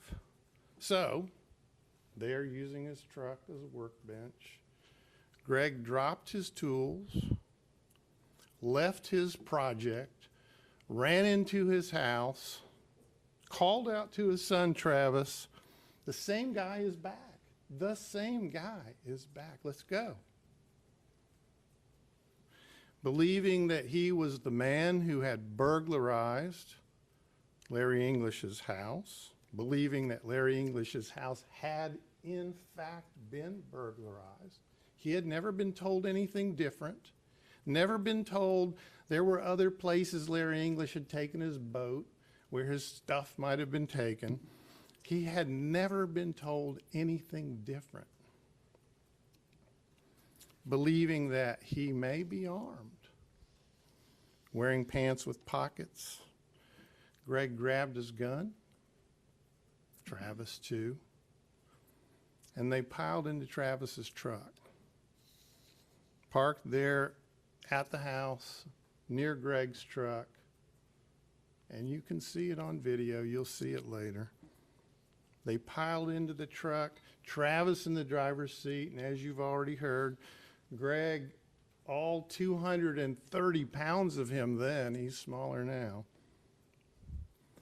stuffed into a child's car seat, and really not into it, but on top of it, his face almost in the windshield as he's sitting on top of this car seat, strapped into the passenger seat.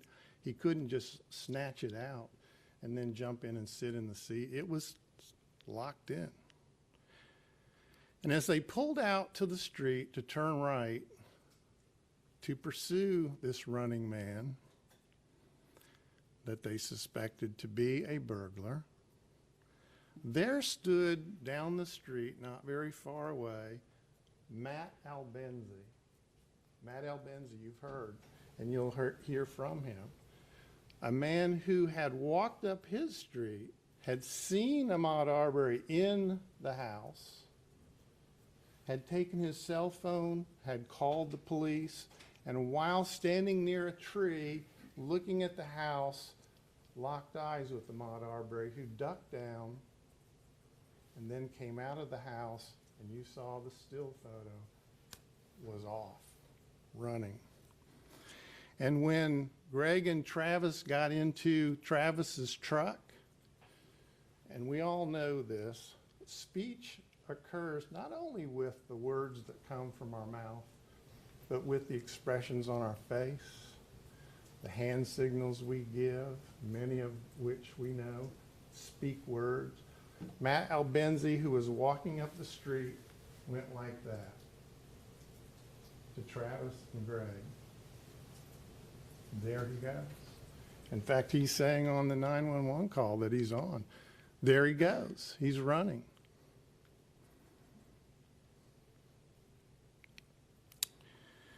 Waving his arm in a motion that conveyed a clear message to these men that he is the same guy. Matt Albenzi had seen and heard about this guy in that house too. There he goes, the same man. In just a few short minutes, they would catch up to Ahmaud Arbery on Burford. And you saw the one still photo from Mr. Bryan's house, the motion detected photo of the truck and Mr. Arbery. They would catch up to him and they would have the conversations Mr. Rubens just replayed for you and that you'll hear in this case.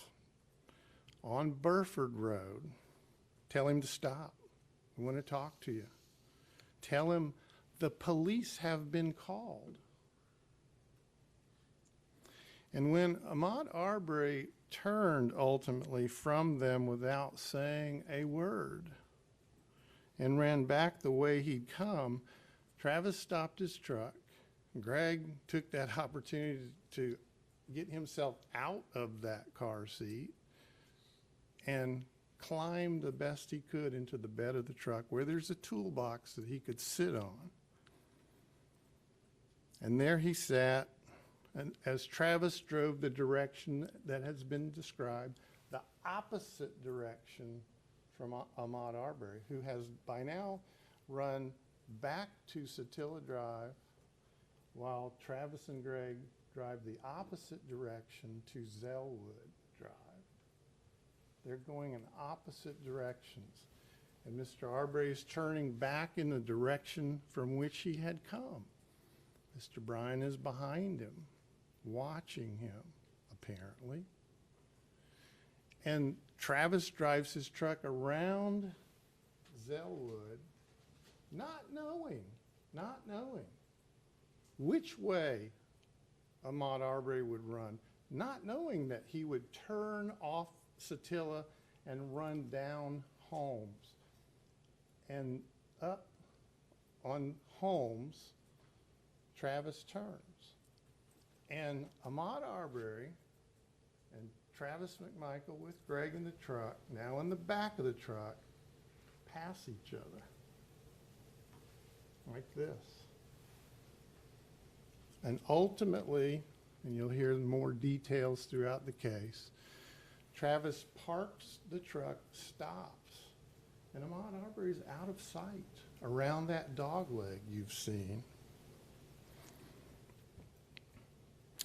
And there stood Greg in the back of the truck. And you've heard already from Mr. Rubin that Travis thought Greg had called 911. Greg didn't have a phone on him. Travis dialed it and handed it to his father.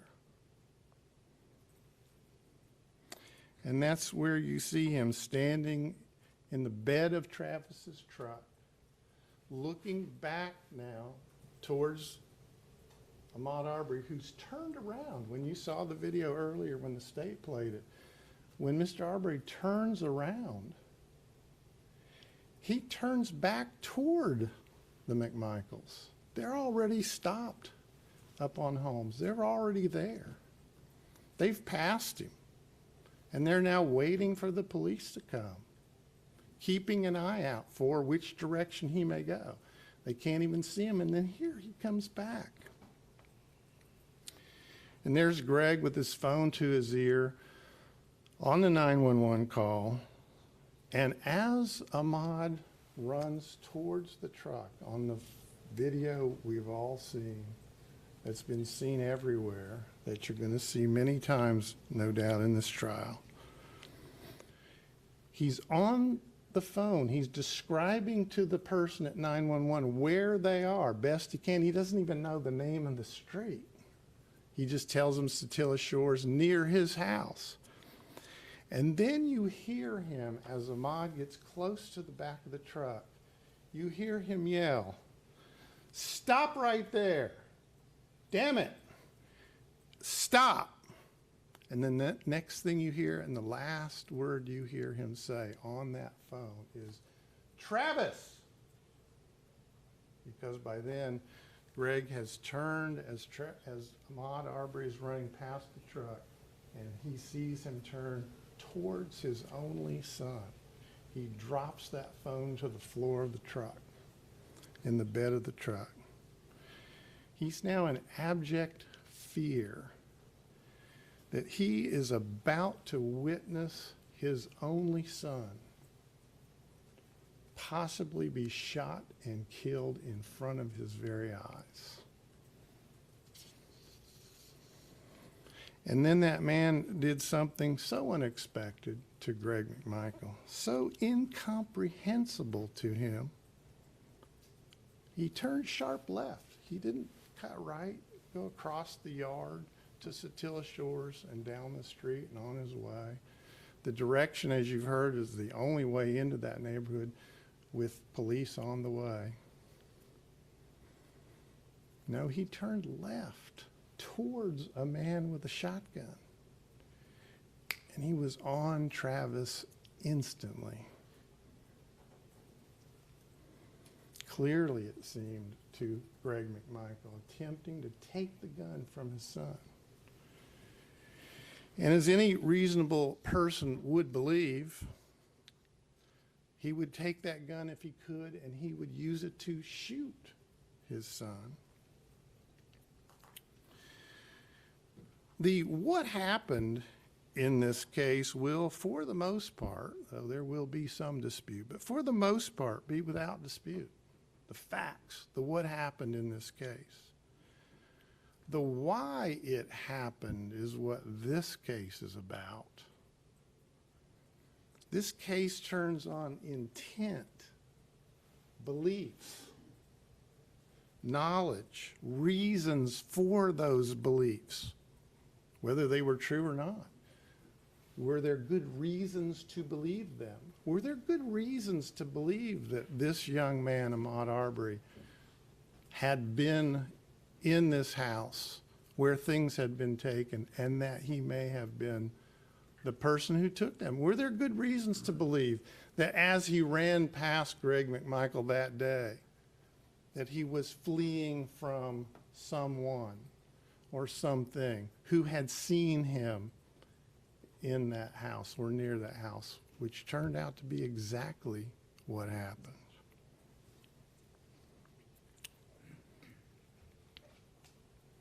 That afternoon, after the tragedy unfolded that we're here for, Greg sat down to give a lengthy interview to police officer Parker Marcy. And Officer Marcy asked Greg, and these are his words, "What was your intent should this guy have stopped?"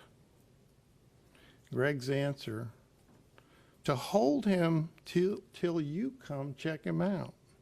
There was no doubt in my mind, having seen the videos, who this guy was." Still quoting, "My intention was to stop this guy so he could be arrested or be identified at the very least." On that day, at that place, at that time, Greg McMichael was absolutely sure this was the guy, the same guy he had seen on surveillance videos, inside a house multiple times where Greg had sound reasons to believe theft had occurred, burglary. Greg was absolutely sure. He was absolutely certain. His suspicions were well-founded. And I'm a criminal defense lawyer. I've been doing this a long time, and I consider a room like this, an American courtroom, to be practically a sacred place. It's in here that the facts will unfold for you. It's in this room where you will decide the truth. And ladies and gentlemen, I submit to you the truth of this case is that Greg McMichael is not guilty of any of these crimes.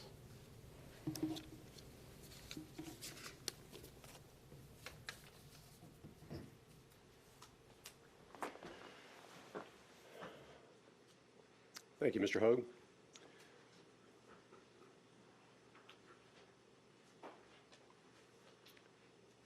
Mr. Goff, ready to proceed?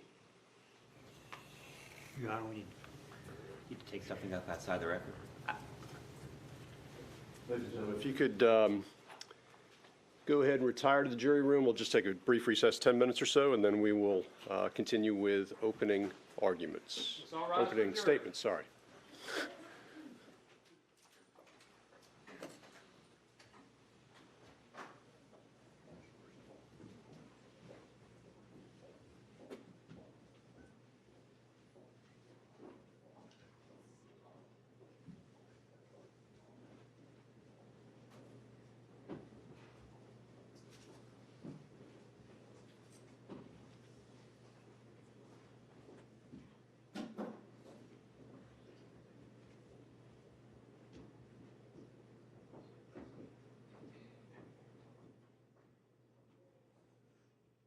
Be seated. Mr. Goff. Your Honor, as I indicated earlier, Defendant Brown wishes to reserve his opening statement to the conclusion of the state's case in chief, which is our right under Uniform Superior Court Rule 10.2. At the same time, although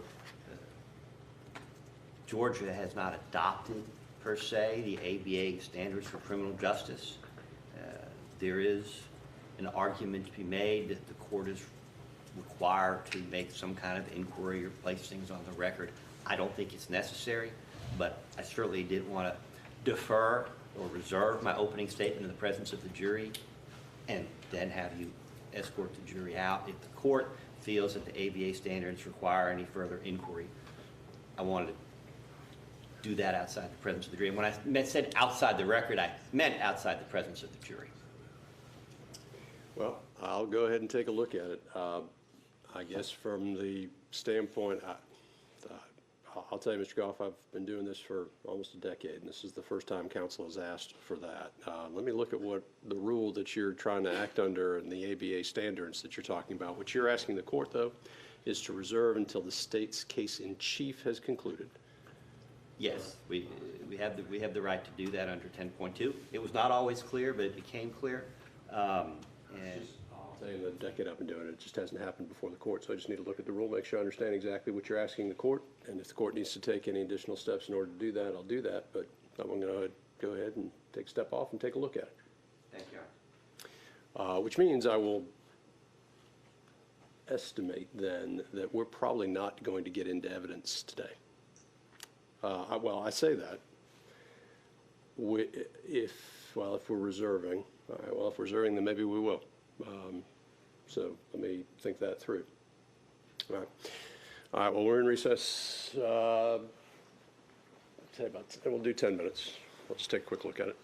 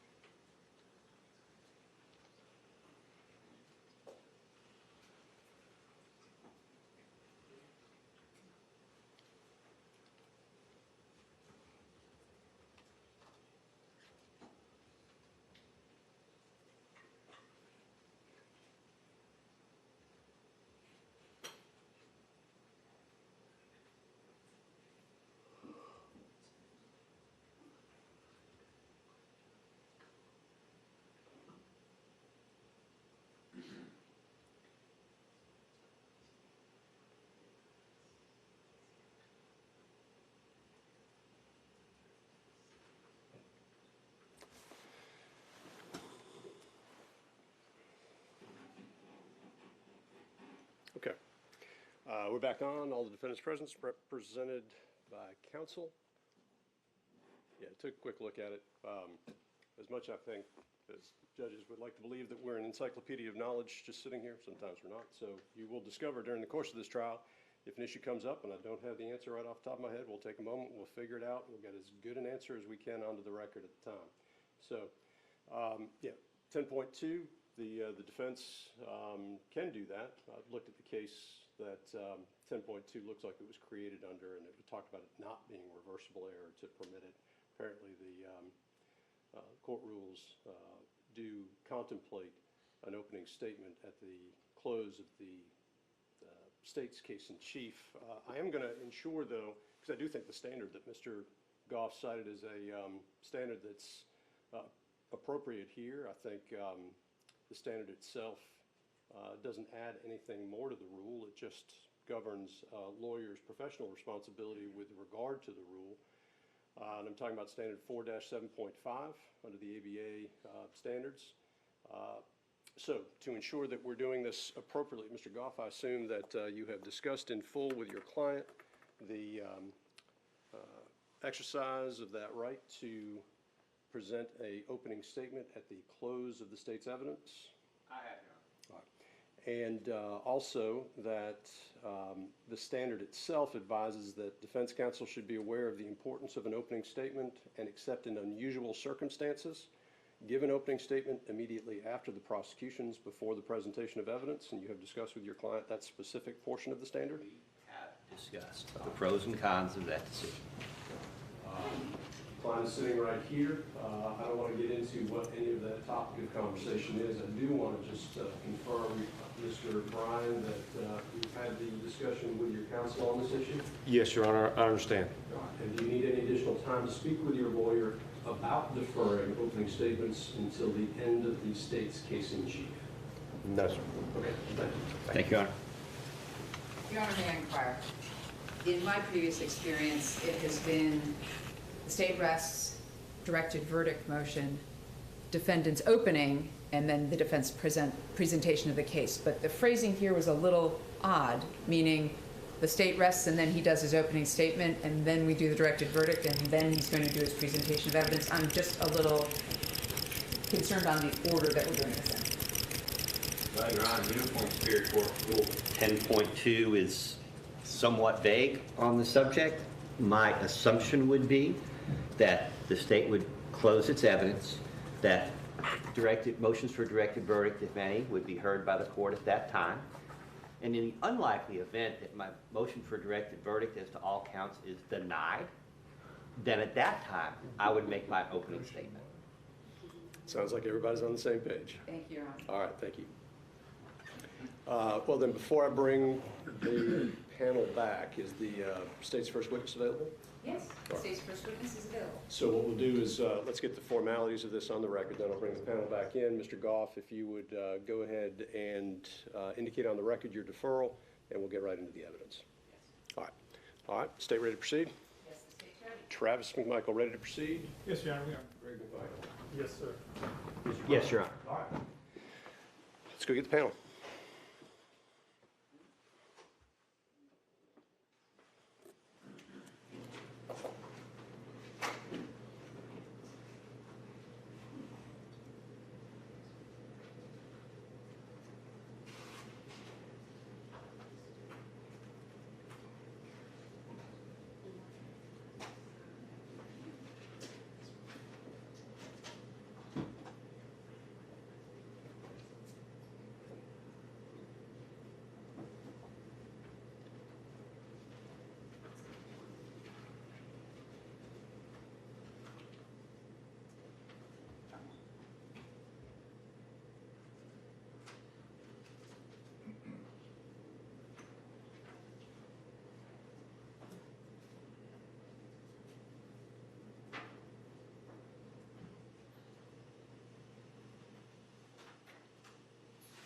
So rise for a jury, please.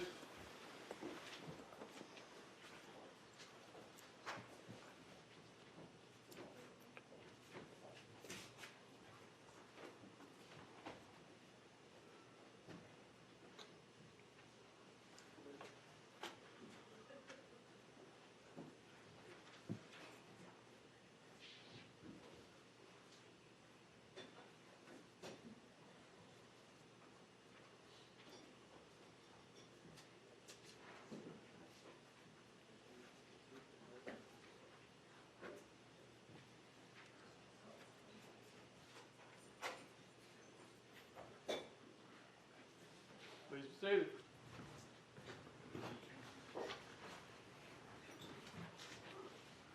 All right.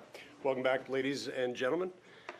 We are ready to proceed with the case. Thank you for your patience. It is appreciated. Mr. Goff.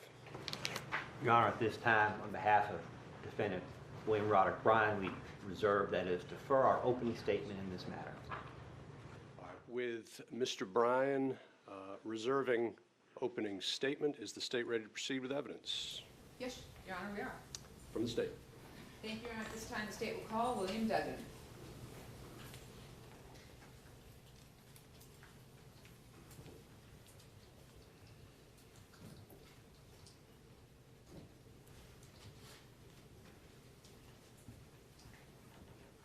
Can I see counsel briefly? Yes. You can go ahead and have a seat.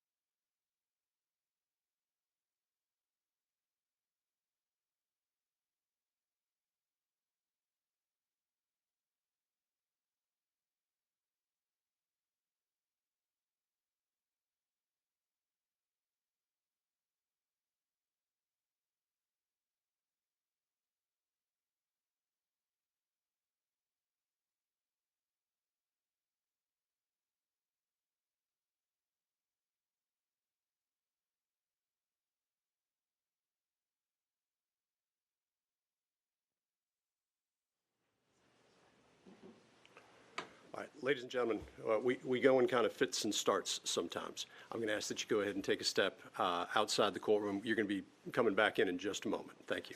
So rise for jury, please.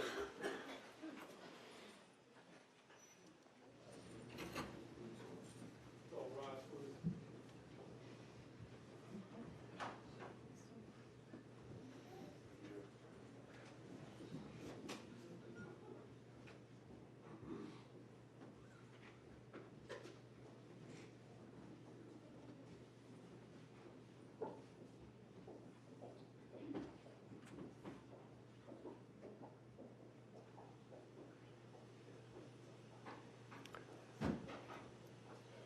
Please be seated. All right, Officer Duggan, if I could please just have you exit the courtroom. You're going to be coming right back in. I just need to address a matter with counsel. Yes, sir.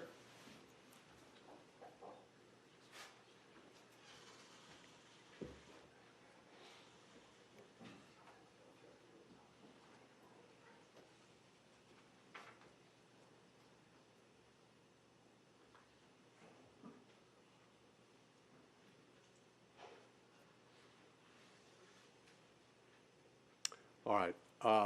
The reason that I am pausing before this witness, there was yesterday a discussion about some evidence that would be coming in, specifically Officer Duggan's body cam. The footage in the body cam for anyone, and particularly those probably that are not as accustomed to seeing those types of images, could in some way be surprising or may elicit some reaction. I noted during opening statements that there was a reaction to the video that has already, I'll just refer to it as the video. And didn't say anything at that point, but I had mentioned to counsel yesterday that I generally try to prepare a gallery if something's coming that may result in a response from members of the gallery. The Duggan video, to some, if you haven't seen it, may in fact do that. What I am asking is that if anybody here believes that they would have some type of emotional response to any of the videos that may be shown in this case, that they go ahead and take this moment to step out of the courtroom. The court does not want the gallery to become a distraction when it comes to the evidence as it is being presented. So if we could please do that, and then we'll go ahead and proceed with the evidence. I'll take a moment or two.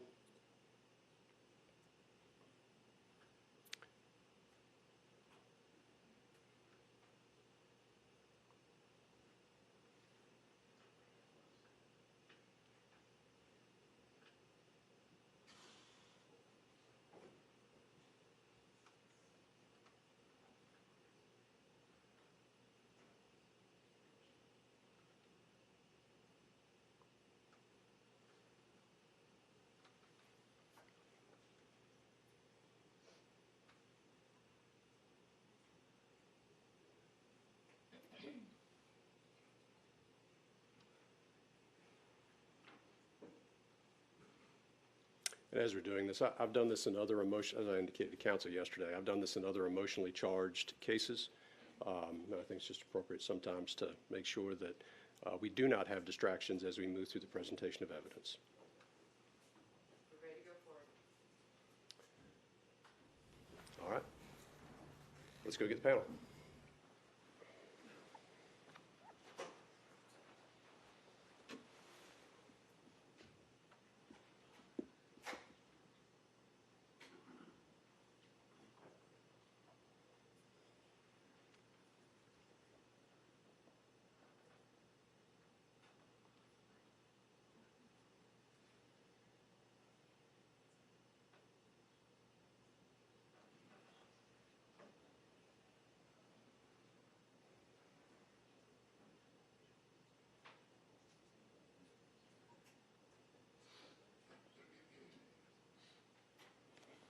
So rise for a jury.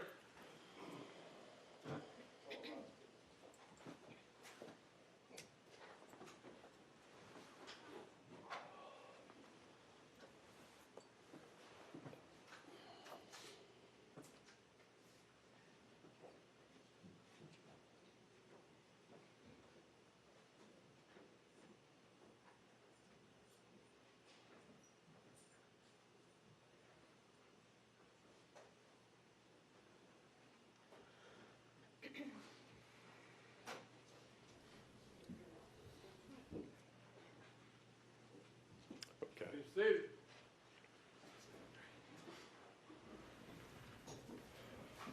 Raise your right hand.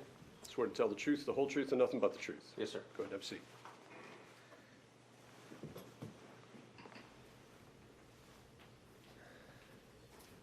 Your witness. Thank you, Judge. All right, please state your name for the record and spell it for our court reporter.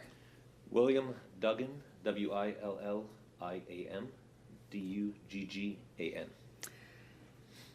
And it's Officer Duggan, isn't it? Yes, ma'am. All right. Is there a special designation that I'm missing, like sergeant or lieutenant or something like that? No, ma'am. All right. And how are you currently employed? With the Glenn County Police Department, How long have you been with the Glenn County Police Department? just over 12 years. All right. And have you been in law enforcement all those 12 years, or is there some law enforcement before joining Glenn County? Before that, All right. So how many years in total have you been with law enforcement? 14 years. All right. So let's talk about what your current job duties and responsibilities are with the Glenn County Police Department. Yes, ma'am. I'm assigned to the patrol division. I've been there for my 12 years with the department. It involves regular routine calls, day-to-day calls, thefts, violent felonies, misdemeanors, traffic accidents, etc. Anything that comes our way. So does the patrol division, is that the division that usually responds to like 911 calls? Yes, ma'am. Okay. Any kind of 911 call? That is correct, from 911 hang-ups to anything else that's going on. All right. Now, within the Glenn County system, when you respond to a 911 call, is a report generated based on the 911 call? Yes, ma'am. All right. So what happens if the 911 call is kind of maybe unfounded, or like, for instance, you get a call for a burglary, but you get there and it turns out it's nothing, there's an alarm going off? We would change the title of it with our CAD system, which is the computer-aided dispatch, through our dispatcher, and we would close it out unfounded or something else if it was something not a burglar. Okay. So you get a response for one type of call, and it turns out it's a different kind of call. Yes. All right. Now, have you attended classes or trainings with the Georgia Peace Officer Standards Training Council? Yes, ma'am, I have. All right. And we commonly call that POST?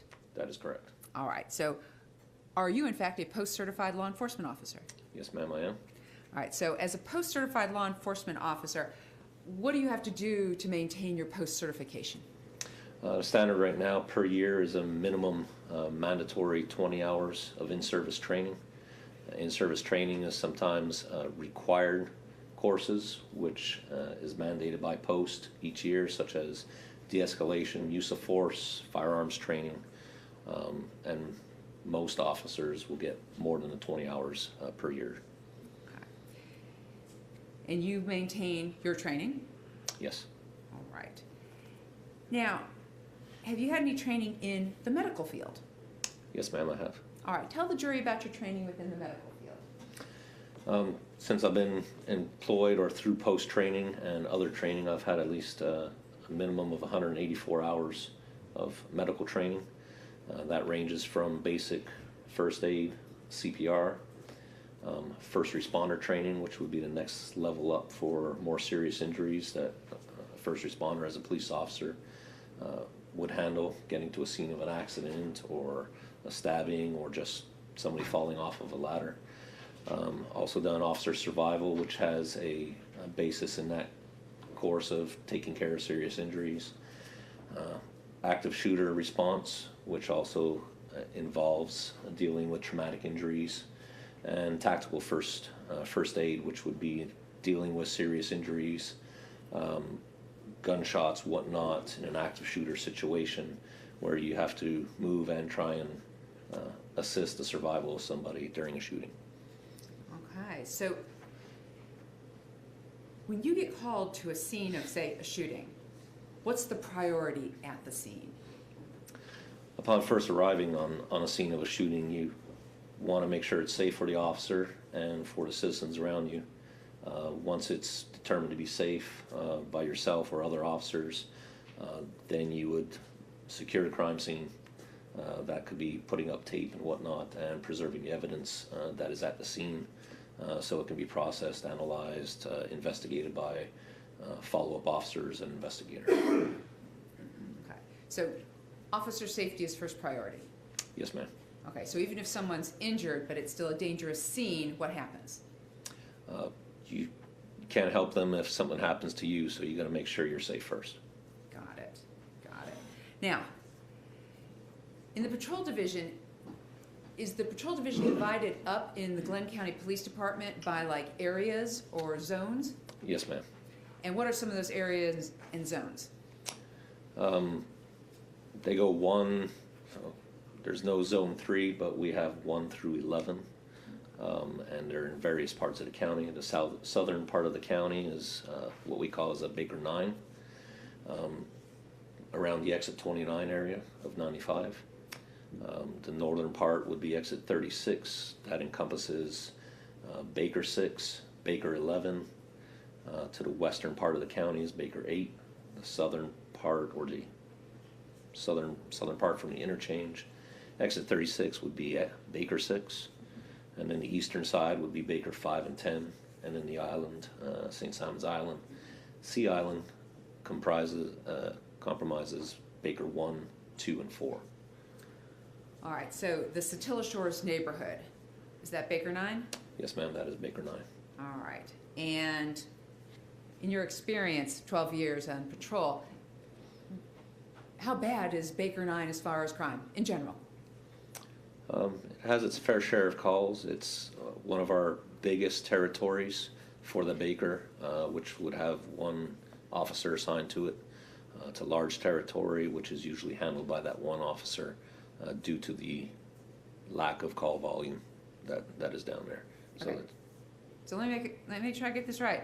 Baker 9, which covers the southern part, including Satilla Shores, yes, on any 8-hour shift has how many officers assigned in a patrol car? Usually 1, unless there's an overlapping shift. Okay. Low call volume. Pretty much, yes, ma'am. Okay.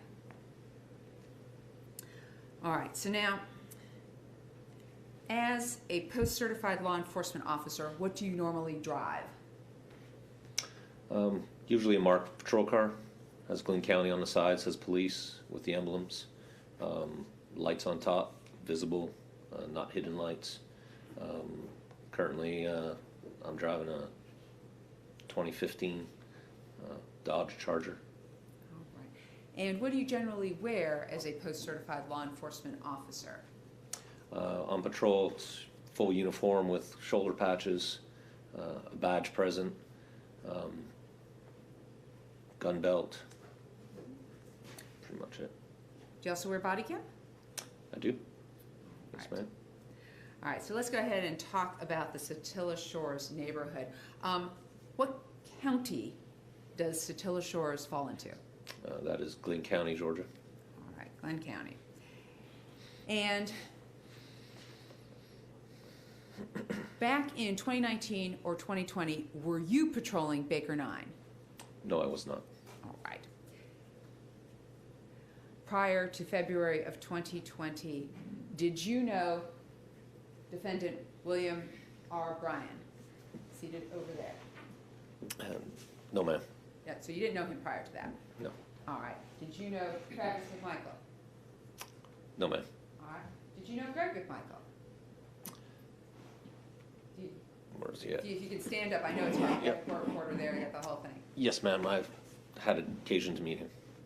All right, and when you say occasions to meet him, was that in your capacity as a law enforcement officer? Yes, ma'am. All right. And on the realm of scales of relationships, from really, really close best friend over to someone I maybe knew their first name to wave at, where did he fall? Knew his first name.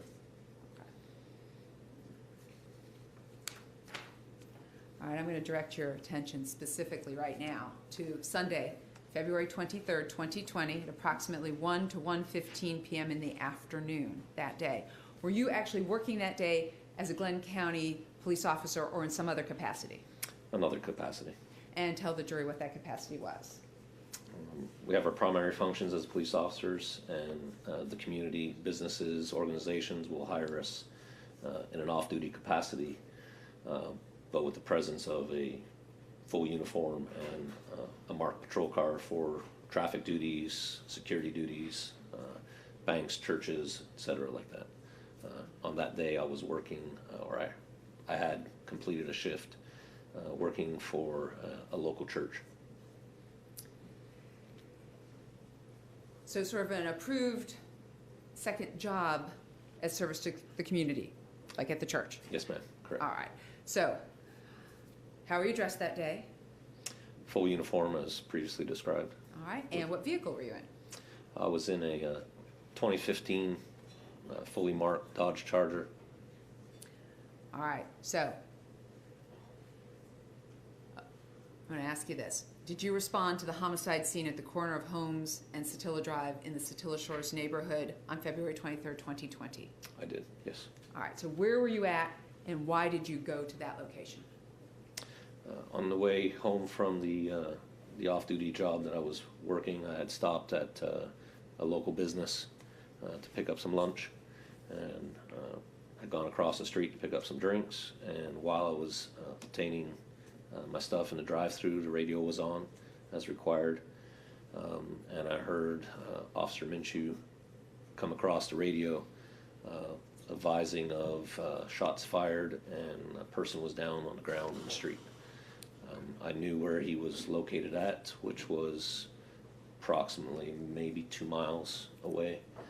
The jurisdiction, the location of his beat, Baker 9, I knew the closest backup unit to him was probably 9 to 10 miles away at the closest.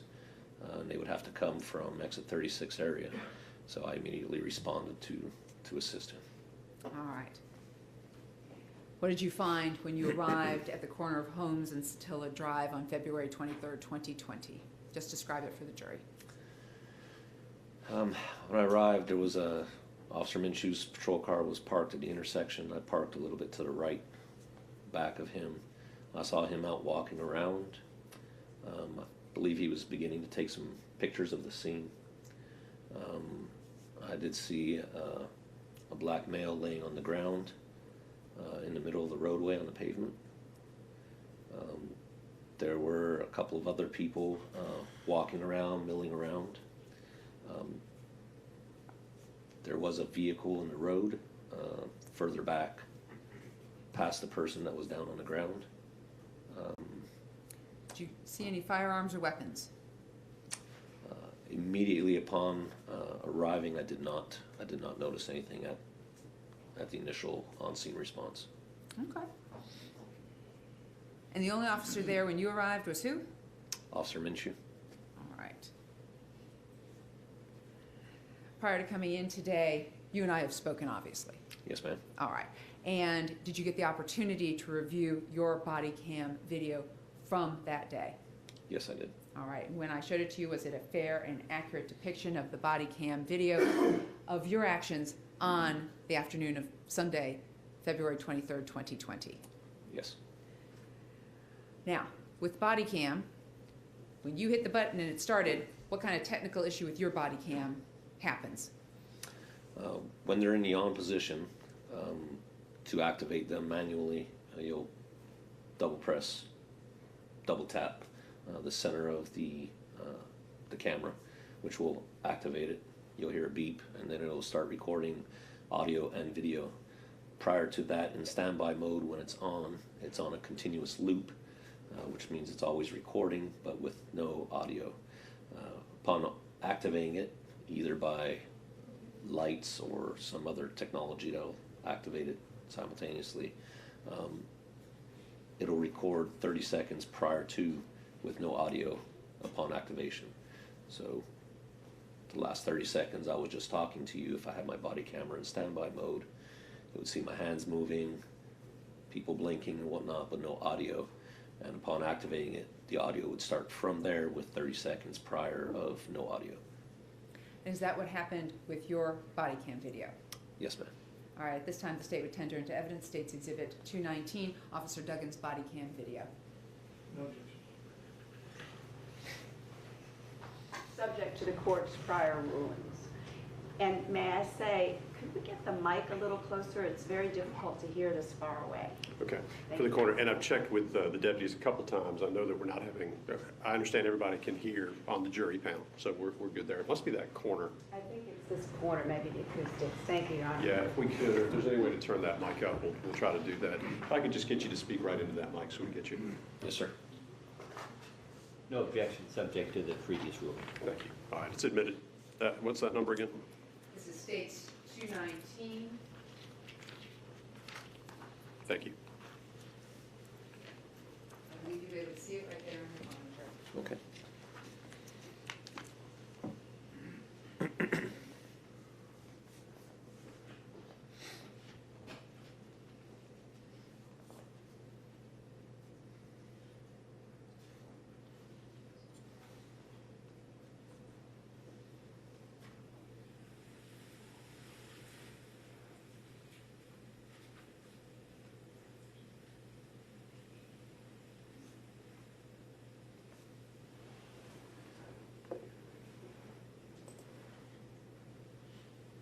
Let's stop it right here. At this point, when you were moving your hand and pointing it, Hold on a second. Let's see if that catches up. That's off, that's something that's already been loaded onto the board, right? yes. Okay. Yeah, mine was kind of, Your Honor, Is is yours- also yeah, jumping. yours is jumping? It was jumping around a lot.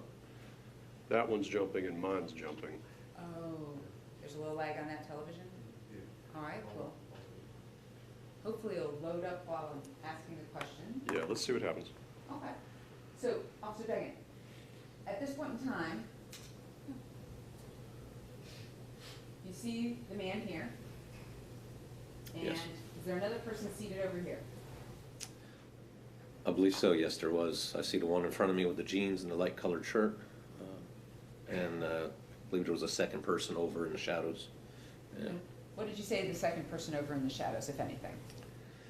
I know I made a motion to the gentleman walking towards me to just hang back. And I'm pretty sure at the time, when I saw Mr. Junior on the side, didn't know who he was at the time, but I could see he was covered in blood. There was blood all over. And I remember at some point asking if he was okay. And what did that man covered in blood, seated over there, say to you when you asked him, "Are you okay?" It was a quick reply of basically, no, I'm not okay. I just effing killed somebody.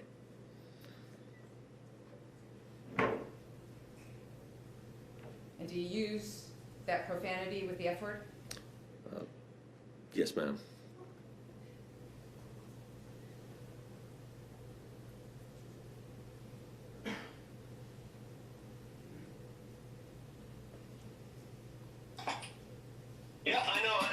start for Let's Stay. shut it down for a second.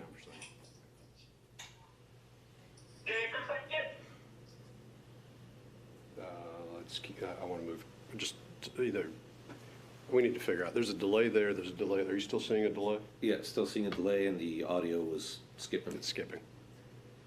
We need technical support since I did load it onto the monitor. Yep. All right, ladies and gentlemen, I'm going to ask that you go ahead and take a step into the jury room for just a moment, please. It's all right for a jury.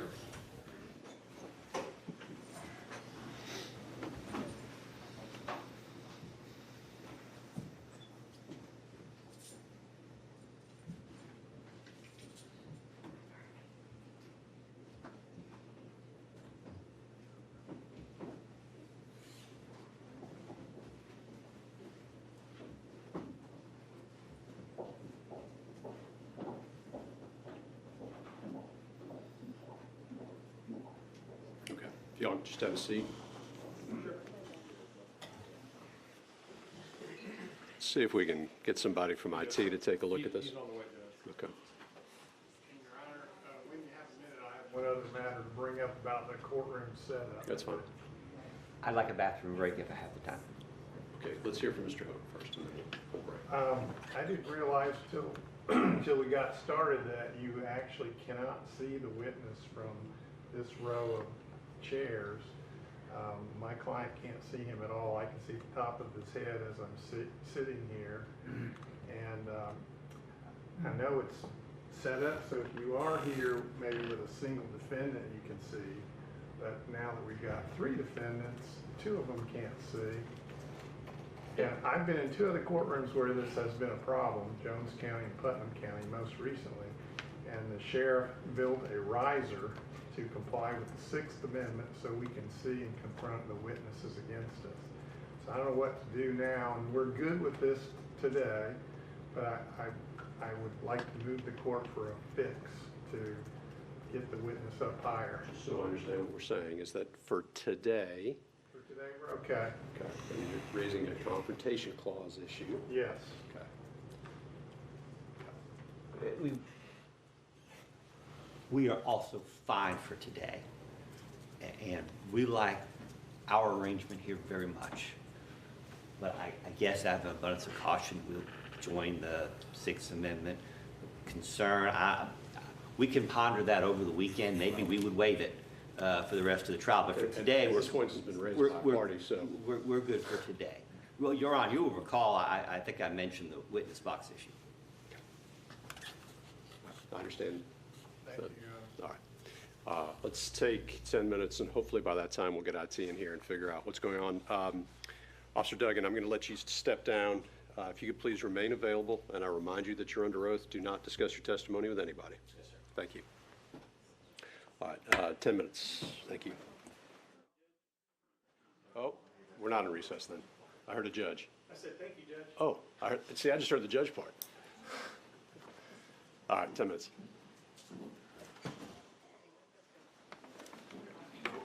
Your Honor, we let this say.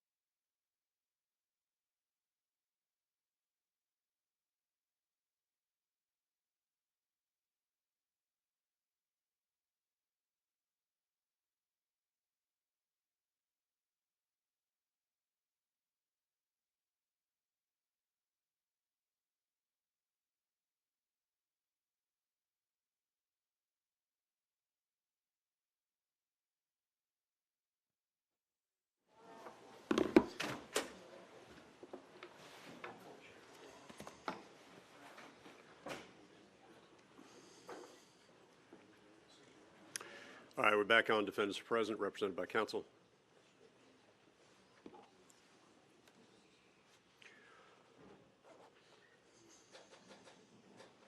All right, my understanding is the technical issue is probably due to the wireless connection going to the screens. What we do have available that I understand is working just fine is the big board. So the witness has obviously seen the body cam, testified to as much when the video was admitted. The video is going to be played. I'm just going to have him stand if he needs to watch or look at whatever he may be being asked about on the video itself. And I'm going to confirm that the two jurors sitting in the gallery have a clear view of the large board before we go any further. Assuming that they do, I think we've got enough to get through this witness. And over the weekend or later today, we'll figure out what it's going to take to possibly hardwire all of this in order to make sure that we're having fewer technical issues. So that's the plan. That being the case, anything from the state? And we'll go all the way to complete this witness today?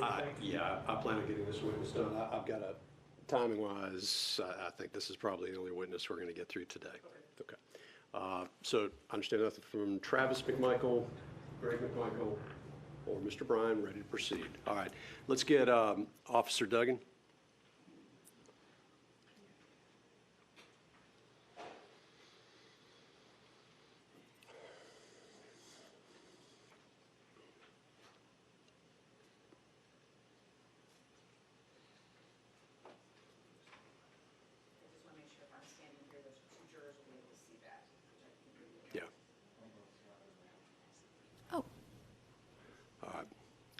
Thank you, officer. So what we're doing, you didn't hear what I was saying. Since you've already seen the video, we're limited to the large monitor. You may be asked some questions about the video itself. If you need to stand up and look at what's on the big monitor, you're welcome to do so. You don't need my permission to be up and down. Okay, thank you. Yeah, I don't want to fall out of it.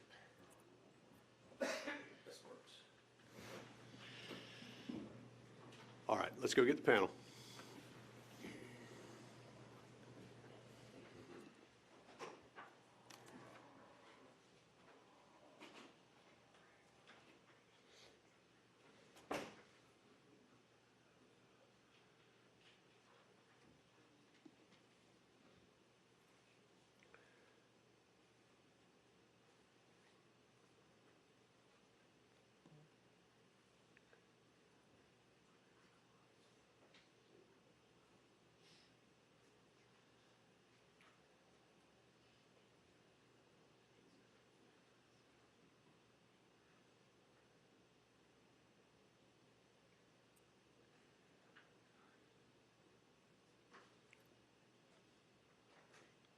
All rise for the jury, please.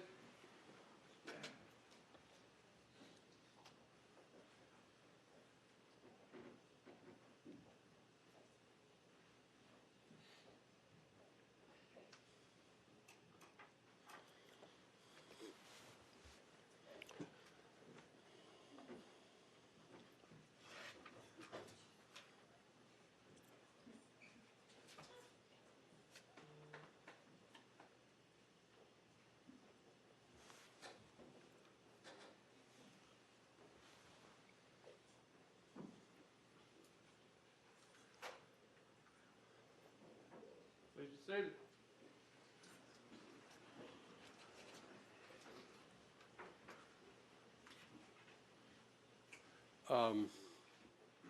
We probably need them on this end.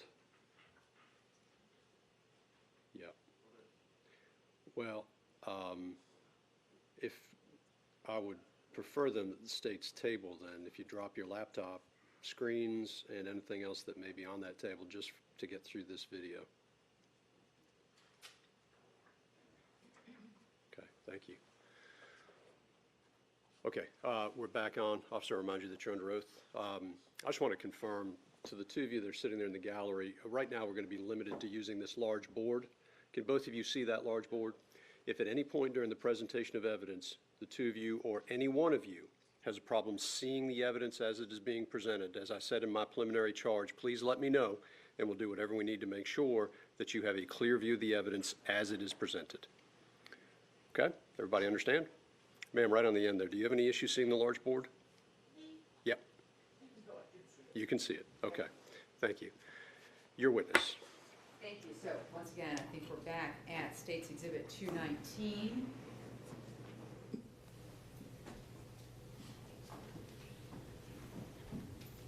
Who is that gentleman right there? That would be Officer Minshew.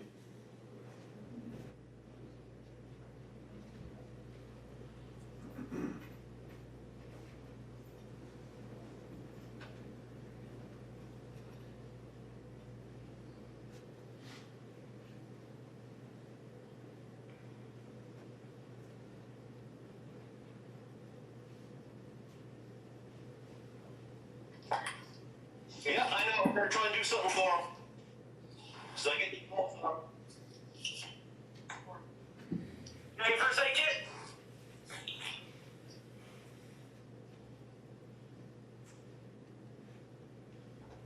Any weapons on him, these bills?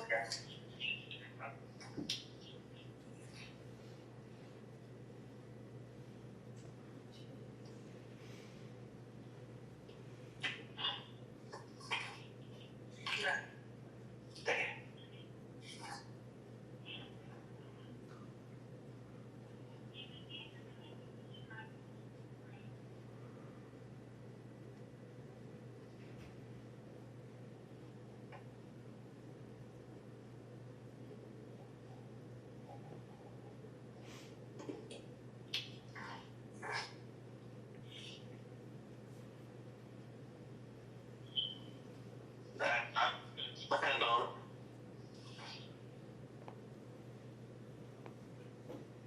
It's I think my card. The white panel that's in the center console, please.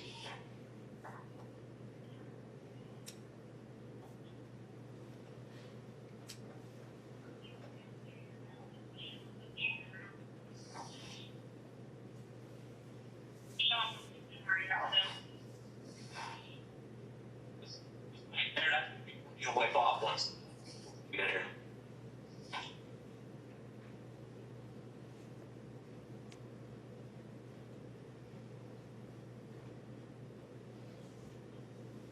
Yeah. Well.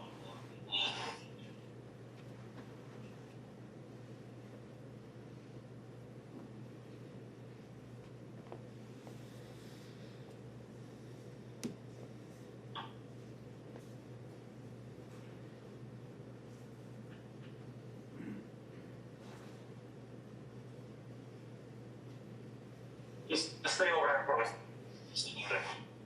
I know. I recognize you now. From Michael, right? Stay down.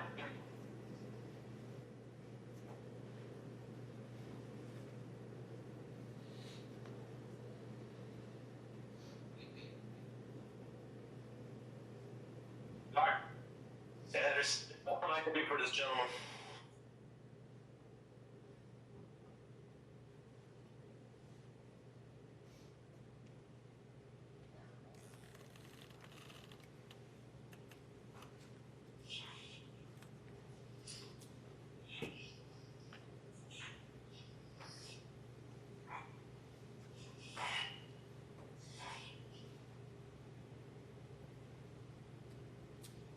I got more tape.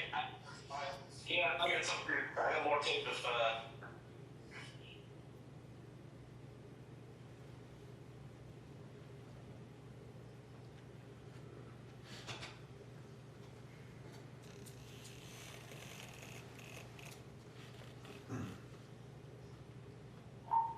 Seven is fine. Sorry.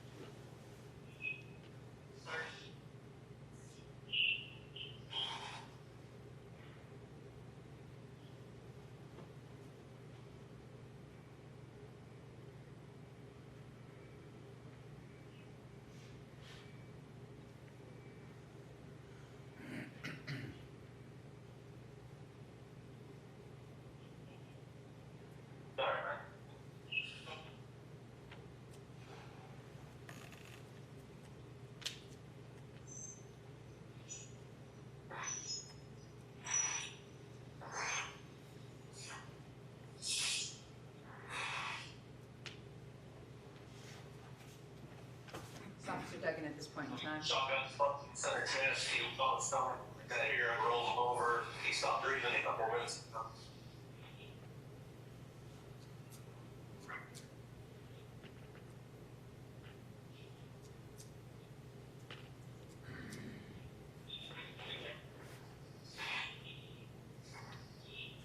So, Officer Duggan, I'm going to stop this right now and ask you a question. Does the sound appear to be a little off on this, not capturing everything? That is correct. Okay, and so we're not hearing actually everything through the sound system right now that is on this body cam video, are we? That is correct. Is it fair and accurate as far as depicting what is going on as far as the people in the scene, meaning Officer Minshew and the other people who are in where the crime scene tape is? Yes, Okay, so the video that we're seeing right now is very accurate, is that right? that is correct. Okay, but these are the EMS people that we're looking at right now? EMS and fire, yes, ma'am, that arrived on scene. All right. And the problem, of course, that we're seeing with the playing of this right now is they were actually speaking to you, saying some things, but we were not hearing that. Is that right? That is correct. Okay. And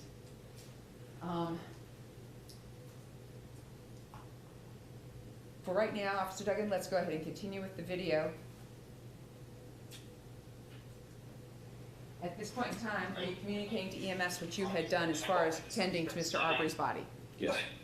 This last.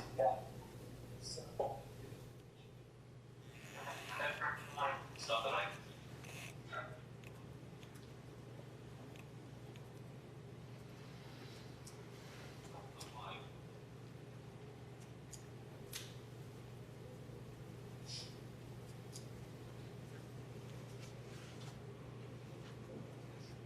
And had you made an earlier determination that there was nothing else you could do for Mr. Arbery? Yes, ma'am. Okay. And why did you make that determination? For the amount of blood loss that I observed on the scene, the lack of rise and descent of his, Yeah, please testify. Pause the video. Have a question for him.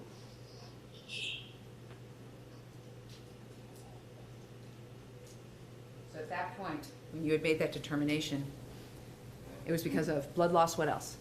the amount of blood loss I saw on the scene, the lack of rise and fall of the chest, and basically the gaping wound that I saw in his chest. There was nothing I could do for him. The nature and extent of that wound? Yes, ma'am. All right. Now, at this point in time, are other officers beginning to arrive on scene? Yes, ma'am. So these would be other officers who had responded to Minshew's call out, is that correct? Yes, the ones that were on duty on his shift, yes. All right.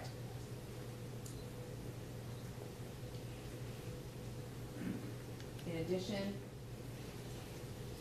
when we go back and here we are at minute 4:31, at any point in time, this gentleman standing here, did you ever know who that was or interview him or anything along those lines?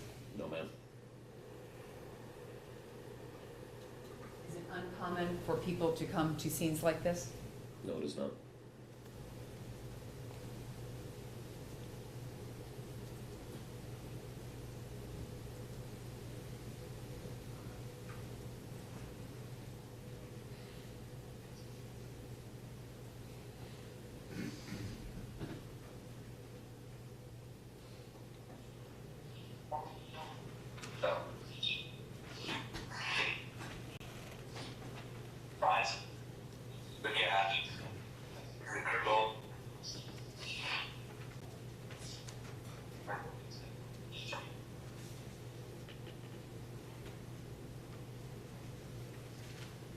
At this point in time?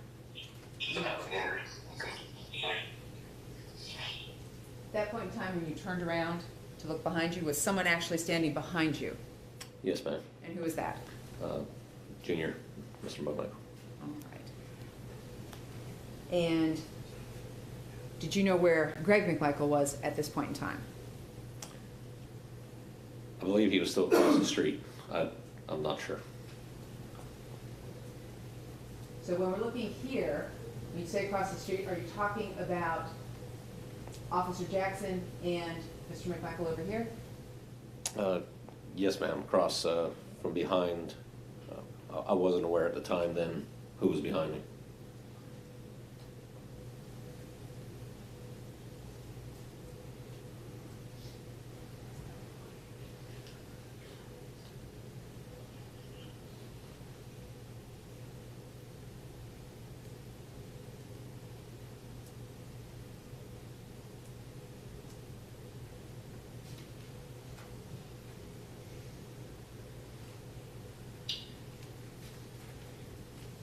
At this point, you shut off your body cam, That's correct. and did you then stay at the scene for any length of time? For a few minutes after that, to debrief the responding supervisor and to have permission to exit the scene and leave. Right. And did you write a report in conjunction with the work that you had done that day in responding to Holmes and Satilla Drive on February 23rd, 2020? Yes, ma'am, I did. All right. In addition, when you got there via your car, how does dash cam work in a patrol car? The cameras that we had at the time are linked to usually the lights and the sirens. More importantly, the switches on our console that activate our lights. When we activate the lights, if the camera is on, it will activate the camera to start recording. The system that I had in my car at the time was a WatchGuard camera system. It has a separate shoulder mounted mic, which I was not wearing that day as I was in an off-duty capacity, and often did not wear because I had an actual body camera that would capture the audio. So therefore there was no audio to the video that was captured when I departed out of the restaurant parking lot and responded to the scene. And with regard to State's Exhibit 220, which contains 5 videos from your dash cam, have you had the opportunity to review State's Exhibit 220 and those 5 dash cam videos? Yes, ma'am. Are they fair and accurate? Yes, they are. Any alterations? No, ma'am. All right, this time the state would tender into evidence State's Exhibit 220. You're asking about his dash cam? Correct. Yes, no objection.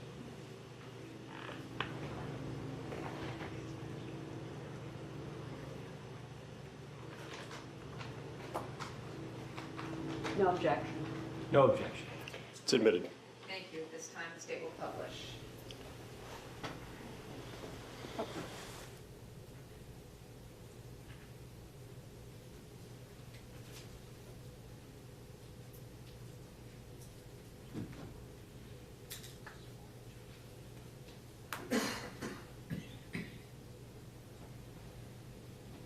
Where are we? Right here, Officer Duggan.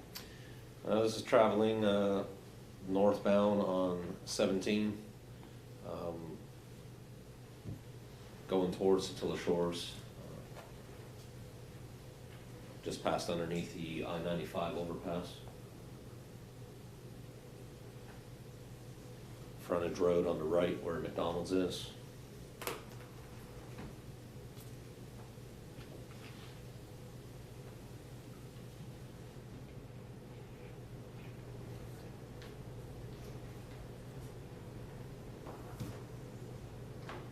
Coming up to the Satilla Shores neighborhood on the right-hand side.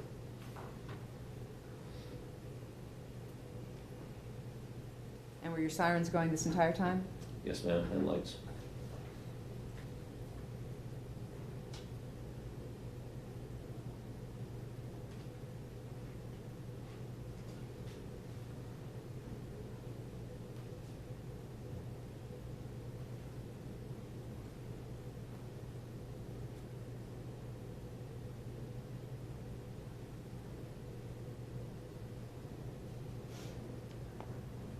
Is that a red porta potty? That appears to be so, yes, ma'am.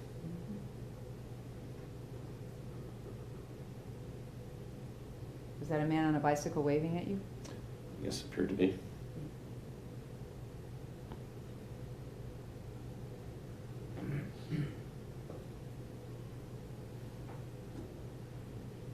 Once again, who is that officer? That's Officer Minshew. And who just came into frame? That'd be myself.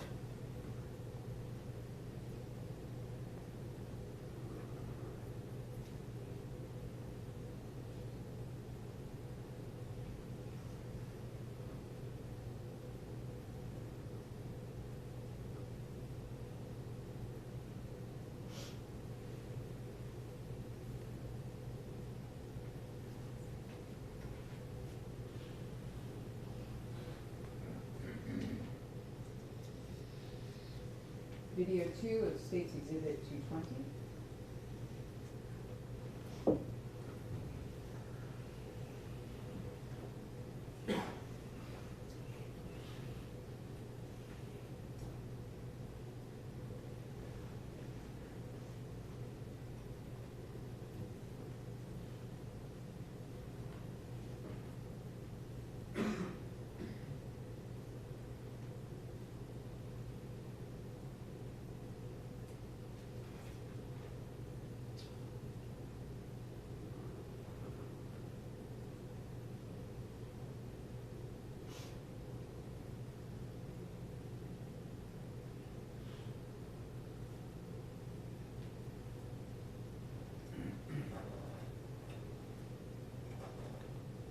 over to the right, the person pacing back and forth. I believe that is Mr. Travis McMichael.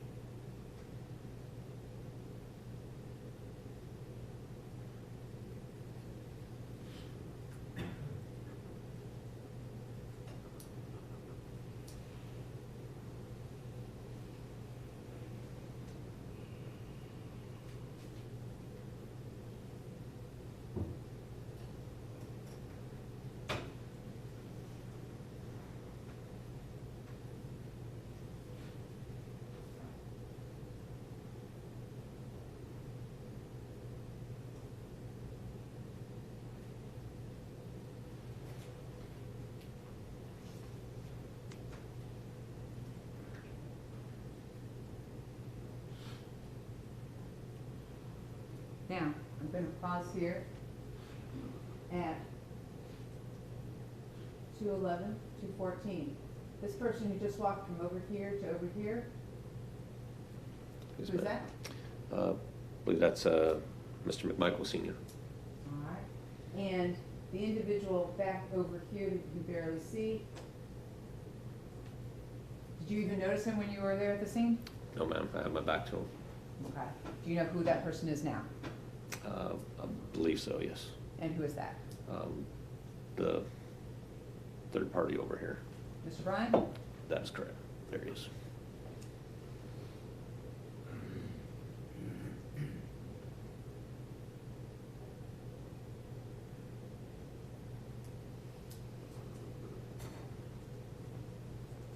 State's third video of State's Exhibit 220.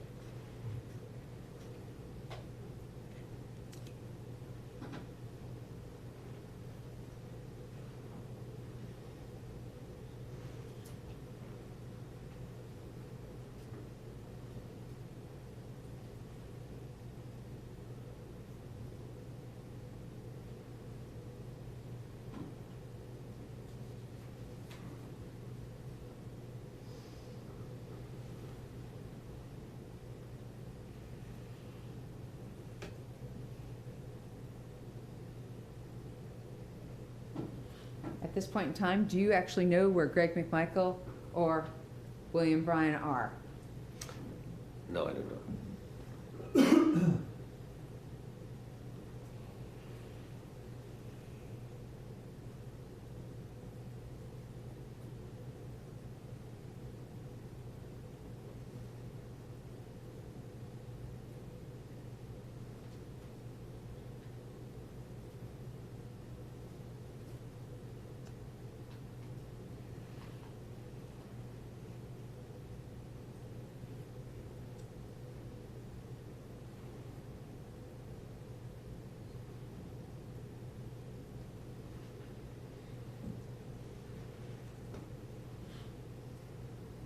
State's Exhibit 4, or State's Exhibit 220, video number 4.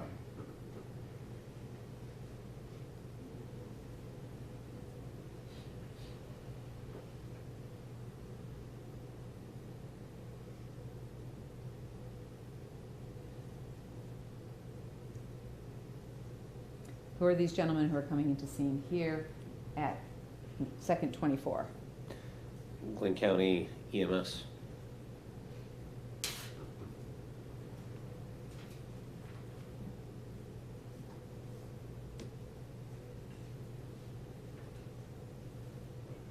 Who are these two officers, if you know? Officer Roberts and Brandon Berry.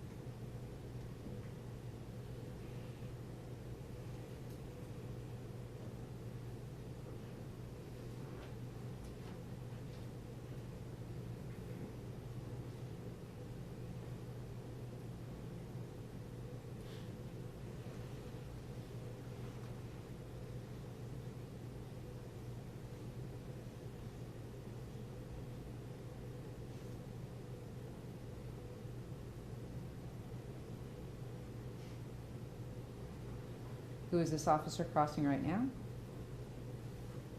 I think that was Officer Brandon Berry.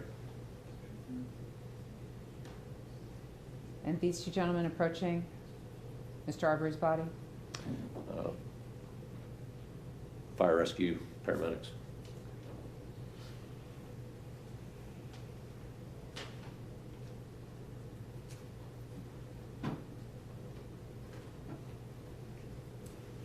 And lastly, video number 5, State's Exhibit 220.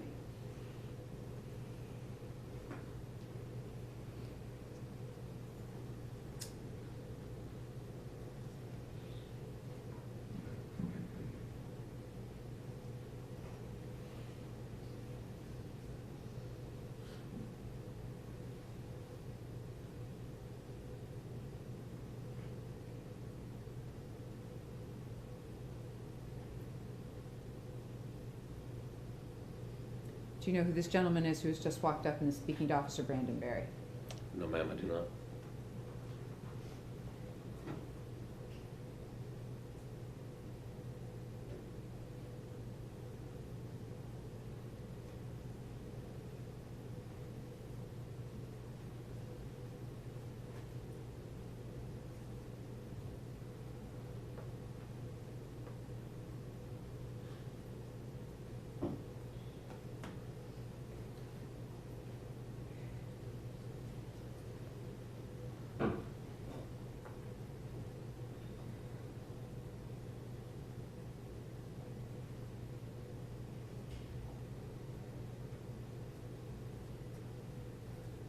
Stopping now, right here at 120. Person over here in this corner. You see where I'm pointing? Yes, ma'am. All right, so I'm going to back it up a touch. 1 minute and 18 seconds. Who is that person?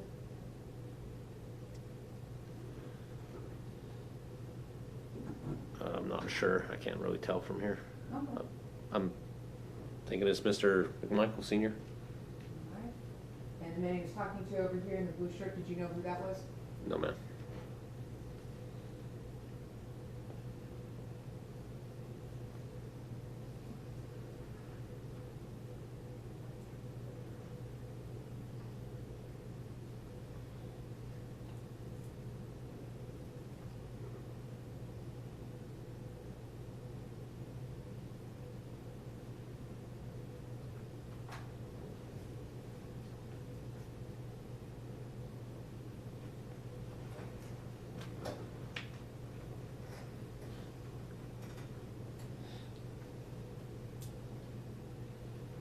That concludes State's Exhibit 220.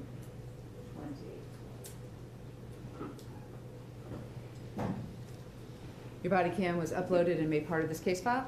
Yes, ma'am, it was. All right. And in the report that you wrote in conjunction with this activity, Did you include in there what Mr. Travis McMichael had said to you? I did. Right. And after this, what we saw in this video, did you receive authorization from Sergeant Leska to then leave the scene? Yes, I did. If I may have a moment? I will pass the witness, Your Honor. Leave tracks. Yes, sir. Thank you.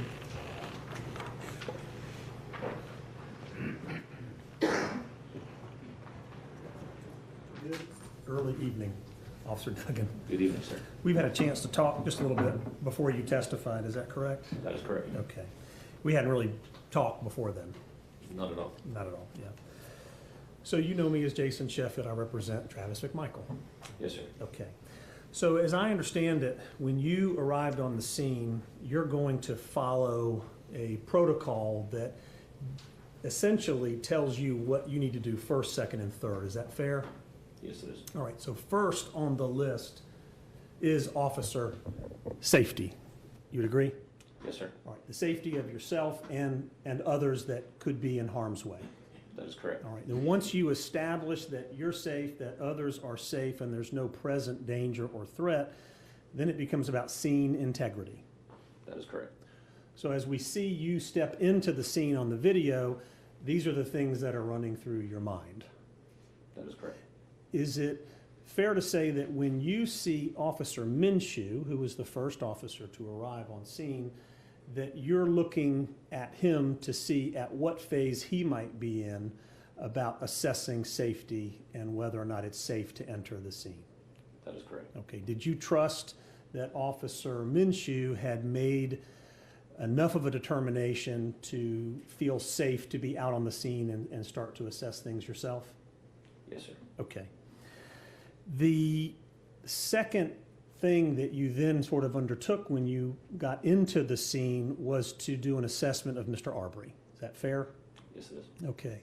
And now you have had a lot of medical training, 184 hours, I believe is what you testified to. Yes. Okay, which includes assessing the health and wellness of people who have been shot by guns. That is correct. Okay. In your time doing that, have you come to understand about wounds and gunshot wounds and blood loss? Yes, I have. All right. Is it fair to say that you have made observations in the past about the amount of blood loss a person can endure before it becomes fatal? Yes, sir. Okay. When you had arrived at the point where you were going to be assessing Mr. Arbery, and before you turned him over to really check and look at wounds, there was a lot of blood that you noticed on the ground. That is correct. Okay. Was it your opinion at that moment, before you even flipped him over, that the volume of blood loss could have been such a complete volume that he would have been deceased at that moment? It could have. Okay. And when you turned him over, one of the things that I think you noticed, and I'll just say this, you wrote a report in this case, right? That is correct. You and I discussed the report that you wrote. Yes, sir. Okay. And in that report, really, you wrote a lot of your observations about that day. That is correct. Okay. And those observations include observations about Mr. Arbery when you came up to first encounter him. That is correct. Okay. And one of the things that you noted was that he had fixed eyes. That is correct. Okay. And fixed eyes is a sign of brain death. You familiar with that? Not particularly, no. Okay. You noted fixed eyes as something that indicated that his eyes were not reacting to light. Correct. Right? His pupils were not opening or narrowing, right? Correct. Okay. And that's what you mean by fixed. Correct. And that his gaze was also not moving. His eyeballs were not looking around or doing anything like that. Correct. Okay. And I believe that you made the conclusion that there was nothing that you could do to do any form of resuscitation. That is correct. Okay. You were also asked about Baker 9. Baker 9 being the area that includes Satilla Shores and the Exit 29 area, right? Yes, sir. Okay. And is it my understanding that you are one of the officers that works the Baker 9 area? No, sir, I'm not. Okay, but the Baker 9 area is an area that's worked, and I think your testimony was by one officer at a time. Is that fair to say? Usually, yes, sir. Usually is. And is that because there's a population size that determines Baker 9 and one officer is enough to work that particular Baker? Not particularly the population. It does have a factor in that. It'd be fair to say population size for that is sparse in that area. Okay. More concentrated near the interchange area and going west. And then it's dense populated or relatively. Becomes more densely populated after that. Correct. Okay. Are there some Bakers where one officer works multiple Bakers? On occasion, yes. Okay. And I think your initial statement when the state was asking you is that there are a quote-unquote fair share of calls in the Baker 9 area. That is correct. And what you mean by that is people calling 911 for whatever problems that it is that they're having that they need law enforcement assistance with. Correct. Okay, very good. Now, one of the things that you also did when you came onto the scene is you made some observations about Travis McMichael, who you've been kind of referring to as Junior. That is correct. Okay, and what you mean by Junior is that he's the son of Mr. McMichael. That is correct. Okay. And one of the things that you observed about him was that he was very upset. He appeared, yes. Yes, that's something that you noted in your report. You wrote the words very upset. Is that correct? Correct. And you also talked about the fact that he was sitting kind of off to the side by himself, correct? I believe so, yes, sir. Okay, and that he was doing a lot of pacing, right? I don't recall him doing a whole lot of pacing. I thought we just watched the video where you saw him kind of pacing back and forth. On the video, I saw that. Okay, so the point that you're trying to make is maybe you don't independently recall that, but now that you've watched the video, you see that there was a lot of pacing going on. Yes, sir. Okay, correct. but you did notice that he was covered. He was covered in blood. That is correct. Do you recall seeing that he also had blood on the back of his neck? Do you remember seeing that? No, sir. Okay. One of the things that you did at some point, I think we may even see you do it on the video, is you kind of indicate over here, and you ask Travis if he is okay. Is that correct? That's correct. Okay, and what you meant by is he okay essentially is because he has blood on him and because he's there at this scene of this shooting, you want to know if he's got a physical problem ongoing at that moment, right? That was the meaning of my question. That was the yes. meaning of your question, but he interpreted that in his response to you with kind of an emotional response by saying, no, I just killed someone. That's correct. Okay. And as you and I were talking, and I was asking you to help me understand how you interpreted his emotional response, I believe what you shared with me is that it was like a driver of a car who had just hit a child and then asking that driver after that accident, are you okay? And the person says, no, I'm not okay. I just killed a child. That's how you kind of likened it to me. Is that fair? That's correct. Okay. Now, one of the things that the state asked you about was your training. And after 12 years of training, part of that includes use of force training, right? That is correct. When to use particular styles of policing to try to either, number one, de-escalate a situation, right? Correct. Or to have to use a particular level of force to either protect others or yourself. Fair? That's correct. Okay. One of the things that I think you've been taught is leaps. Does that term have meaning to you? Leaps, L-E-A-P-S. Not familiar, no, sir. Okay. Are you familiar with, in terms of when you begin to investigate a situation, that you would use something that's called leaps that stands for, I'll expand it for you, listening, empathizing, asking questions, paraphrasing, and summarizing. Is that a technique that you're familiar with when it comes to engaging with either a suspect or somebody that you might be investigating? No, sir. Okay, so how about this? When you're investigating a particular person that you may think has done something wrong, one of the techniques that you might do is to come up and talk to that person. Correct. Okay, you might ask them questions. Yes. To try to understand what's going on. Correct. And this is something that you've been taught to do as a police officer, right? Correct. Don't just assume the worst. Let's begin with or attempt to have a conversation. That is right. Okay. And you might try to empathize with that person, to try to see it from their perspective a little bit, as a way to potentially keep things from rising up and getting heated. Correct. Okay. The other thing that you would certainly be taking stock of is the mental state of the person, right? At this point, I'm going to go ahead and object to relevancy of what Officer Duggan and his training as far as all of these things have to do with his responding to the scene of this homicide. My response is, Your Honor, this officer was asked about his training. He's on cross-examination about that and about his approach, and I feel it's a fair area for cross-examination. The objection sustained. I mean, we've seen what his involvement was as far as this particular case, unless you can work me through exactly what this would be relevant to in his role in this case. Yeah, we have an officer who's been trained, who's gotten training in use of force and de-escalation.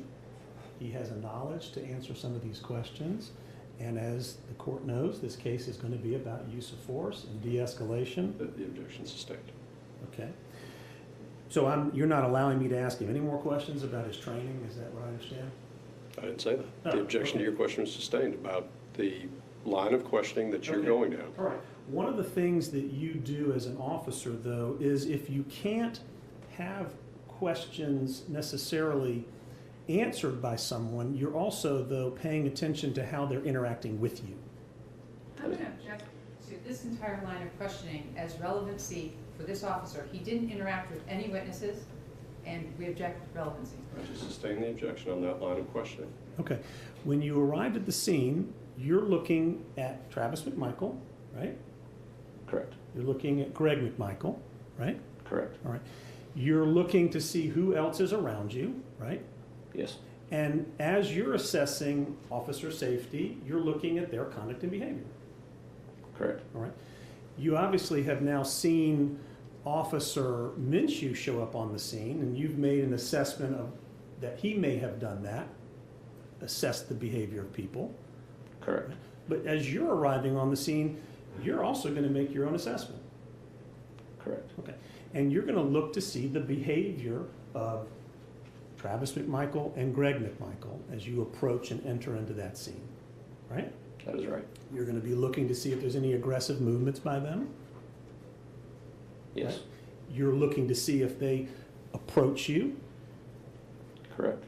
You're looking to see if they respond to you when you talk to them. Correct. You're looking to assess their level of mental acuity so that you can determine if there's anything wrong with them. To an extent, yes. Right? And so one of the things you might do is ask them questions to see how they respond to you. Correct. Okay. And so also, at no point did you have to use with Travis or Greg McMichael any kind of verbal commands against them to try to de-escalate them in any way. Correct. Okay. You didn't have to say something like, stop, don't come any closer. I did You have did not. I did have Oh. Mr. Michael, Mr. Senior. Okay. There was a back up. moment where you were close to Mr. Arbery that Mr. Greg McMichael started to walk towards you a little bit. I believe there were 2 times, yes. Okay. And you put your hand out and you said, you need to just stand back for a minute. That is correct. So that's an example of how you might use a verbal command to keep some distance between you and another person, in this case, Mr. Greg McMichael. That is correct. Okay, but at the time that he walked to you, he wasn't doing anything like reaching into pockets or holding any kind of a weapon. No, he was not. Okay, you were essentially trying to assess Mr. Arbery at that moment. Yes. Okay.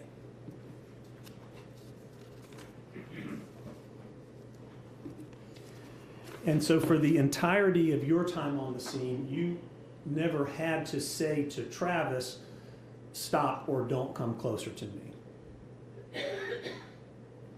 Correct. He was very cooperative and kind of waited over to the side. That is correct. 1 second, please.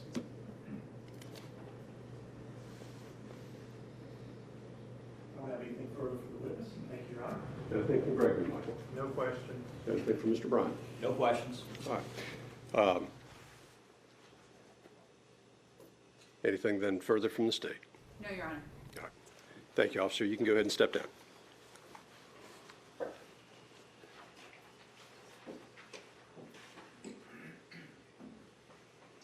Honor, for the record, we are not releasing any of our witnesses from subpoenas, and all of our witnesses have been informed that they are not to discuss their testimony, and we are reserving the right to recall Officer Duggan if necessary. All right, Officer Duggan, you are subject to recall. Thank you. We were going to ask that you not be released, but it sounds like you're not. Okay. All right. Yeah, you're released for the day. You're just subject to recall. Thank you. I think that was misinterpreted as you needed a mistake.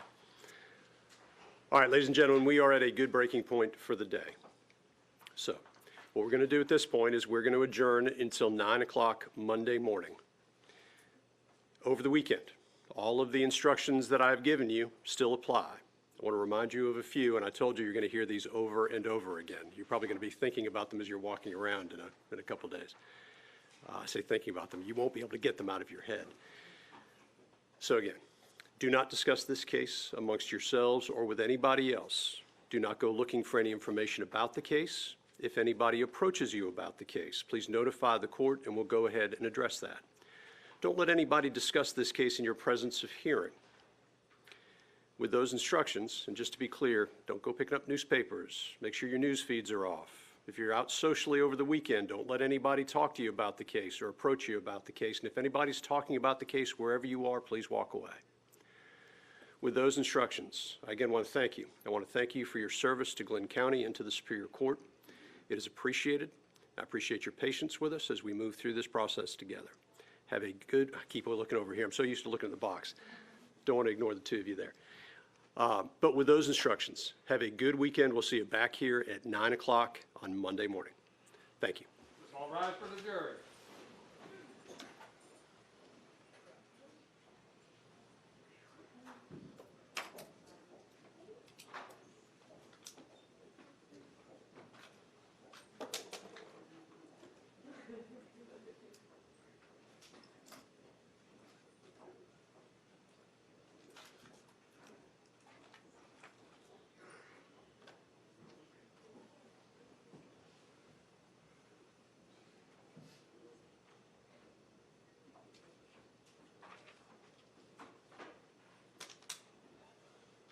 All right, y'all be seated. Jury is clear. Anything from the state before we recess? No, Your Honor, just that State's Exhibit 219 obviously was not playing the correct sound, and I could tell. I got some eye contact from the defense attorneys I thought he could also tell, and then Duggan was definitely looking at me like this is off. So obviously, we have to get with our IT team to determine why, because these are all going to be on the same player, this VLC player, and if the sound isn't going to work, we've got to figure that out. Yes. I will do that. I will try and reach out to Cedric and make sure we can do that.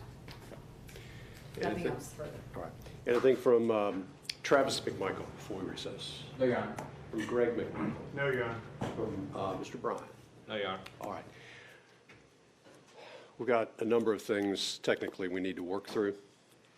I will get with whoever I need to get with in order to figure out what we need to do about a witness, or not a witness, about the witness box. And also, I understand that we're going to be looking at the boards and make sure that we have clear video and sound on whatever we have here in the courtroom for Monday.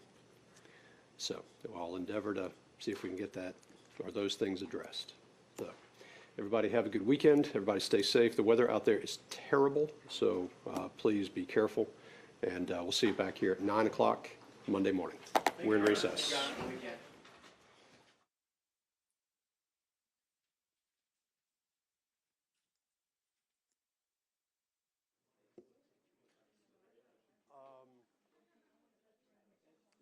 No, it's off the record. Well, maybe, I don't want to do it here. Can we turn the, just turn the mics off?